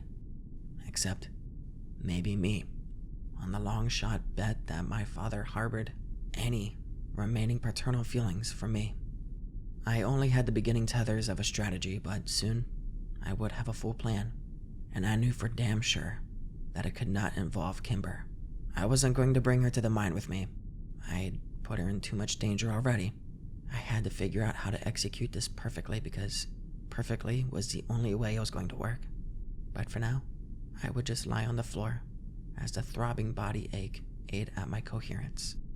A sharp pain began to push into my back between my shoulder blades. Fuck. I only had days left to live, and I did not want to die sober. I didn't want to feel everything that you feel when you die. I wanted to be high as the fucking stars when my time came. I'd earned that at least, hadn't I? The sheriff knew I was here. Prescott was getting impatient. Time was running out. So I pulled out my phone out of my vomit-soaked jeans, and I dialed a familiar number. "Yo, man, I need a favor." Kimber stirred next to me. Before I could stop her, she rolled onto her back and started to sit up. "Whoa, slow down. Easy, easy. What happened?" She looked down at her sweater in panic. "Did I get shot?" "Yes, with a taser. You can thank Jimmy Prescott for that one." Oh my god, Sam, are you okay? What happened?" "I'm fine." Kimber stood up and looked around the room. "He's gone?" "Yes." "Okay. Listen, Sam, I waved my hand dismissively. "I know why you did what you did, Kimber. Prescott is a key player, and it's smart to listen to someone that high who wants to flip the informer." "Yeah, but was it worth it? Did he give you any good information?" "He gave us the location of the new camp they're using." "So it's true," Kimber said excitedly. "Do you trust him?" "No, but I trust these coordinates are correct, and I trust that he really does want the sheriff out." "Did he tell you anything else?" she asked.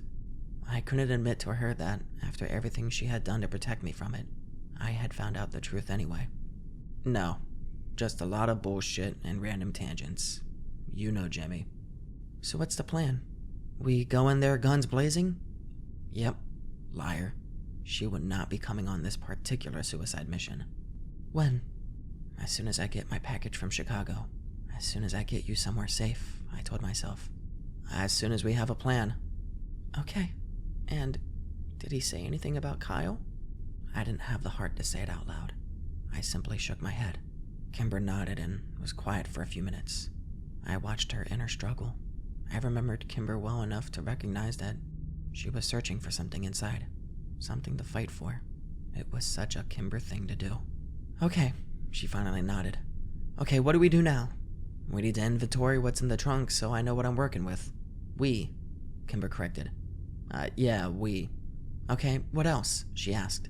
Well, I don't think Prescott is the only person who knows what room we're in at this motel.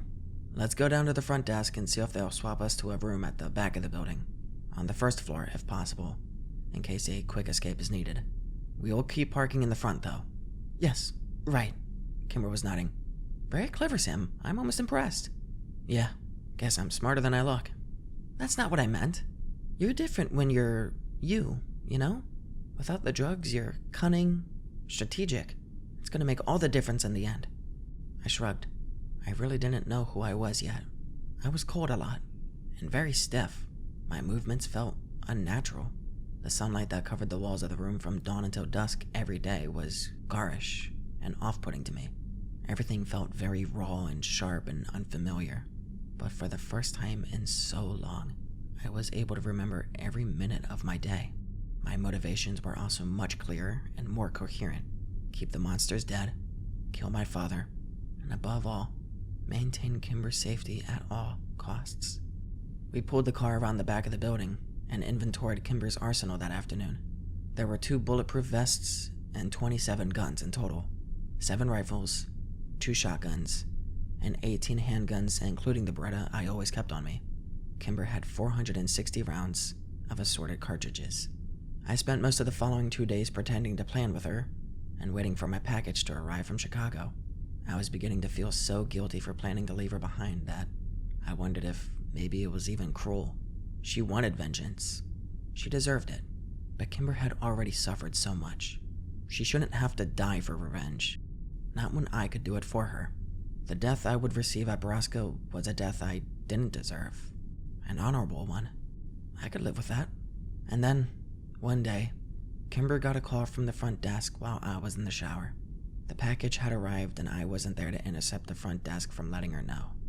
I hated hiding anything from Kimber, especially now, but I knew that if she found out about the mysterious package, she may realize that I was planning something without her. When I came out of the bathroom, the package was sitting on my bed, unopened.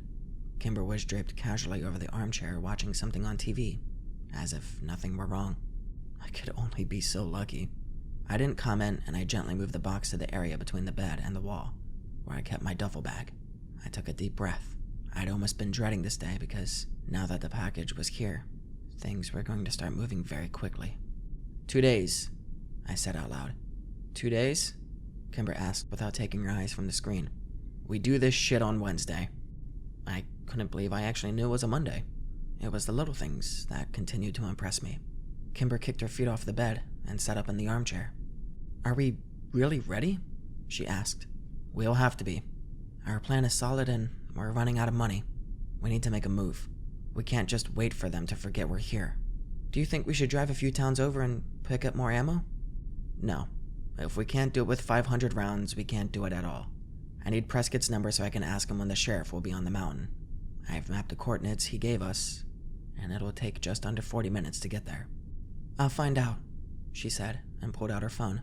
No, I don't want him having access to you anymore. Once was bad enough. Sam, I can handle this. I got us this far, didn't I? Kimber, you know what that man has done. Yes, better than you do, Sam, she said bitterly. Give me the number. We stared each other down for a few minutes, both refusing to back off. Why are you trying to take me out of the equation? She finally asked. I'm not, I lied. Kimber glared at me angrily, and then threw her phone at my head. Get it yourself. She sat back in her chair and watched me as I picked her phone up from the floor and imported the number into my own. I know you wouldn't leave me at this fucking hotel, Sam, she said. Of course not. I wouldn't go without you. Fine. Then I need to tell you that before we kill Jimmy, I want him to tell us where they're keeping Kyle. What? I sent the text to Prescott, and then pulled the 9mm out from under my pillow where I kept it, and checked the clip for the 100th time, counting the bullets. What do you mean where they're keeping Kyle? I told you about this, but I'm not surprised you don't remember. Kyle isn't at the Landys. He hasn't been for years. Otherwise, I would have gone and got him when we first came into town. Jimmy told you this? I asked. Yeah. He said he's either in a home or a care center or a hospital or something. Maybe not even in Drisking at all. Prescott wouldn't tell me. But I know he knows. And he promised to tell me if we could kill the sheriff. I assume you plan to kill Jimmy too, and I want to know where Kyle is before you do. I nodded. I had to give her this. I would give her this. I would make sure to beat it out of Prescott before I killed him. How to get that information to Kimber before I was gunned down, I didn't know. And I had precious little time to figure it out. My phone chimed. It was Jimmy. Who the fuck is this? Sam Walker. Where's the DeStaro girl? You talk to me now. Hey, it really is you. When will the sheriff be at Borrasca? Nobody calls it that, prick. When the fuck will he be there, Jimmy? Your daddy's heading up to the stables tomorrow morning. I assume he'll stay a while. Has a couple girls he really likes up there right now. You know how it is when you get a new piece. The sheriff's gonna be up in the mine tomorrow morning, and he'll probably be there a few days, I told Kimber. Perfect, she said, but her tone betrayed her. I could hear uncertainness in her voice, and fear. I wished I could tell her that she was safe and that nothing was going to happen to her, but she couldn't know that yet. We'll make our move Wednesday morning, just before dawn, I said. It should be dark enough to see, yet still maintain decent cover. Kimber nodded, and then stood up and began to pace around. We need to do a lot of prep tomorrow. Figure out how many guns we can carry, and how much ammunition we can fit in our pockets. Reloading takes time when you aren't trained. Maybe tomorrow we can go over the firearms you'll be carrying, and I can familiarize you with how to quickly reload clips. We'll want to prep those early. Maybe tomorrow night. Good idea, I said as impassively as I could. I knew that by tomorrow night, I would be gone. But I needed to do something first. Something I had been thinking about ever since the dreams I'd had in the throes of withdrawal. I needed to see my mom. I wanted to let her know that I was still alive, and I needed to know if she knew that her husband was doing things to people. I just couldn't accept that she did. And even if that were true, I believed that my mom would never hand me over to the sheriff if she thought he could hurt me. She loved her kids too much. I looked over at Kimber and realized that today was the last day I was ever going to have with her. I needed to get her out of town, but not now. Not yet. It was our last day together, and I didn't want to spend it arguing. There would be enough of that tomorrow. My phone chimed again, and I looked down to see another text from Jimmy. You finally making a move, kid? I slept very little that night, awakening well after 11 a.m., groggy and aching. Kimber didn't say a word to me as I brewed pot after pot of stale Motel coffee. We spent most of the morning and early afternoon in a stretched, uncomfortable silence. I thought maybe she was nervous or scared, and today was just a silence before the storm. But as the afternoon wore on, I caught her sliding calculated, angry glances across the room as she pretended to read book after book. And that's when I realized she knew. What? I said, finally ending the charade. I hadn't wanted to say it. I'd hoped to spend a few more hours with her before the end because I knew that from this point onward, Kimber's last memories of me would be betrayal and deceit. I braced myself for the coming fight. You left the room last night. You were gone for hours, she said. I didn't reply. There was no point in denying it. And that package you got yesterday from Chicago, she continued. More fucking heroin? My heart cracked at the pain in her voice. Kimber was starting to understand what I was doing to her. Are you going to deny it? Kimber asked, and though her voice was angry, I heard the plea underneath. Please deny it. Please. It was drugs, wasn't it? What the fuck is wrong with you? Why are you doing this, Sam? Kimber screamed, flinging her book across the room where it hit the wall behind my head. You couldn't fucking handle it, could you? You couldn't be there for me when it mattered more than anything in the world. You are weak, Sam. You're fucking weak. I'm sorry, I whispered. Where did you go? Where did you go last night, huh? Did you park down the street where I couldn't see you, so I couldn't stop you? Kimber, you're a piece of shit. And I wish it had been you instead of Kyle. It should have been you. I had often thought the very same, but hearing it from her hurt so much more. Me too. My quiet admission seemed to sober her. Kimber squeezed her hands together to still the anger and fear that was spawning wild electrical currents throughout her body that manifested as violent shudders. She knew this was the end, and for the first time since we'd crossed into Missouri, both Kimber and I were well and truly alone. We didn't even have each other anymore. We didn't have anything. "Prescott won't talk to me anymore," she said, more calmly this time as she tried to compose herself. "Does that mean what I think it does?" "Yes," I answered. "So, you're planning to leave me behind, Sam?" I took a deep breath and then answered her honestly. "Yes." "Well, that is not going to happen. I need to be there when he dies. I deserve to be there." Her voice was still dripping in acid, but she seemed to be steady. I knew Kimber was right.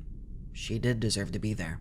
In a better world, she would seen him slain and watched a light leave his eyes, but I refused to risk her safety. I could not watch Kimber die. She had suffered so much already. "I need to be there to choke the truth about Kyle out of Jimmy Prescott, and I fucking will be." She stood up and whipped her long hair out of her face. "When are we leaving for the mine?"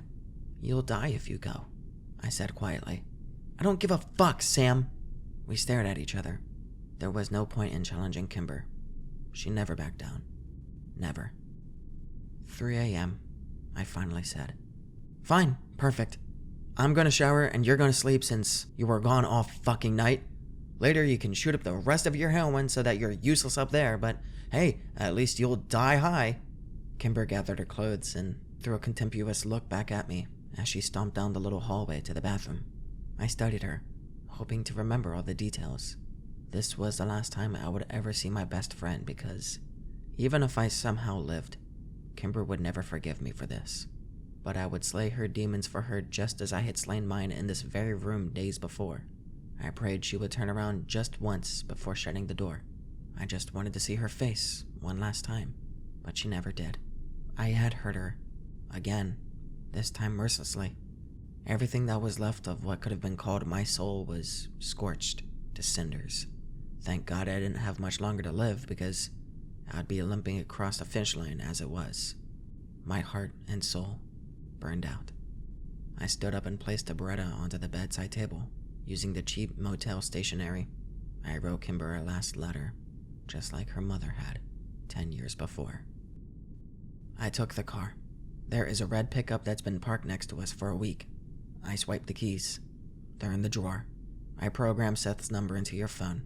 Call him when you hit the border, and he'll tell you where to go. He knows the plan, and he'll take care of you.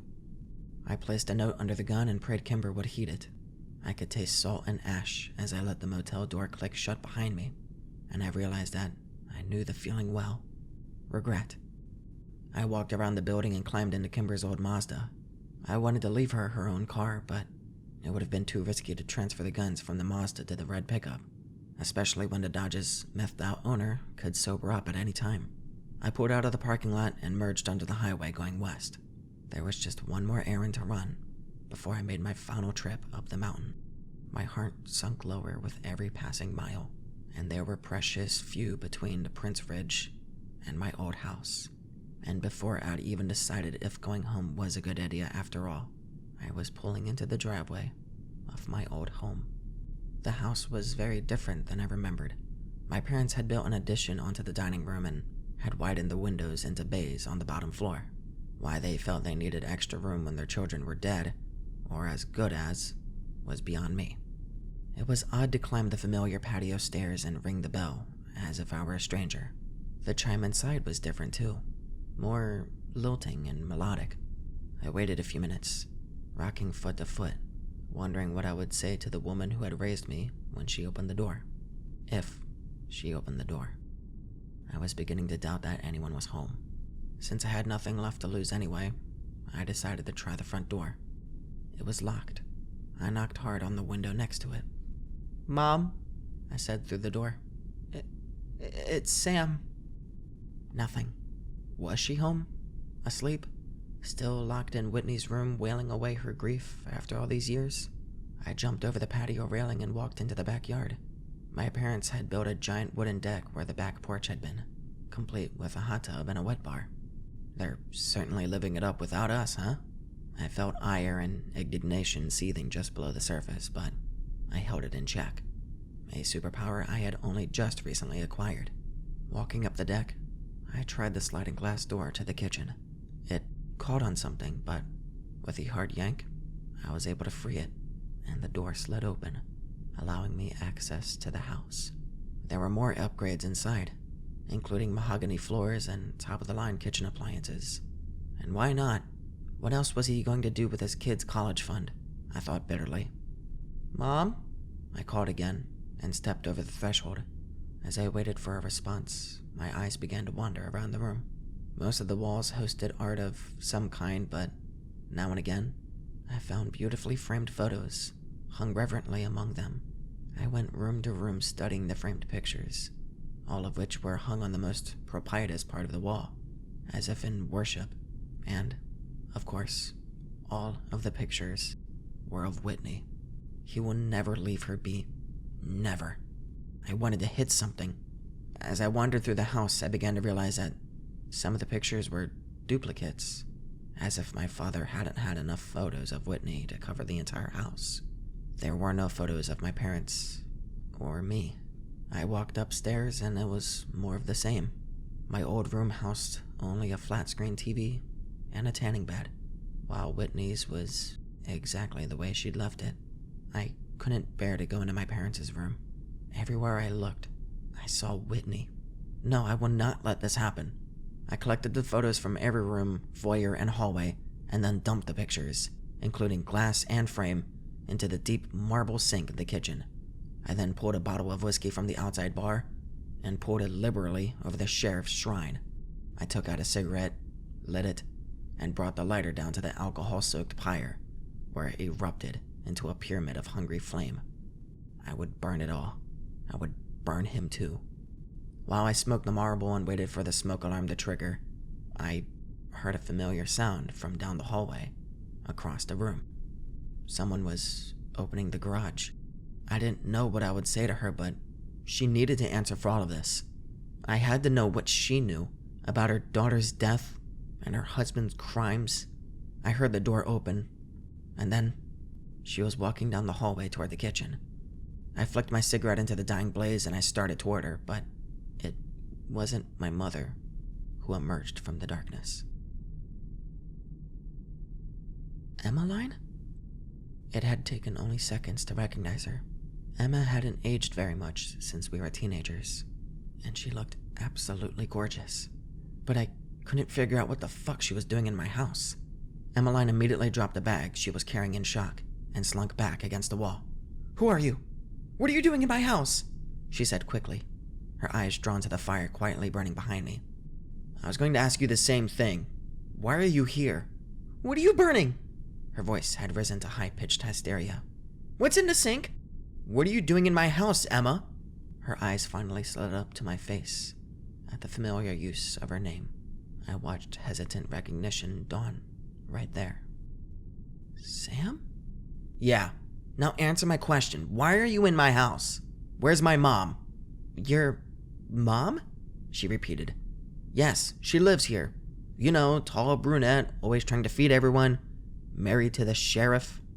Emmeline finally seemed to regain her composure. She straightened up against the wall, but refused to move away from it. "Actually, I'm married to the sheriff.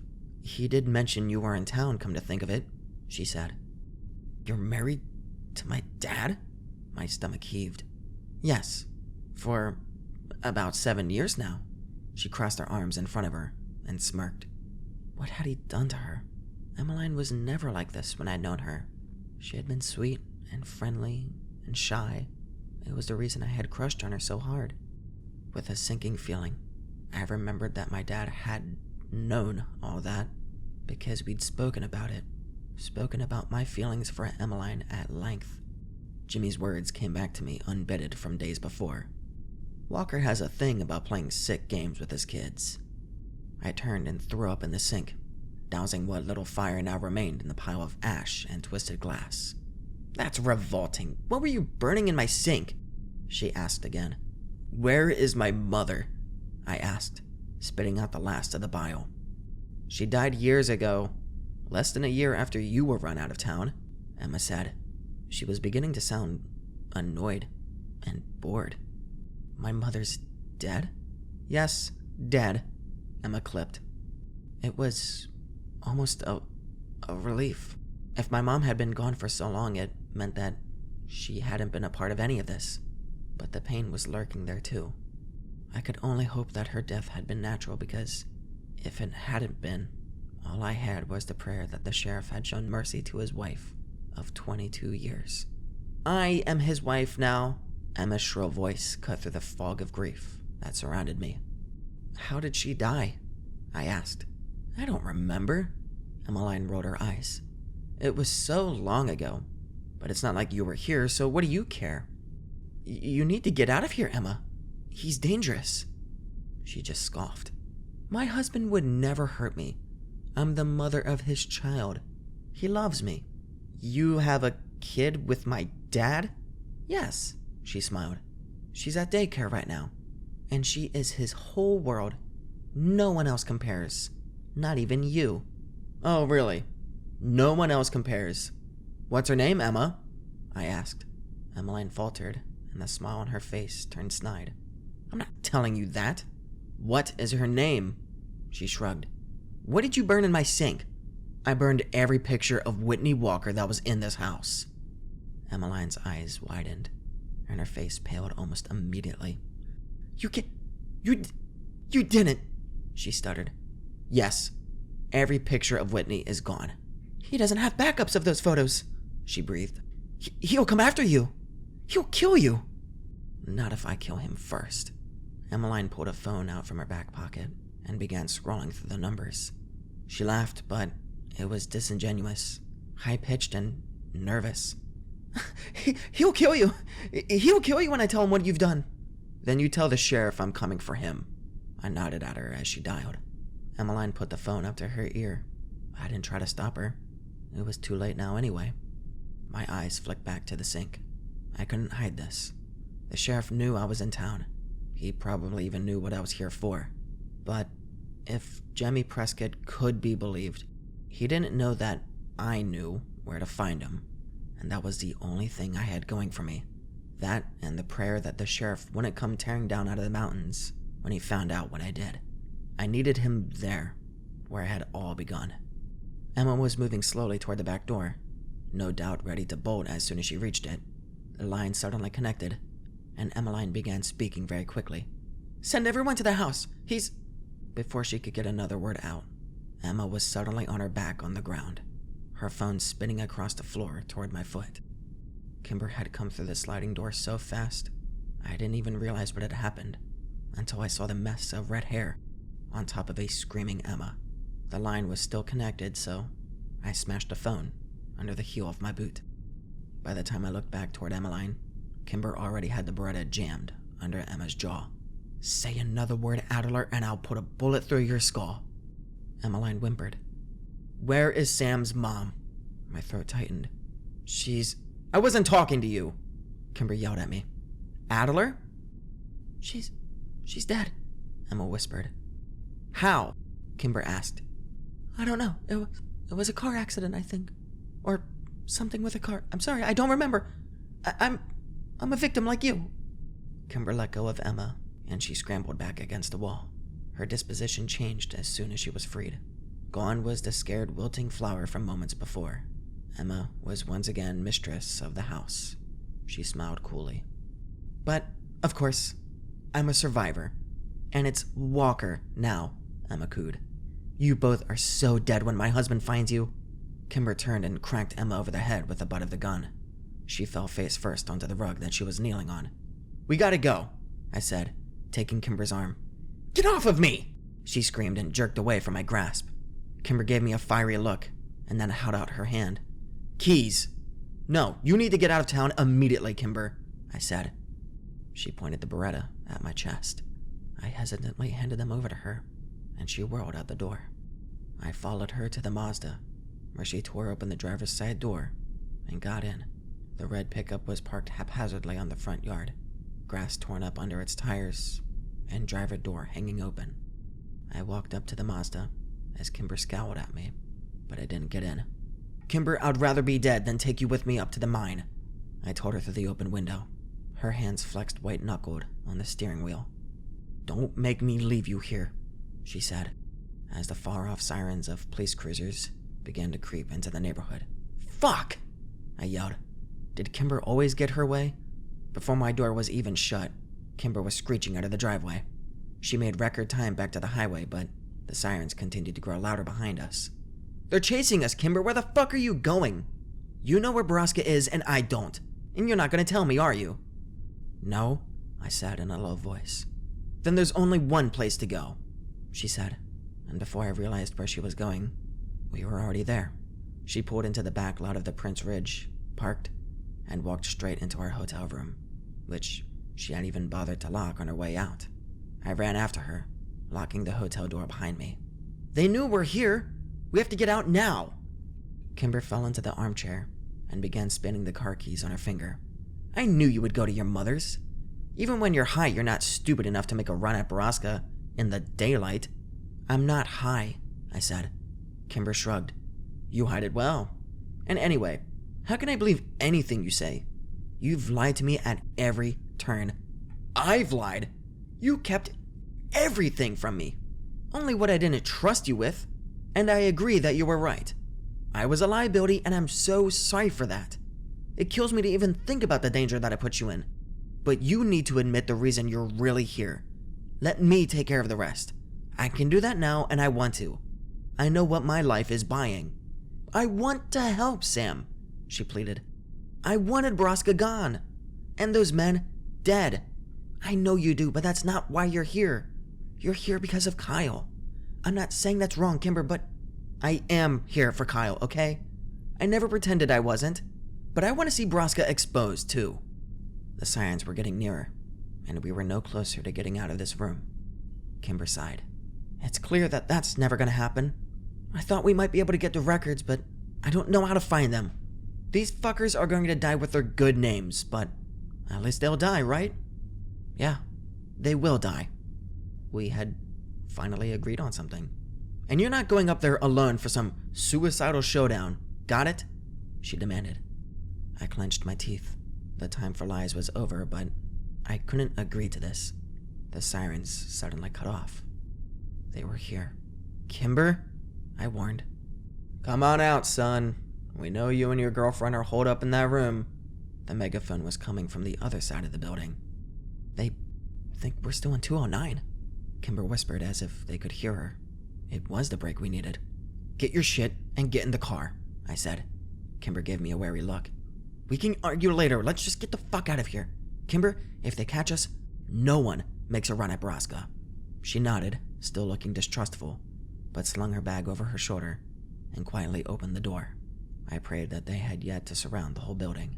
I grabbed my duffel bag and followed Kimber out, quietly closing the door behind me. "Come on now, Samuel, don't make us come into this crack den after you. Just come out real nice and obedient so we can bring you to your daddy. He's really looking forward to seeing you. Wants to spend some quality father and son time." We threw our bags into the back seat and climbed into the car. I waited to hear the megaphone again before I risked turning the engine over. This time, a different voice was spoken. "Samuel Walker, you are a wanted suspect in the felony assault of Kyle Landy. If you resist arrest, we may have to hurt you. The sheriff really wouldn't like that, so don't make our jobs more difficult." "Where are we going?" Kimber asked. "Just away from here. We have to lose them." Knowing that they would spot the Mazda immediately, I decided our only hope was to gun it and light up the highway. The tires screeched as we shot out of the parking lot, headed straight for the freeway on-ramp. There were few places to hide, and I realized our best shot was one of the forest roads that we knew so well. I risked a glance in the rearview mirror as we hit on the on-ramp. The deputies had been caught off guard by our sudden appearance from the back of the building, and were only just taking their cruisers out of park as we merged onto the highway.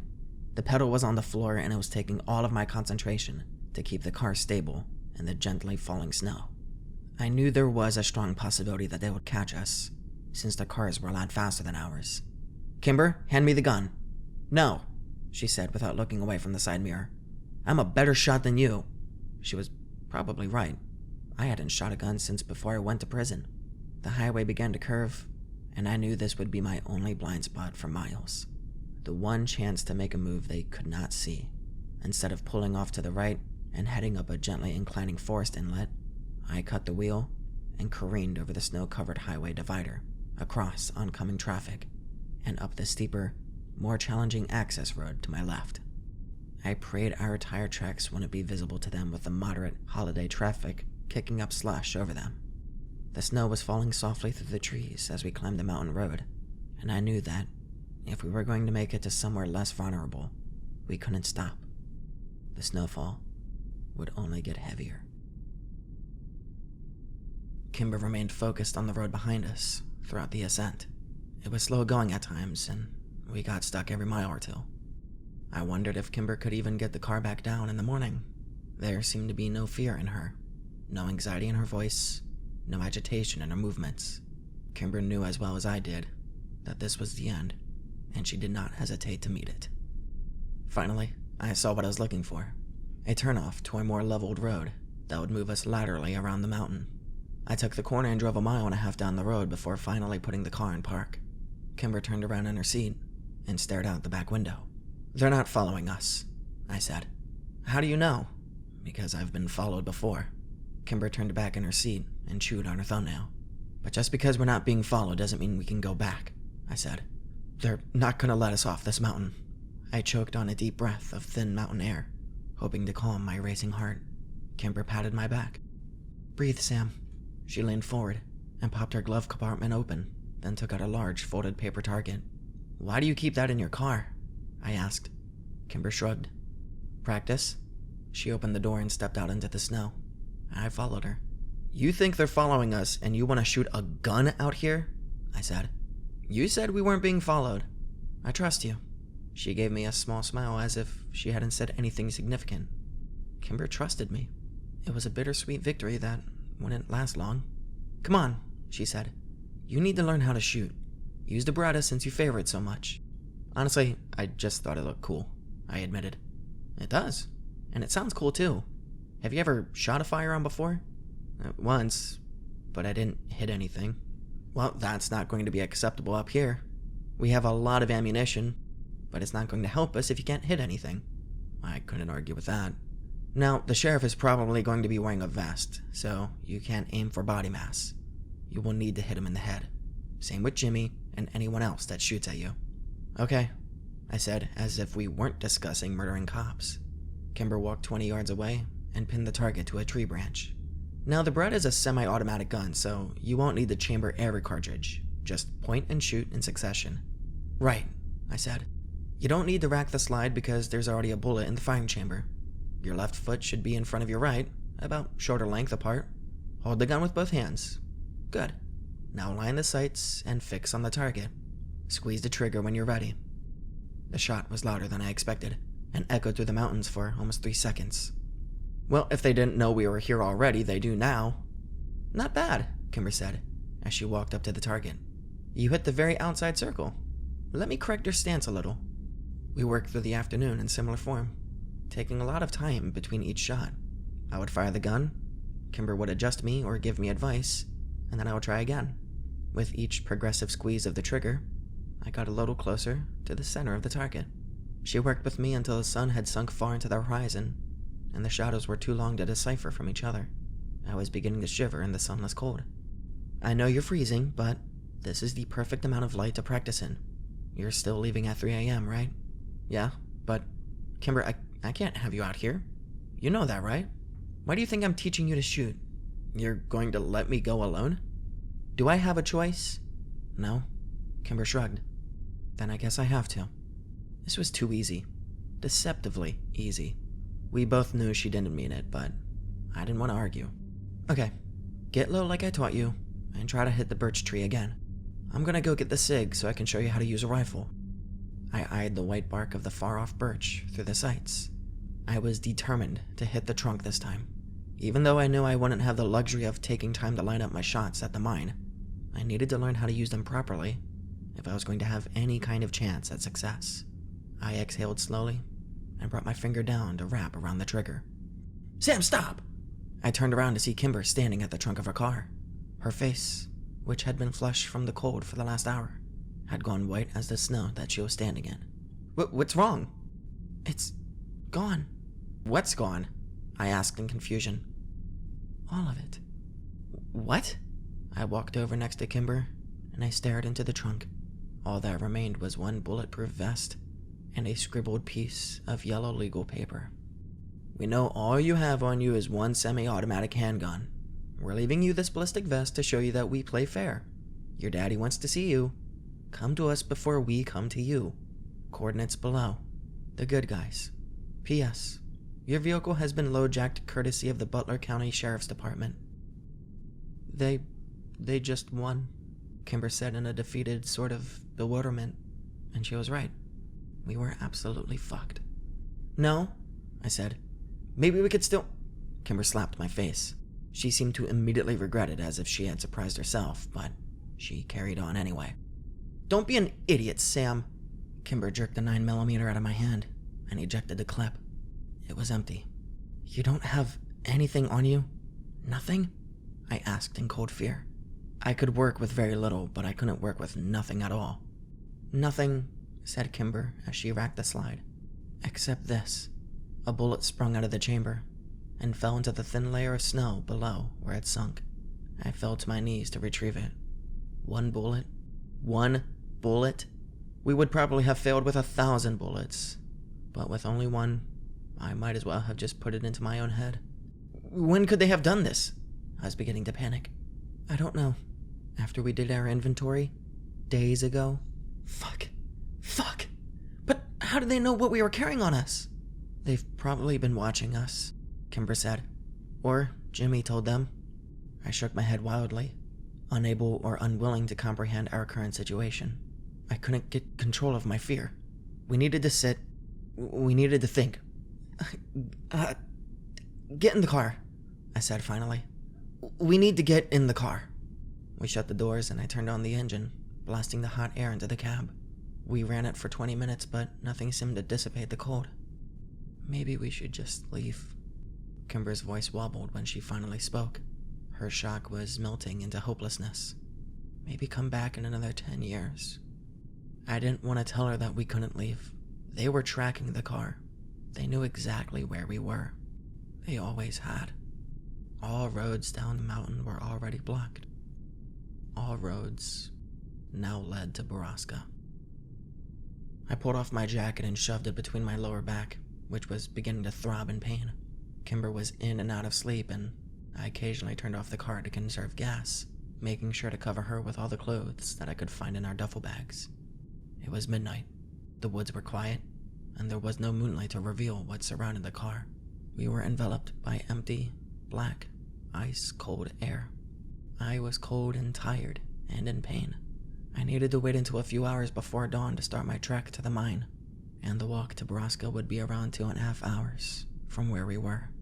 I had to make sure I left Kimber enough gas to get down the mountain and to get out of town, because as soon as the sheriff was dead, or I was, they would be looking for her. I watched her sleep, and I wondered at the madness of the world. We should all have lived normal lives, graduated together, went to college, been roommates, backpacked Europe, but none of that could ever happen now. And what cruel irony it was that Kimber was more of a sister to me than she had ever been to Kyle. The universe was just a big fucking asshole. I rubbed my eyes and debated braving cold outside for a cigarette. I had 14 left, and I planned to smoke them all before I reached the mine. I didn't mean what I said. I jumped a little, and Kimber laughed softly. "I didn't know you were awake." "Who can sleep?" she groaned. Good fucking point. Kimber sat up and pushed 20 pounds of clothes off of her. I noted the time and started the car. "I didn't mean it, what I said about wishing it had been you instead of Kyle." "Don't worry about it," I said, shifting uncomfortably in my seat. "I wish the same thing." "No, Sam?" Kimber grabbed me by the sides of my head and pulled me to her where she rested her forehead against mine. "There is no one I'd rather have by my side tomorrow. And I know you don't want me there, but I will be. To the very end. With Kimber holding me the way she was, there was no way for me to hide the wet eyes. I pulled my head back and wiped my face with a ratty flannel sleeve. Emotions were so much more overwhelming when you felt all of them. Without responding to her, I opened the door and stepped out into the piercing mountain air. I closed the door, leaned against it, and dug into my pocket with a shaking hand. I'd left my park and my car in my haste to get out of it, but I wasn't going back now. My new mantra echoed through my mind once again. 1 bullet. I heard the passenger door open and turned in time to catch the parka Kimber had thrown at me. "You idiot," she said. "Get back in the car, it's freezing." "You think?" she said sarcastically. I took a long drag off of my cigarette, and I felt the nicotine begin to work its magic. I needed to stay calm. 1 bullet, Kimber. I pulled my parka around my shoulders. "And a bulletproof vest," she added. "Yeah. Well, actually, it's more bullet resistant depending on what you get shot with.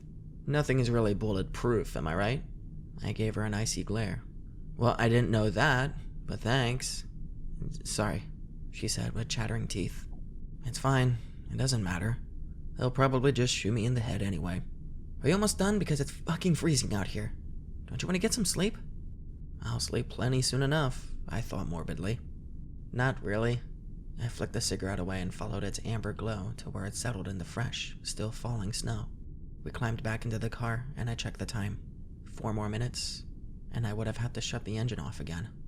"I know you think I should stay. So tell me, what would I do after you leave?" Kimber asked as she laid both of her hands over the air vents. "Wait until you hear gunfire. As soon as you do, get the hell off this mountain. If you haven't heard anything by 6 a.m., leave anyway. Ditch the car about 3 miles down and walk out. Do not follow the road. Just keep going downhill. Call Seth as soon as you get signal." Kimber nodded. "Interesting. And how will I know what happened to you?" "I'll contact you. Or I won't." We both knew it would likely be the latter. The chances that I could get a shot off, especially one that my father was expecting, were less than 1%. But I knew they wouldn't let us off the mountain until one of us was dead. I just hoped it would be the sheriff. I checked the time and turned off the car. "How far is Borrasca from here?" she asked. "A couple of hours." Kimber buried herself under half the errant clothing and threw the other half over me. "You know I could just follow you, right?" "I know." I could already see my breath, and the car hadn't been off for 10 seconds. "And unless you tell me an acceptable plan, unless I truly believe you can live through this without me, I'm going to follow you." "You can't, Kimber. I need to stop being a selfish little shit and sacrifice something for once in my life. And you've lost too much already. But I need to do this, Sam. I won't watch you die. I fucking won't let that happen. Don't you think you're being selfish right freaking now? My death isn't yours to decide. I've gotten us this far, and I've been preparing this for so long. You can't go without me. Let me do this for you, Kimber. My monsters are dead. I killed them. I'm clean. I can do this. I'll find out the truth about Kyle and where he is, and then I'll call you. I know Borrasca has signal because Emma called the sheriff there. Maybe he'll go easy on you. Maybe his guard will be down since you're his son. You're the only son he has and all." I didn't correct her. "I doubt it. We did burn all of his daughter's photos and pistol whip his wife." "Yeah, well, worth it," Kimber said. What do you mean about Whitney's photos?" "Trust me, you're better off not knowing." Kimber sighed. 1 gun, 1 bullet, 1 vest. We need a motherfucker of a plan." "Yeah, we do," I said. "And I need to be a part of it." "Fuck, no, Kimber, I'm not backing down from this." "Neither am I." "Look," I sighed. "If I can come up with something that gives me a reasonable chance of not dying, will you agree to assist from afar?" "I'm listening, but you should expect me to argue. Trust me, I do." And argue is what we did, deep into the crisp morning hours. Before I was even ready, the clock showed 3 a.m. I turned off the car and threw everything I could spare for the walk to Borrasca over Kimber's sleeping form. The cold would wake her soon enough. I equipped myself with everything I needed, closed the door quietly behind me, and I started off, alone, toward Borrasca. There's a lot to think about when you're walking towards your end, but instead of the existential bullshit I expected, my mind wandered in and out of the past. I reveled in memories I'd been unable to conjure for a decade, of my family, as we were, and my childhood friends. It was not something I wanted to forget again. Finding the mine wasn't hard. I simply followed the road we had turned onto the day before. I had to go off trail a few times, but I knew the map well. Recalling details came so easily to me now. Still, as much as I hated to admit it, I didn't want to die sober. I wondered how much it would hurt if he shot me in the head. Not a lot, I thought. At least that was something to hope for. I was wearing 6 layers of clothing, but I was frozen to the core by the time the sun turned the sky a murky gray. The cigarettes were gone, and I had been jonesing for another for the past hour and a half. I needed more time, but I knew I was almost there. I left the trail I'd been on to make one more shortcut along the river, and within 20 minutes, I could see the edge of the mining camp. The sheriff must have been tracking me because he was already standing in the large clearing, facing my direction, surrounded by 9 of his men, and a smirking Jimmy Prescott. Jimmy was standing a few feet behind my father, smoking a cigarette and watching me as I approached. He winked. Before I knew they were behind me, 2 deputies still in uniform grabbed my arms, pinning them to my sides. They dragged me the last few yards into camp. They dumped me at the sheriff's feet, and he looked down at me in disgust. 13 men and 1 bullet. I could not believe it all came down to the lies and whims of Jimmy fucking Prescott. I stood up, noting all of the guns suddenly drawn on me in response, and I looked at the sheriff, eye to eye. I was sickened to realize that we were almost identical in every way. His hair was the same dark brown color as mine, untouched by age. The skin on his face boasted only a few light creases, and my terrible lifestyle and weathered features somehow matched his older age. I wondered how Kimber stomached my face every day without turning away in disgust. "Hello, Graham," I said, and spat into the snow between us. "You're a goddamn disgrace." "Shut the fuck up," the sheriff said. "Greg, teach my son some respect." I didn't bother to defend myself, and I wouldn't have had the time anyway. Greg knocked me back into the snow before I could even blink. His fist split my cheek open under my left eye, and I didn't rush to get up from the cold, numbing snow that was now pressed against my face. It was in that moment that I felt Borrasca all around me again. It was as deafening as the last time. I could sense it in the air, the fear, the suffering, and the pain, and I could almost hear them whispering through the walls like they had 10 years before. "Help me, please. Help me or kill me, but don't leave me here."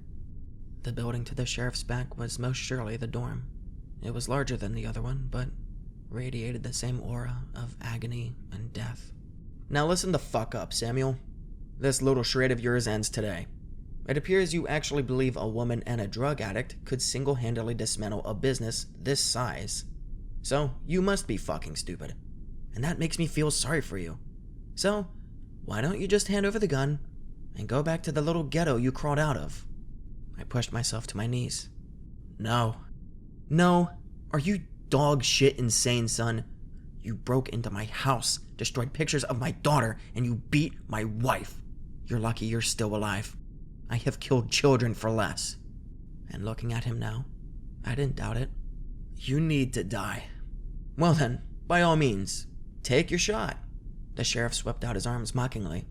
"We know you only have a round or 2 left because yesterday we heard your 15 shots into the fucking trees." His deputies laughed, but the sheriff remained sober. "Just remember, boy, your aim better be true, because when you come at the king, you better not fucking miss." I fell onto my arms as my lungs erupted into a sudden coughing fit.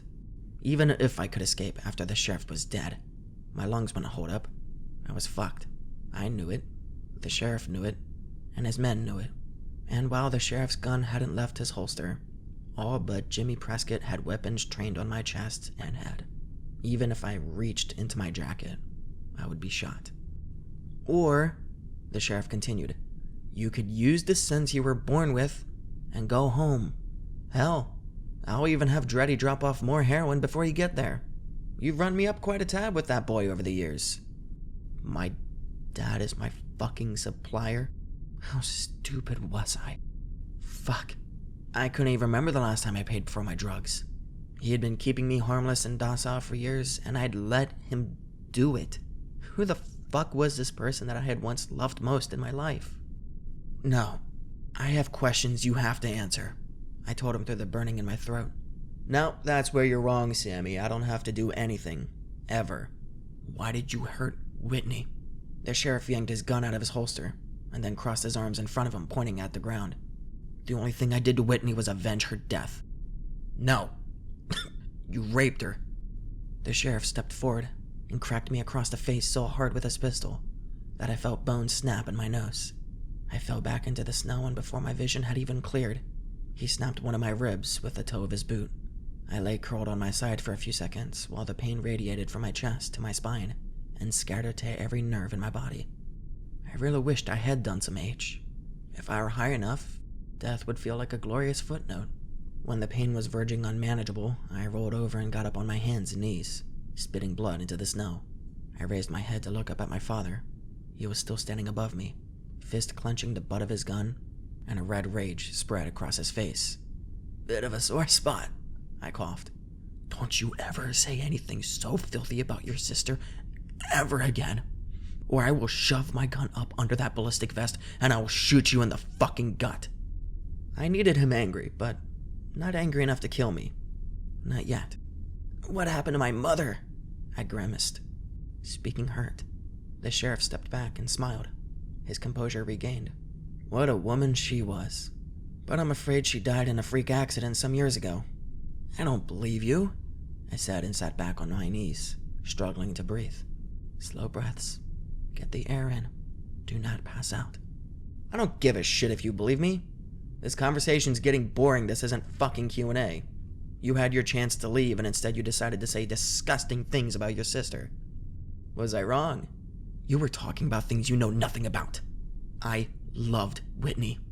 You're a fucking monster. Is that any way to talk to your father?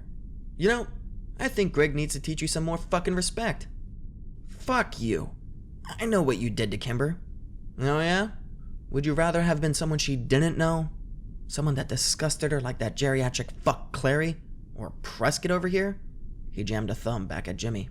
I would rather it have been no one! I screamed at him, bloody spit flying across the space and landing on his jacket. He backhanded me, but this time I didn't fall. You watch your tone with me, boy. It's bad enough that my men are here to see what a fucking joke my own son has become. It's fucking embarrassing. Then send them inside. Let's talk. Just you and me. You think I'm scared of you, Sammy? I don't even think you have 2 bullets. I think you've got 1. And I think you want to use it on me. Well, go ahead, son. Pull that gun on me so I can kill you nice and legal. Not until I know why you did this. You were my dad. I loved you. He laughed. You don't look like any son of mine. But more importantly, you were a cop. You were supposed to protect people. No, Sammy, I'm a businessman. Always have been, even back then. Why the fuck do you think we came to Drisking in the first place? I remembered. I hadn't understood it at that young age, but I knew now what the whispers had meant. Because of those girls, and the things they said you did. Exactly. I was making money, they were getting laid. They were 14, I growled. 14's older than you think, Sam. And it's not like I touched them. So this is what you wanted all along. A great big rape empire. The sheriff shrugged. If that's what it takes. I'm only here for the power and the women. I'm an alpha, Sam. That's why I can't figure out what the fuck happened to you. You've got the blood of kings running through your veins, and you fill them with tar. That shit is for the fucking women, but I have to send it out to your handler every month. My only son is a white trash drug addict. How do you think that makes me feel? This should be your birthright, and you're too weak to take it. Give me more credit. I'm stronger than you think. Strong enough to take a bullet to the head and live through it. He laughed. Are you? The sheriff's expression darkened. Sam, you...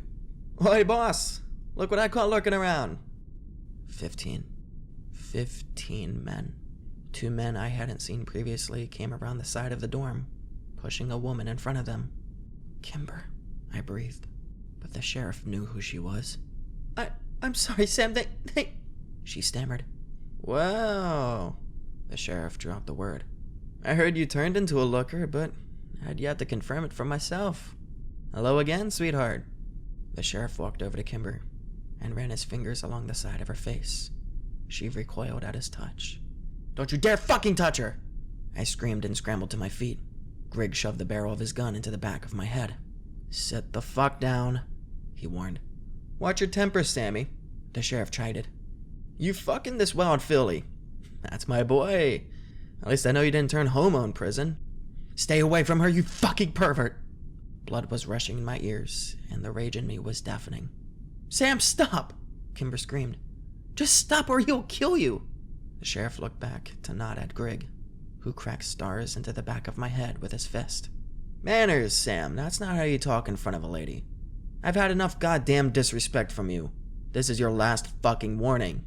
The sheriff turned to Kimber and yanked her hair towards him, so that their faces were almost touching. She writhed against a man behind her, holding her arms. Soon, princess, we'll catch up soon. The sheriff let go of Kimber's hair and walked back to stand in front of me. Where were we? Let Kimber go. Let her go and I'll do anything you want. Oh, really? Anything? Yes, just let her go. Would you leave here and never come back? Yes. Would you stay and help me run my business? I wheezed through a deep breath. Yes. Would you go inside right now and fuck one of our girls? Yes. Please do not call that fucking bluff. No, Sam! Kimber yelled. Richards, would you shut her the fuck up? The sheriff asked. I heard a sickening thud, but I couldn't see through the blood running into my eyes from the split onto my forehead. Kimber gasped.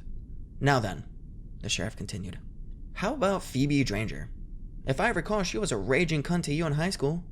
Why don't you go in there and take some vengeance for yourself? I'm sure she would love it. She's not really my type. Oh? I guess Kimber DeStaro's more your type, isn't she? No, I said quickly. No, somebody else, anybody else. What a fucking pussy, Jimmy Prescott laughed. Look, this family reunion had been real sweet and all, but we've got investors coming into town today. And a lot of fucking shit to do before they get here. Plus, it's early as balls. I need more fucking coffee. Can we just kill this little prick and get on with our day? The sheriff shot Jimmy an annoyed look. Do I look like I need to be fucking entertained right now? Did I tell my monkey to dance? No, I fucking didn't. So shut the fuck up, monkey. Jimmy shrugged and took a sip of coffee. Actually, Jimmy, on second thought, take the girl inside and find her a new home, the sheriff said. Make yourself fucking useful. No. You can't take her in there, I begged. Please, I'll do anything, Dad. Just please don't make her go in there. The sheriff turned around to give me a disgusted look and shook his head in disappointment. Then, without even turning to look at her, the sheriff shot Kimber in the chest where she stood, and she fell over into the snow without making a sound. Oh, quit your yelling. I tried to warn you, Sammy, the sheriff said through the echoes of the shot, still resonating through the camp. I dropped to my knees and I screamed into the snow until I had burst every capillary in my face. Jesus Christ, son, the sheriff said in disgust. Enough theatrics. I'd even act like this when your mother died. You killed her. You murdered her. He shrugged. I've killed a lot of people. Although, I must say, I do regret that I'm not going to get a turn with her again. Usually I don't like redheads, but there was something about her. Like father, like son, I guess. He laughed. I told her not to come. I mumbled, barely coherent. Greg took a step forward, but my father stopped him with a hand. Let him throw his tantrum. He did the same thing when I took away his toys as a kid. This ain't no different. Richard stepped over Kimber's now lifeless body and exchanged a few quiet words with the sheriff. I couldn't hear them over the dry heaving of my stomach, which didn't stop until my abdominal muscles ached from the force of them. Richard's just had an interesting idea. You're in for a real treat, Sam. Get him up, the sheriff said to the men behind me. They hauled me to my feet and shoved me in the direction of my father.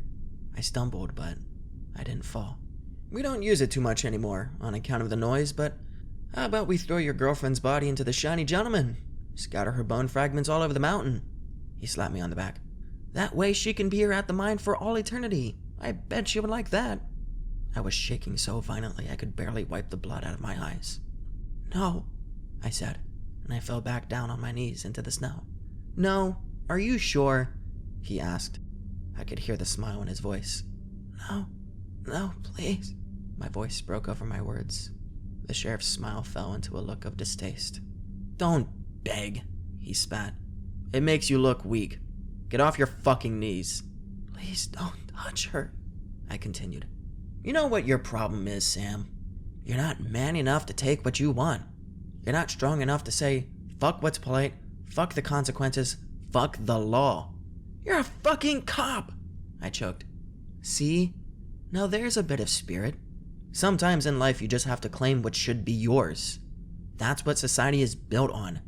Now, our operation may not work within the laws of the land, but we sure as hell work with the government. But, Whitney, look what it did to her. This place. I am not gonna warn you again, boy. Keep my daughter's name out of your mouth. Which daughter? I asked. The sheriff sneered. What can I say? Whitney is a beautiful name. It's sick. You're sick. You need help. I have help. Look around you, Sammy. He gestured to the 14 men standing in a half circle around me. I am a sultan, these are my governors, and that is my harem. Go fuck yourself, he sighed.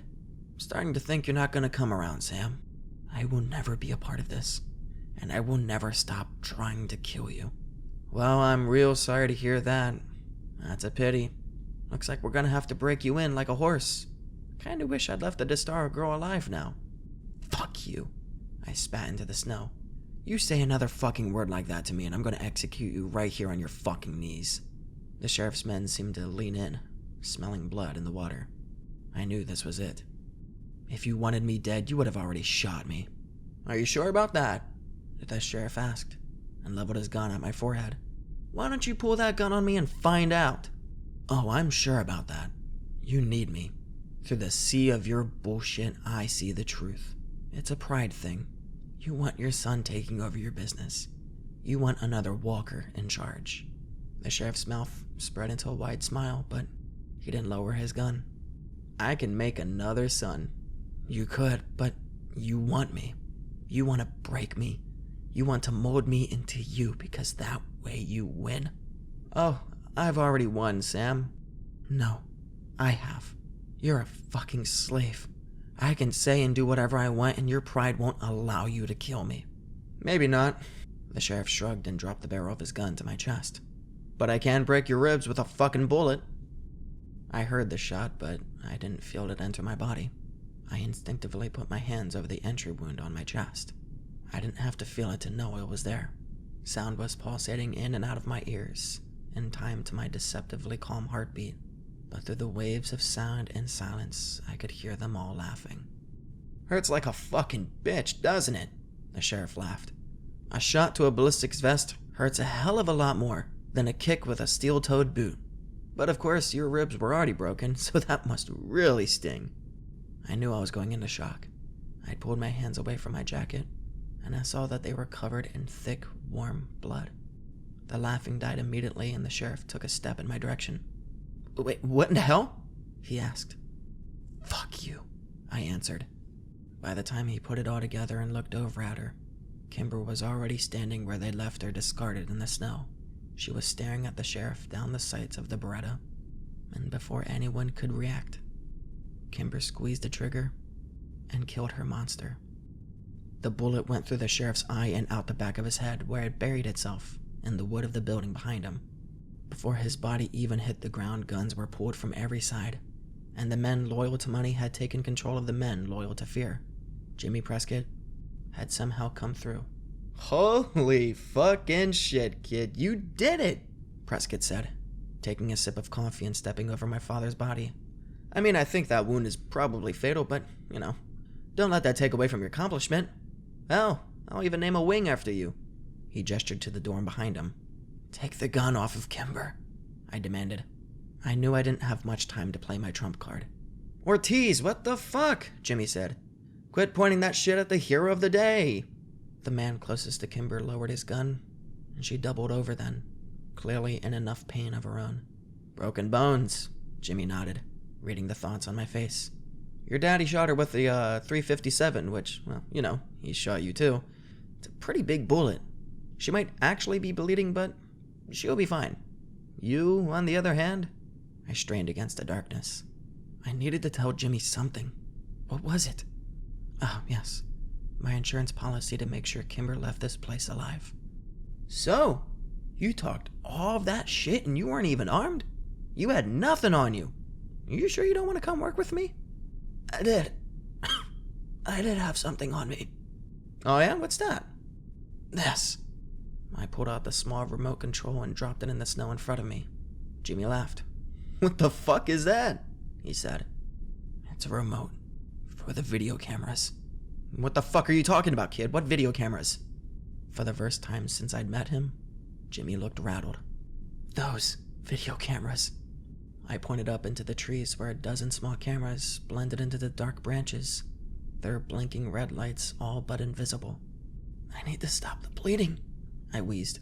Are you fucking kidding me, you shit-eating donkey cunt? Are you fucking joking? You better be joking because I will put the bullet in your head that your daddy couldn't. He raised the gun to my face, but seemed conflicted. If he believed me about the cameras, I knew he couldn't shoot me. It all came down to my ability to bullshit. I'll just take those cameras down and break them like they were never there, he said, and cocked the gun that he was holding in my face. They're on a live feed, asshole, I said. Jimmy's face twitched a few times before he lost it, and he hurled his coffee cup at the building behind him. Fuck! Jimmy shouted. Fuck you! The video is streaming back to a laptop in Chicago. It's over. Jimmy's men looked uneasily at one another. Fuck this, Greg said finally, and dropped the gun he was using to hold one of Dad's men hostage. They scattered like roaches to all sides of the camp, starting their trucks and speeding down off the mountain. Jimmy was already on the phone with someone as he dug into his pockets for his keys. Delete it, all of it. Get it off the DHS internet and make sure it's gone for fucking ever. He paused. I don't give a shit where you are. We need the database gone now, like it never fucking existed. No, fuck the fucking backups, delete it all. Jimmy threw his phone on the ground and shot it 4 times with his gun. He ran to a nearby trunk and ripped the door open. Prescott! I shouted hoarsely. Jimmy paused before he slammed the door and glared at me. Kyle Landy, was all of that bullshit? Jimmy's glare contorted into a bitter smile. Where is he? Where's Kyle? I asked again. You fuckers will believe anything, he sneered before he slammed his car door and sped off down the mountain. The last of my energy expended. I fell forward in the snow with my back to the sheriff's body. I could see a mess of Kimber's red curls over the top of my arm, but she was so far away. Kimber! I gasped through the blood in my mouth, but she didn't stir. With my strength running out like sand in an hourglass, I pulled my phone from my jacket and dialed Seth's number. He answered on the first ring. Tell me. It worked. She's alive. I'm alive. The high school. Those sick fuckers host all the records on the school's server. Drisking High. Drisking High, got it. Can you get in? I'm working on it. That database is going to be locked down secure as fuck, but like I said the other day, I'm pretty good at what I do. I don't know what the file will be called, I muttered and dropped the phone down next to me, where it sunk into the snow. I faded in and out for a few minutes, trying to hold on. I got it, Seth said finally. I just looked for the most buried shit on the server. They're scrubbing it fast, man, but I got it. They definitely know I'm here, though. I felt myself pulling away from my body. Fuck me, there's some serious heavy hitters in here. I can't believe they kept it on a school server. What fucking assholes. I could barely hear Seth anymore. Hey, you okay, bro? Sam? And then I was alone. The clock read 1:32 a.m. I turned the car on again. Kimber muttered her approval and laid her face next to the heater. She gently banged her forehead against the dashboard. We're getting fucking nowhere, she said. And she was right. We had been arguing for hours and still agreed on nothing. The mission was suicide no matter how we went about it, so we were really just arguing how many of us should die, and in what order. They're going to kill you if they see you, period. Those guys have no reason to let you live, I said. Yeah, I'm not arguing that. But how are you going to shoot anybody when you have one bullet and they know you're coming anyway? And they know about the bulletproof vest, I added. And they know about the bulletproof vest, she repeated, making it absolutely worthless. Yep. I leaned my head back against the headrest and I closed my eyes.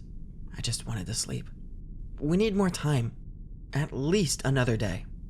If we don't come to them in the morning, they'll come to us, I murmured. And kill us either way. Right. We're dead in every scenario. Kimber suddenly sat up. Unless... I turned my head to look at her through one eye. Unless what? Unless we do something stupid. Oh, Kimber, that ship has fucking sailed. No, listen, I'm serious. You wear the vest, and you give me the gun. Split up the vest and the gun? Yeah, they won't expect that. Yeah, because it's fucking stupid. As soon as one of us pulls out the gun, they're gonna get shot. So if that's the plan, I'd rather you wear the vest. But I need the gun, she countered. Then wear both. No, that's... She was silent a moment. Well, actually, that's pretty brilliant, she finished. I gave her a dubious look. What are you thinking? Hear me out. I'm gonna get shot either way, and that actually puts us at an advantage. Let him shoot me, and then once they've forgotten about me, and they're not paying attention to me anymore, I'll shoot him. Well, you're banking on the fact they don't search us when we get to Borrasca. Yeah. And that they won't shoot you in the head. Granted. And also that they'll shoot you at all. I mean, they could just, keep you there. Okay. And finally, that Jimmy will, or even can, take control of the situation like he promised. Kimber nodded. Okay. All acceptable risks, she smiled. You're high, Kimber. I'm fucking not, but are you? Because for this to work, I'm going to need you to streep the shit out of this. I wish, I scoffed. Kimber raised an eyebrow. That package didn't have drugs in it, I said. What? Sorry, but I couldn't tell you at the time. You would have realized that I was going without you. You're a dick, Sam Walker. So what did it have in it? I shrugged. It was a care package from Seth. He sent me video cameras. Why? For what? Remember the night I disappeared with the car for several hours? Kimber's eyes narrowed. Yes. I used the directions Jimmy Prescott gave me to find Borrasca too. Please don't call it that. Also, please tell me you're fucking joking. Sorry. And no, I'm not. I couldn't see much or hear anything, but I was there. I know the way. It's the reason we're parked on this road right now. I can't believe you went to Borrasca! I cannot believe you, Sam! That's just madness! Yeah, I realized that too late. And the whole thing took me longer than it should have because I had to be fucking stealthy, which I don't know if you've noticed, but I'm not a graceful person. I had to climb fucking trees to Velcro that shit down. Oh, and I had to fucking find the place. So, holy shit. We're going to have actual footage from the mine? It's brilliant! Not exactly, they're dummy cameras. What does that mean? They're not real? Yeah, they're sold as, deterrents. But then, why would you risk that? Why even bother putting up deterrents? To, deter anyone from murdering me. Oh, god damn it. I really wish they were real. Yeah, me too. But there's no way I could have installed something like that. Fuck, if we had film, we wouldn't even need the Borrasca records. Seth thinks that if we figure out where the files are, he might be able to get in and download them. Kimber sighed.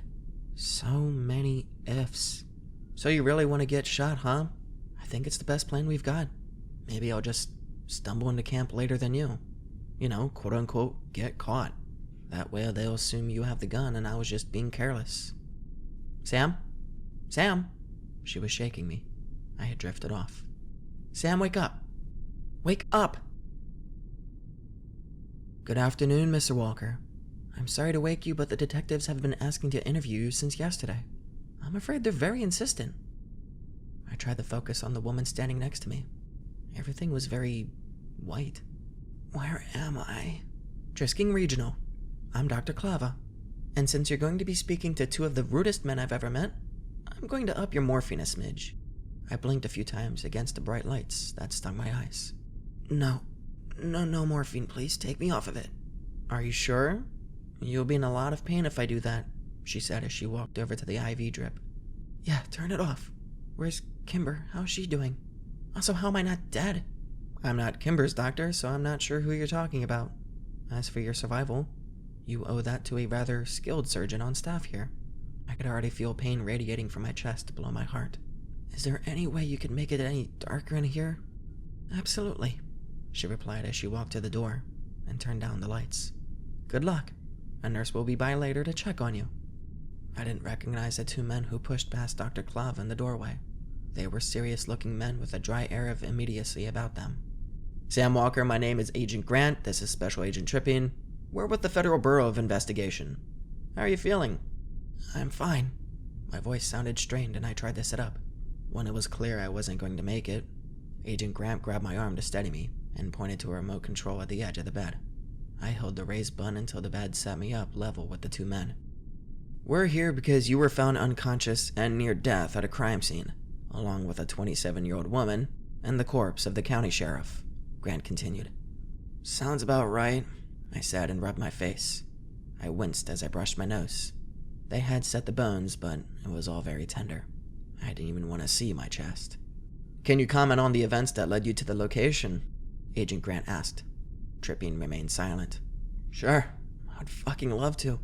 But first, I really need to know where Kimber is. She's in federal custody giving her own statement. And what happened to all the women at the mine? The people who were in prison there. The victims have all been removed from the scene. And why are you only talking to me now? I tried to contact the feds for years about Borrasca. Is that the local name for this trafficking group? Sort of. I winced as a stabbing pain ricocheted from my spine to my ribs. We don't have any record of you contacting the FBI at any time. Yeah, well, I did. And that will be addressed. An internal investigation has been opened due to the, shall we say, sensitive information leaked by the press on Wednesday evening. Oh yeah? Did they receive some sort of press packet? Do you know something about that? Tripping finally spoke.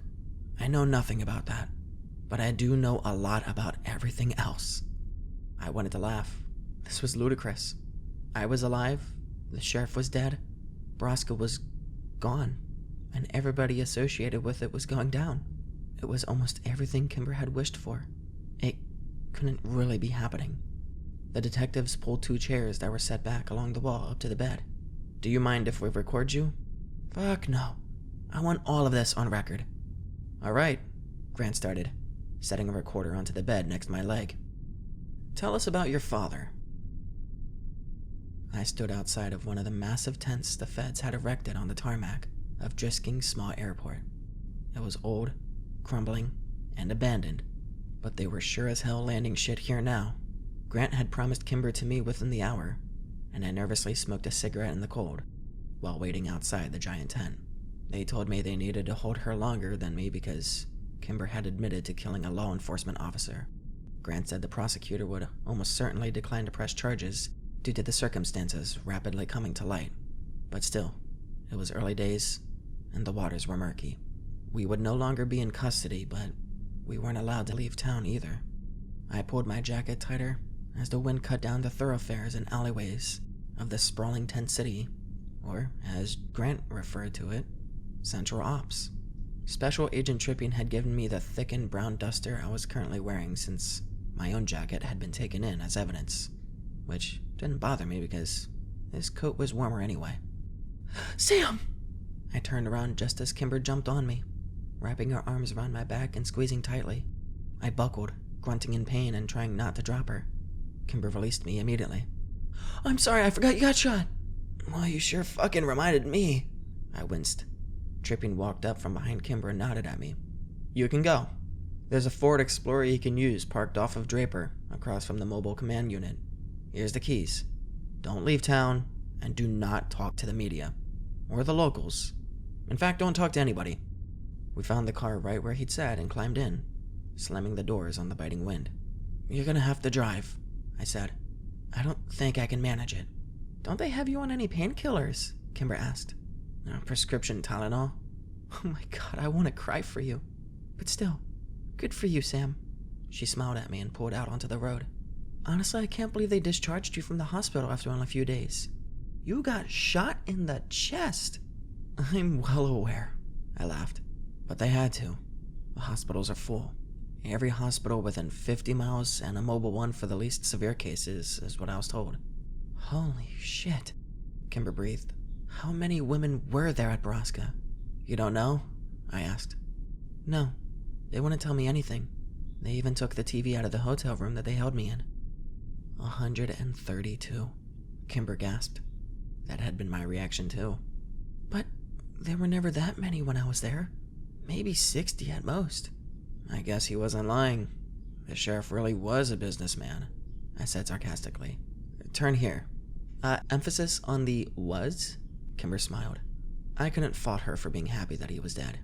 And even though he was my father, I was too. So they didn't tell you anything, huh? The only thing they would tell me is that you were alive, and that's only because I started throwing cutlery at them. I laughed. Well, I guess I'll give you the news then. Every major news outlet got a copy of the Borrasca records on Friday, and the files were apparently very detailed. Open investigations were triggered across the map. Fucking A, Kimber said. And they caught everybody that was on payroll, including James Prescott. What? They caught him already? She asked excitedly. Grant said he didn't even last a day. What an asshole, she laughed. And I've been really wanting to tell you. That was a beautiful shot you made. Oh, I've made that shot 1,000 times. This was the first time that my target was actually in the flesh, though. And hey, congrats on taking a bullet and living through it like a fucking champ. Yeah, who knew I would excel at getting shot? I wonder what sort of career I could make out of that. Kimber shrugged. Bullet tester. She was different now. Gone was the ancient, despondent version of her that I had come to know in the past weeks. This was Kimber as I remembered her before her mother died. Happy, unburdened, hopeful. I could not believe that I was about to strip it all away from her, but she deserved to know. Take another ride up here. Where are we going? She asked finally. You'll see. Kimber's smile wavered. I'm not sure if I like that at all. At the end of this street, we're looking for a house number 445. There, she said, and pulled into a spot at the front of a large Gothic-styled house. This place is off-putting. What is it? It's a group home. A group home? She laughed. What for? I didn't say anything, but I watched her carefully. Kimber sobered. I don't... You mean... Her hands, which were tucked back into her sleeves, suddenly covered her mouth as she realized why we were here. Kimber began to shake her head. But Jimmy's... I heard him say... Well, contrary to Jimmy Prescott's last words to me, I don't believe everything he says. I took a deep breath. The Landys left town with just about everybody else 2 days ago. According to Grant, they didn't take their oldest son with them, just Parker. Kimber continued to stare at the house with her hands over her mouth. She looked like she was about to cry. And, I continued, Grant ordered Kyle's caretaker to stop giving him his daily meds until they could get a hold of his doctor, who skipped town with the rest of Drisking. So, Kyle's inside? Kimber breathed. And he's been off his medication for days. Which means if he has been sedated for all this time, like Jimmy said, he might not be anymore. Kimber coughed in their hands, but it sounded more like a suppressed sob. I put my arm around her. You okay? She pulled her hands away from her mouth and shook them loose of her sleeves, then reached for the key and turned the car off. Yeah, I think I'm fine. I'm ready. Good. Let's go get our fucking boy, I said. We rang the bell on the home and a young woman answered, looking frazzled and annoyed. Hi, we're here to see Kyle Landy, I told her. Landy? Are you family? She asked, brushing unkempt brown hair back from her face. Yes, we're family, Kimber said. The woman crossed her arms and leaned against a door jamb. Kyle's family hasn't visited once in all of the years he's been here. Are you on his authorized visitation list? I doubt it, I laughed wryly. But we're coming in anyway, Kimber added, mimicking the woman's defiant posture. She sighed and dropped her arms. Fine, I don't care. I'm the only one here. Everybody else has left town because of the scandal. She moved aside and we walked into the foyer. The woman closed the door behind us and gestured up the grand staircase. "He's in his room.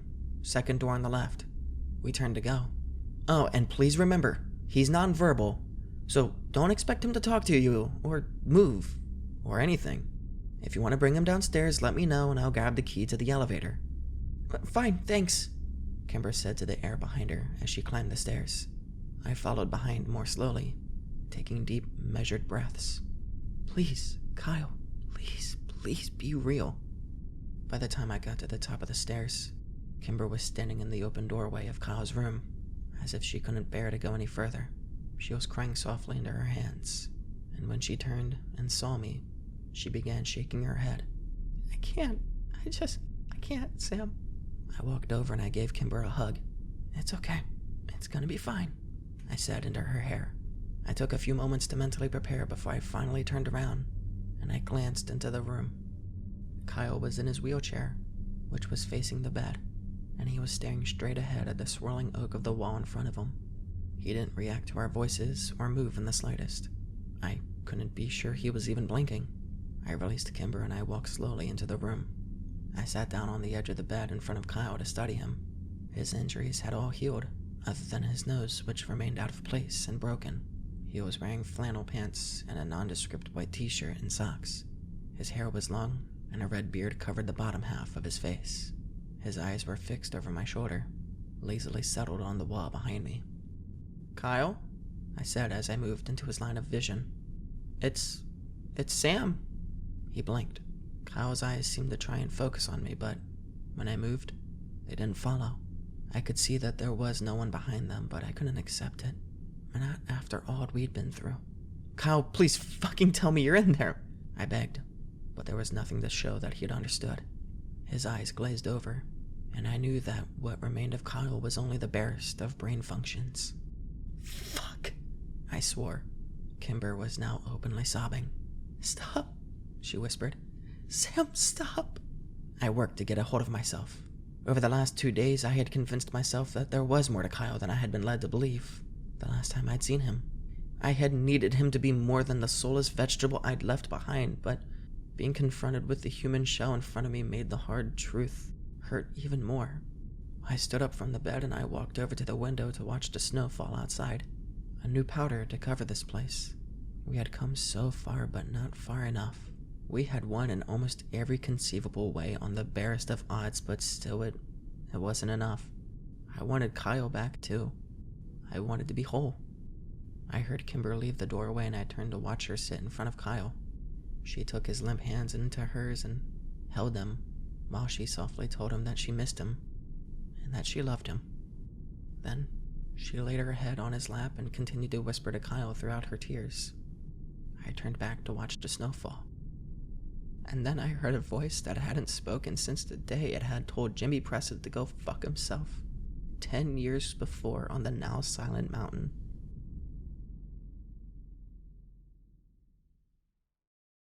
"Kimber?"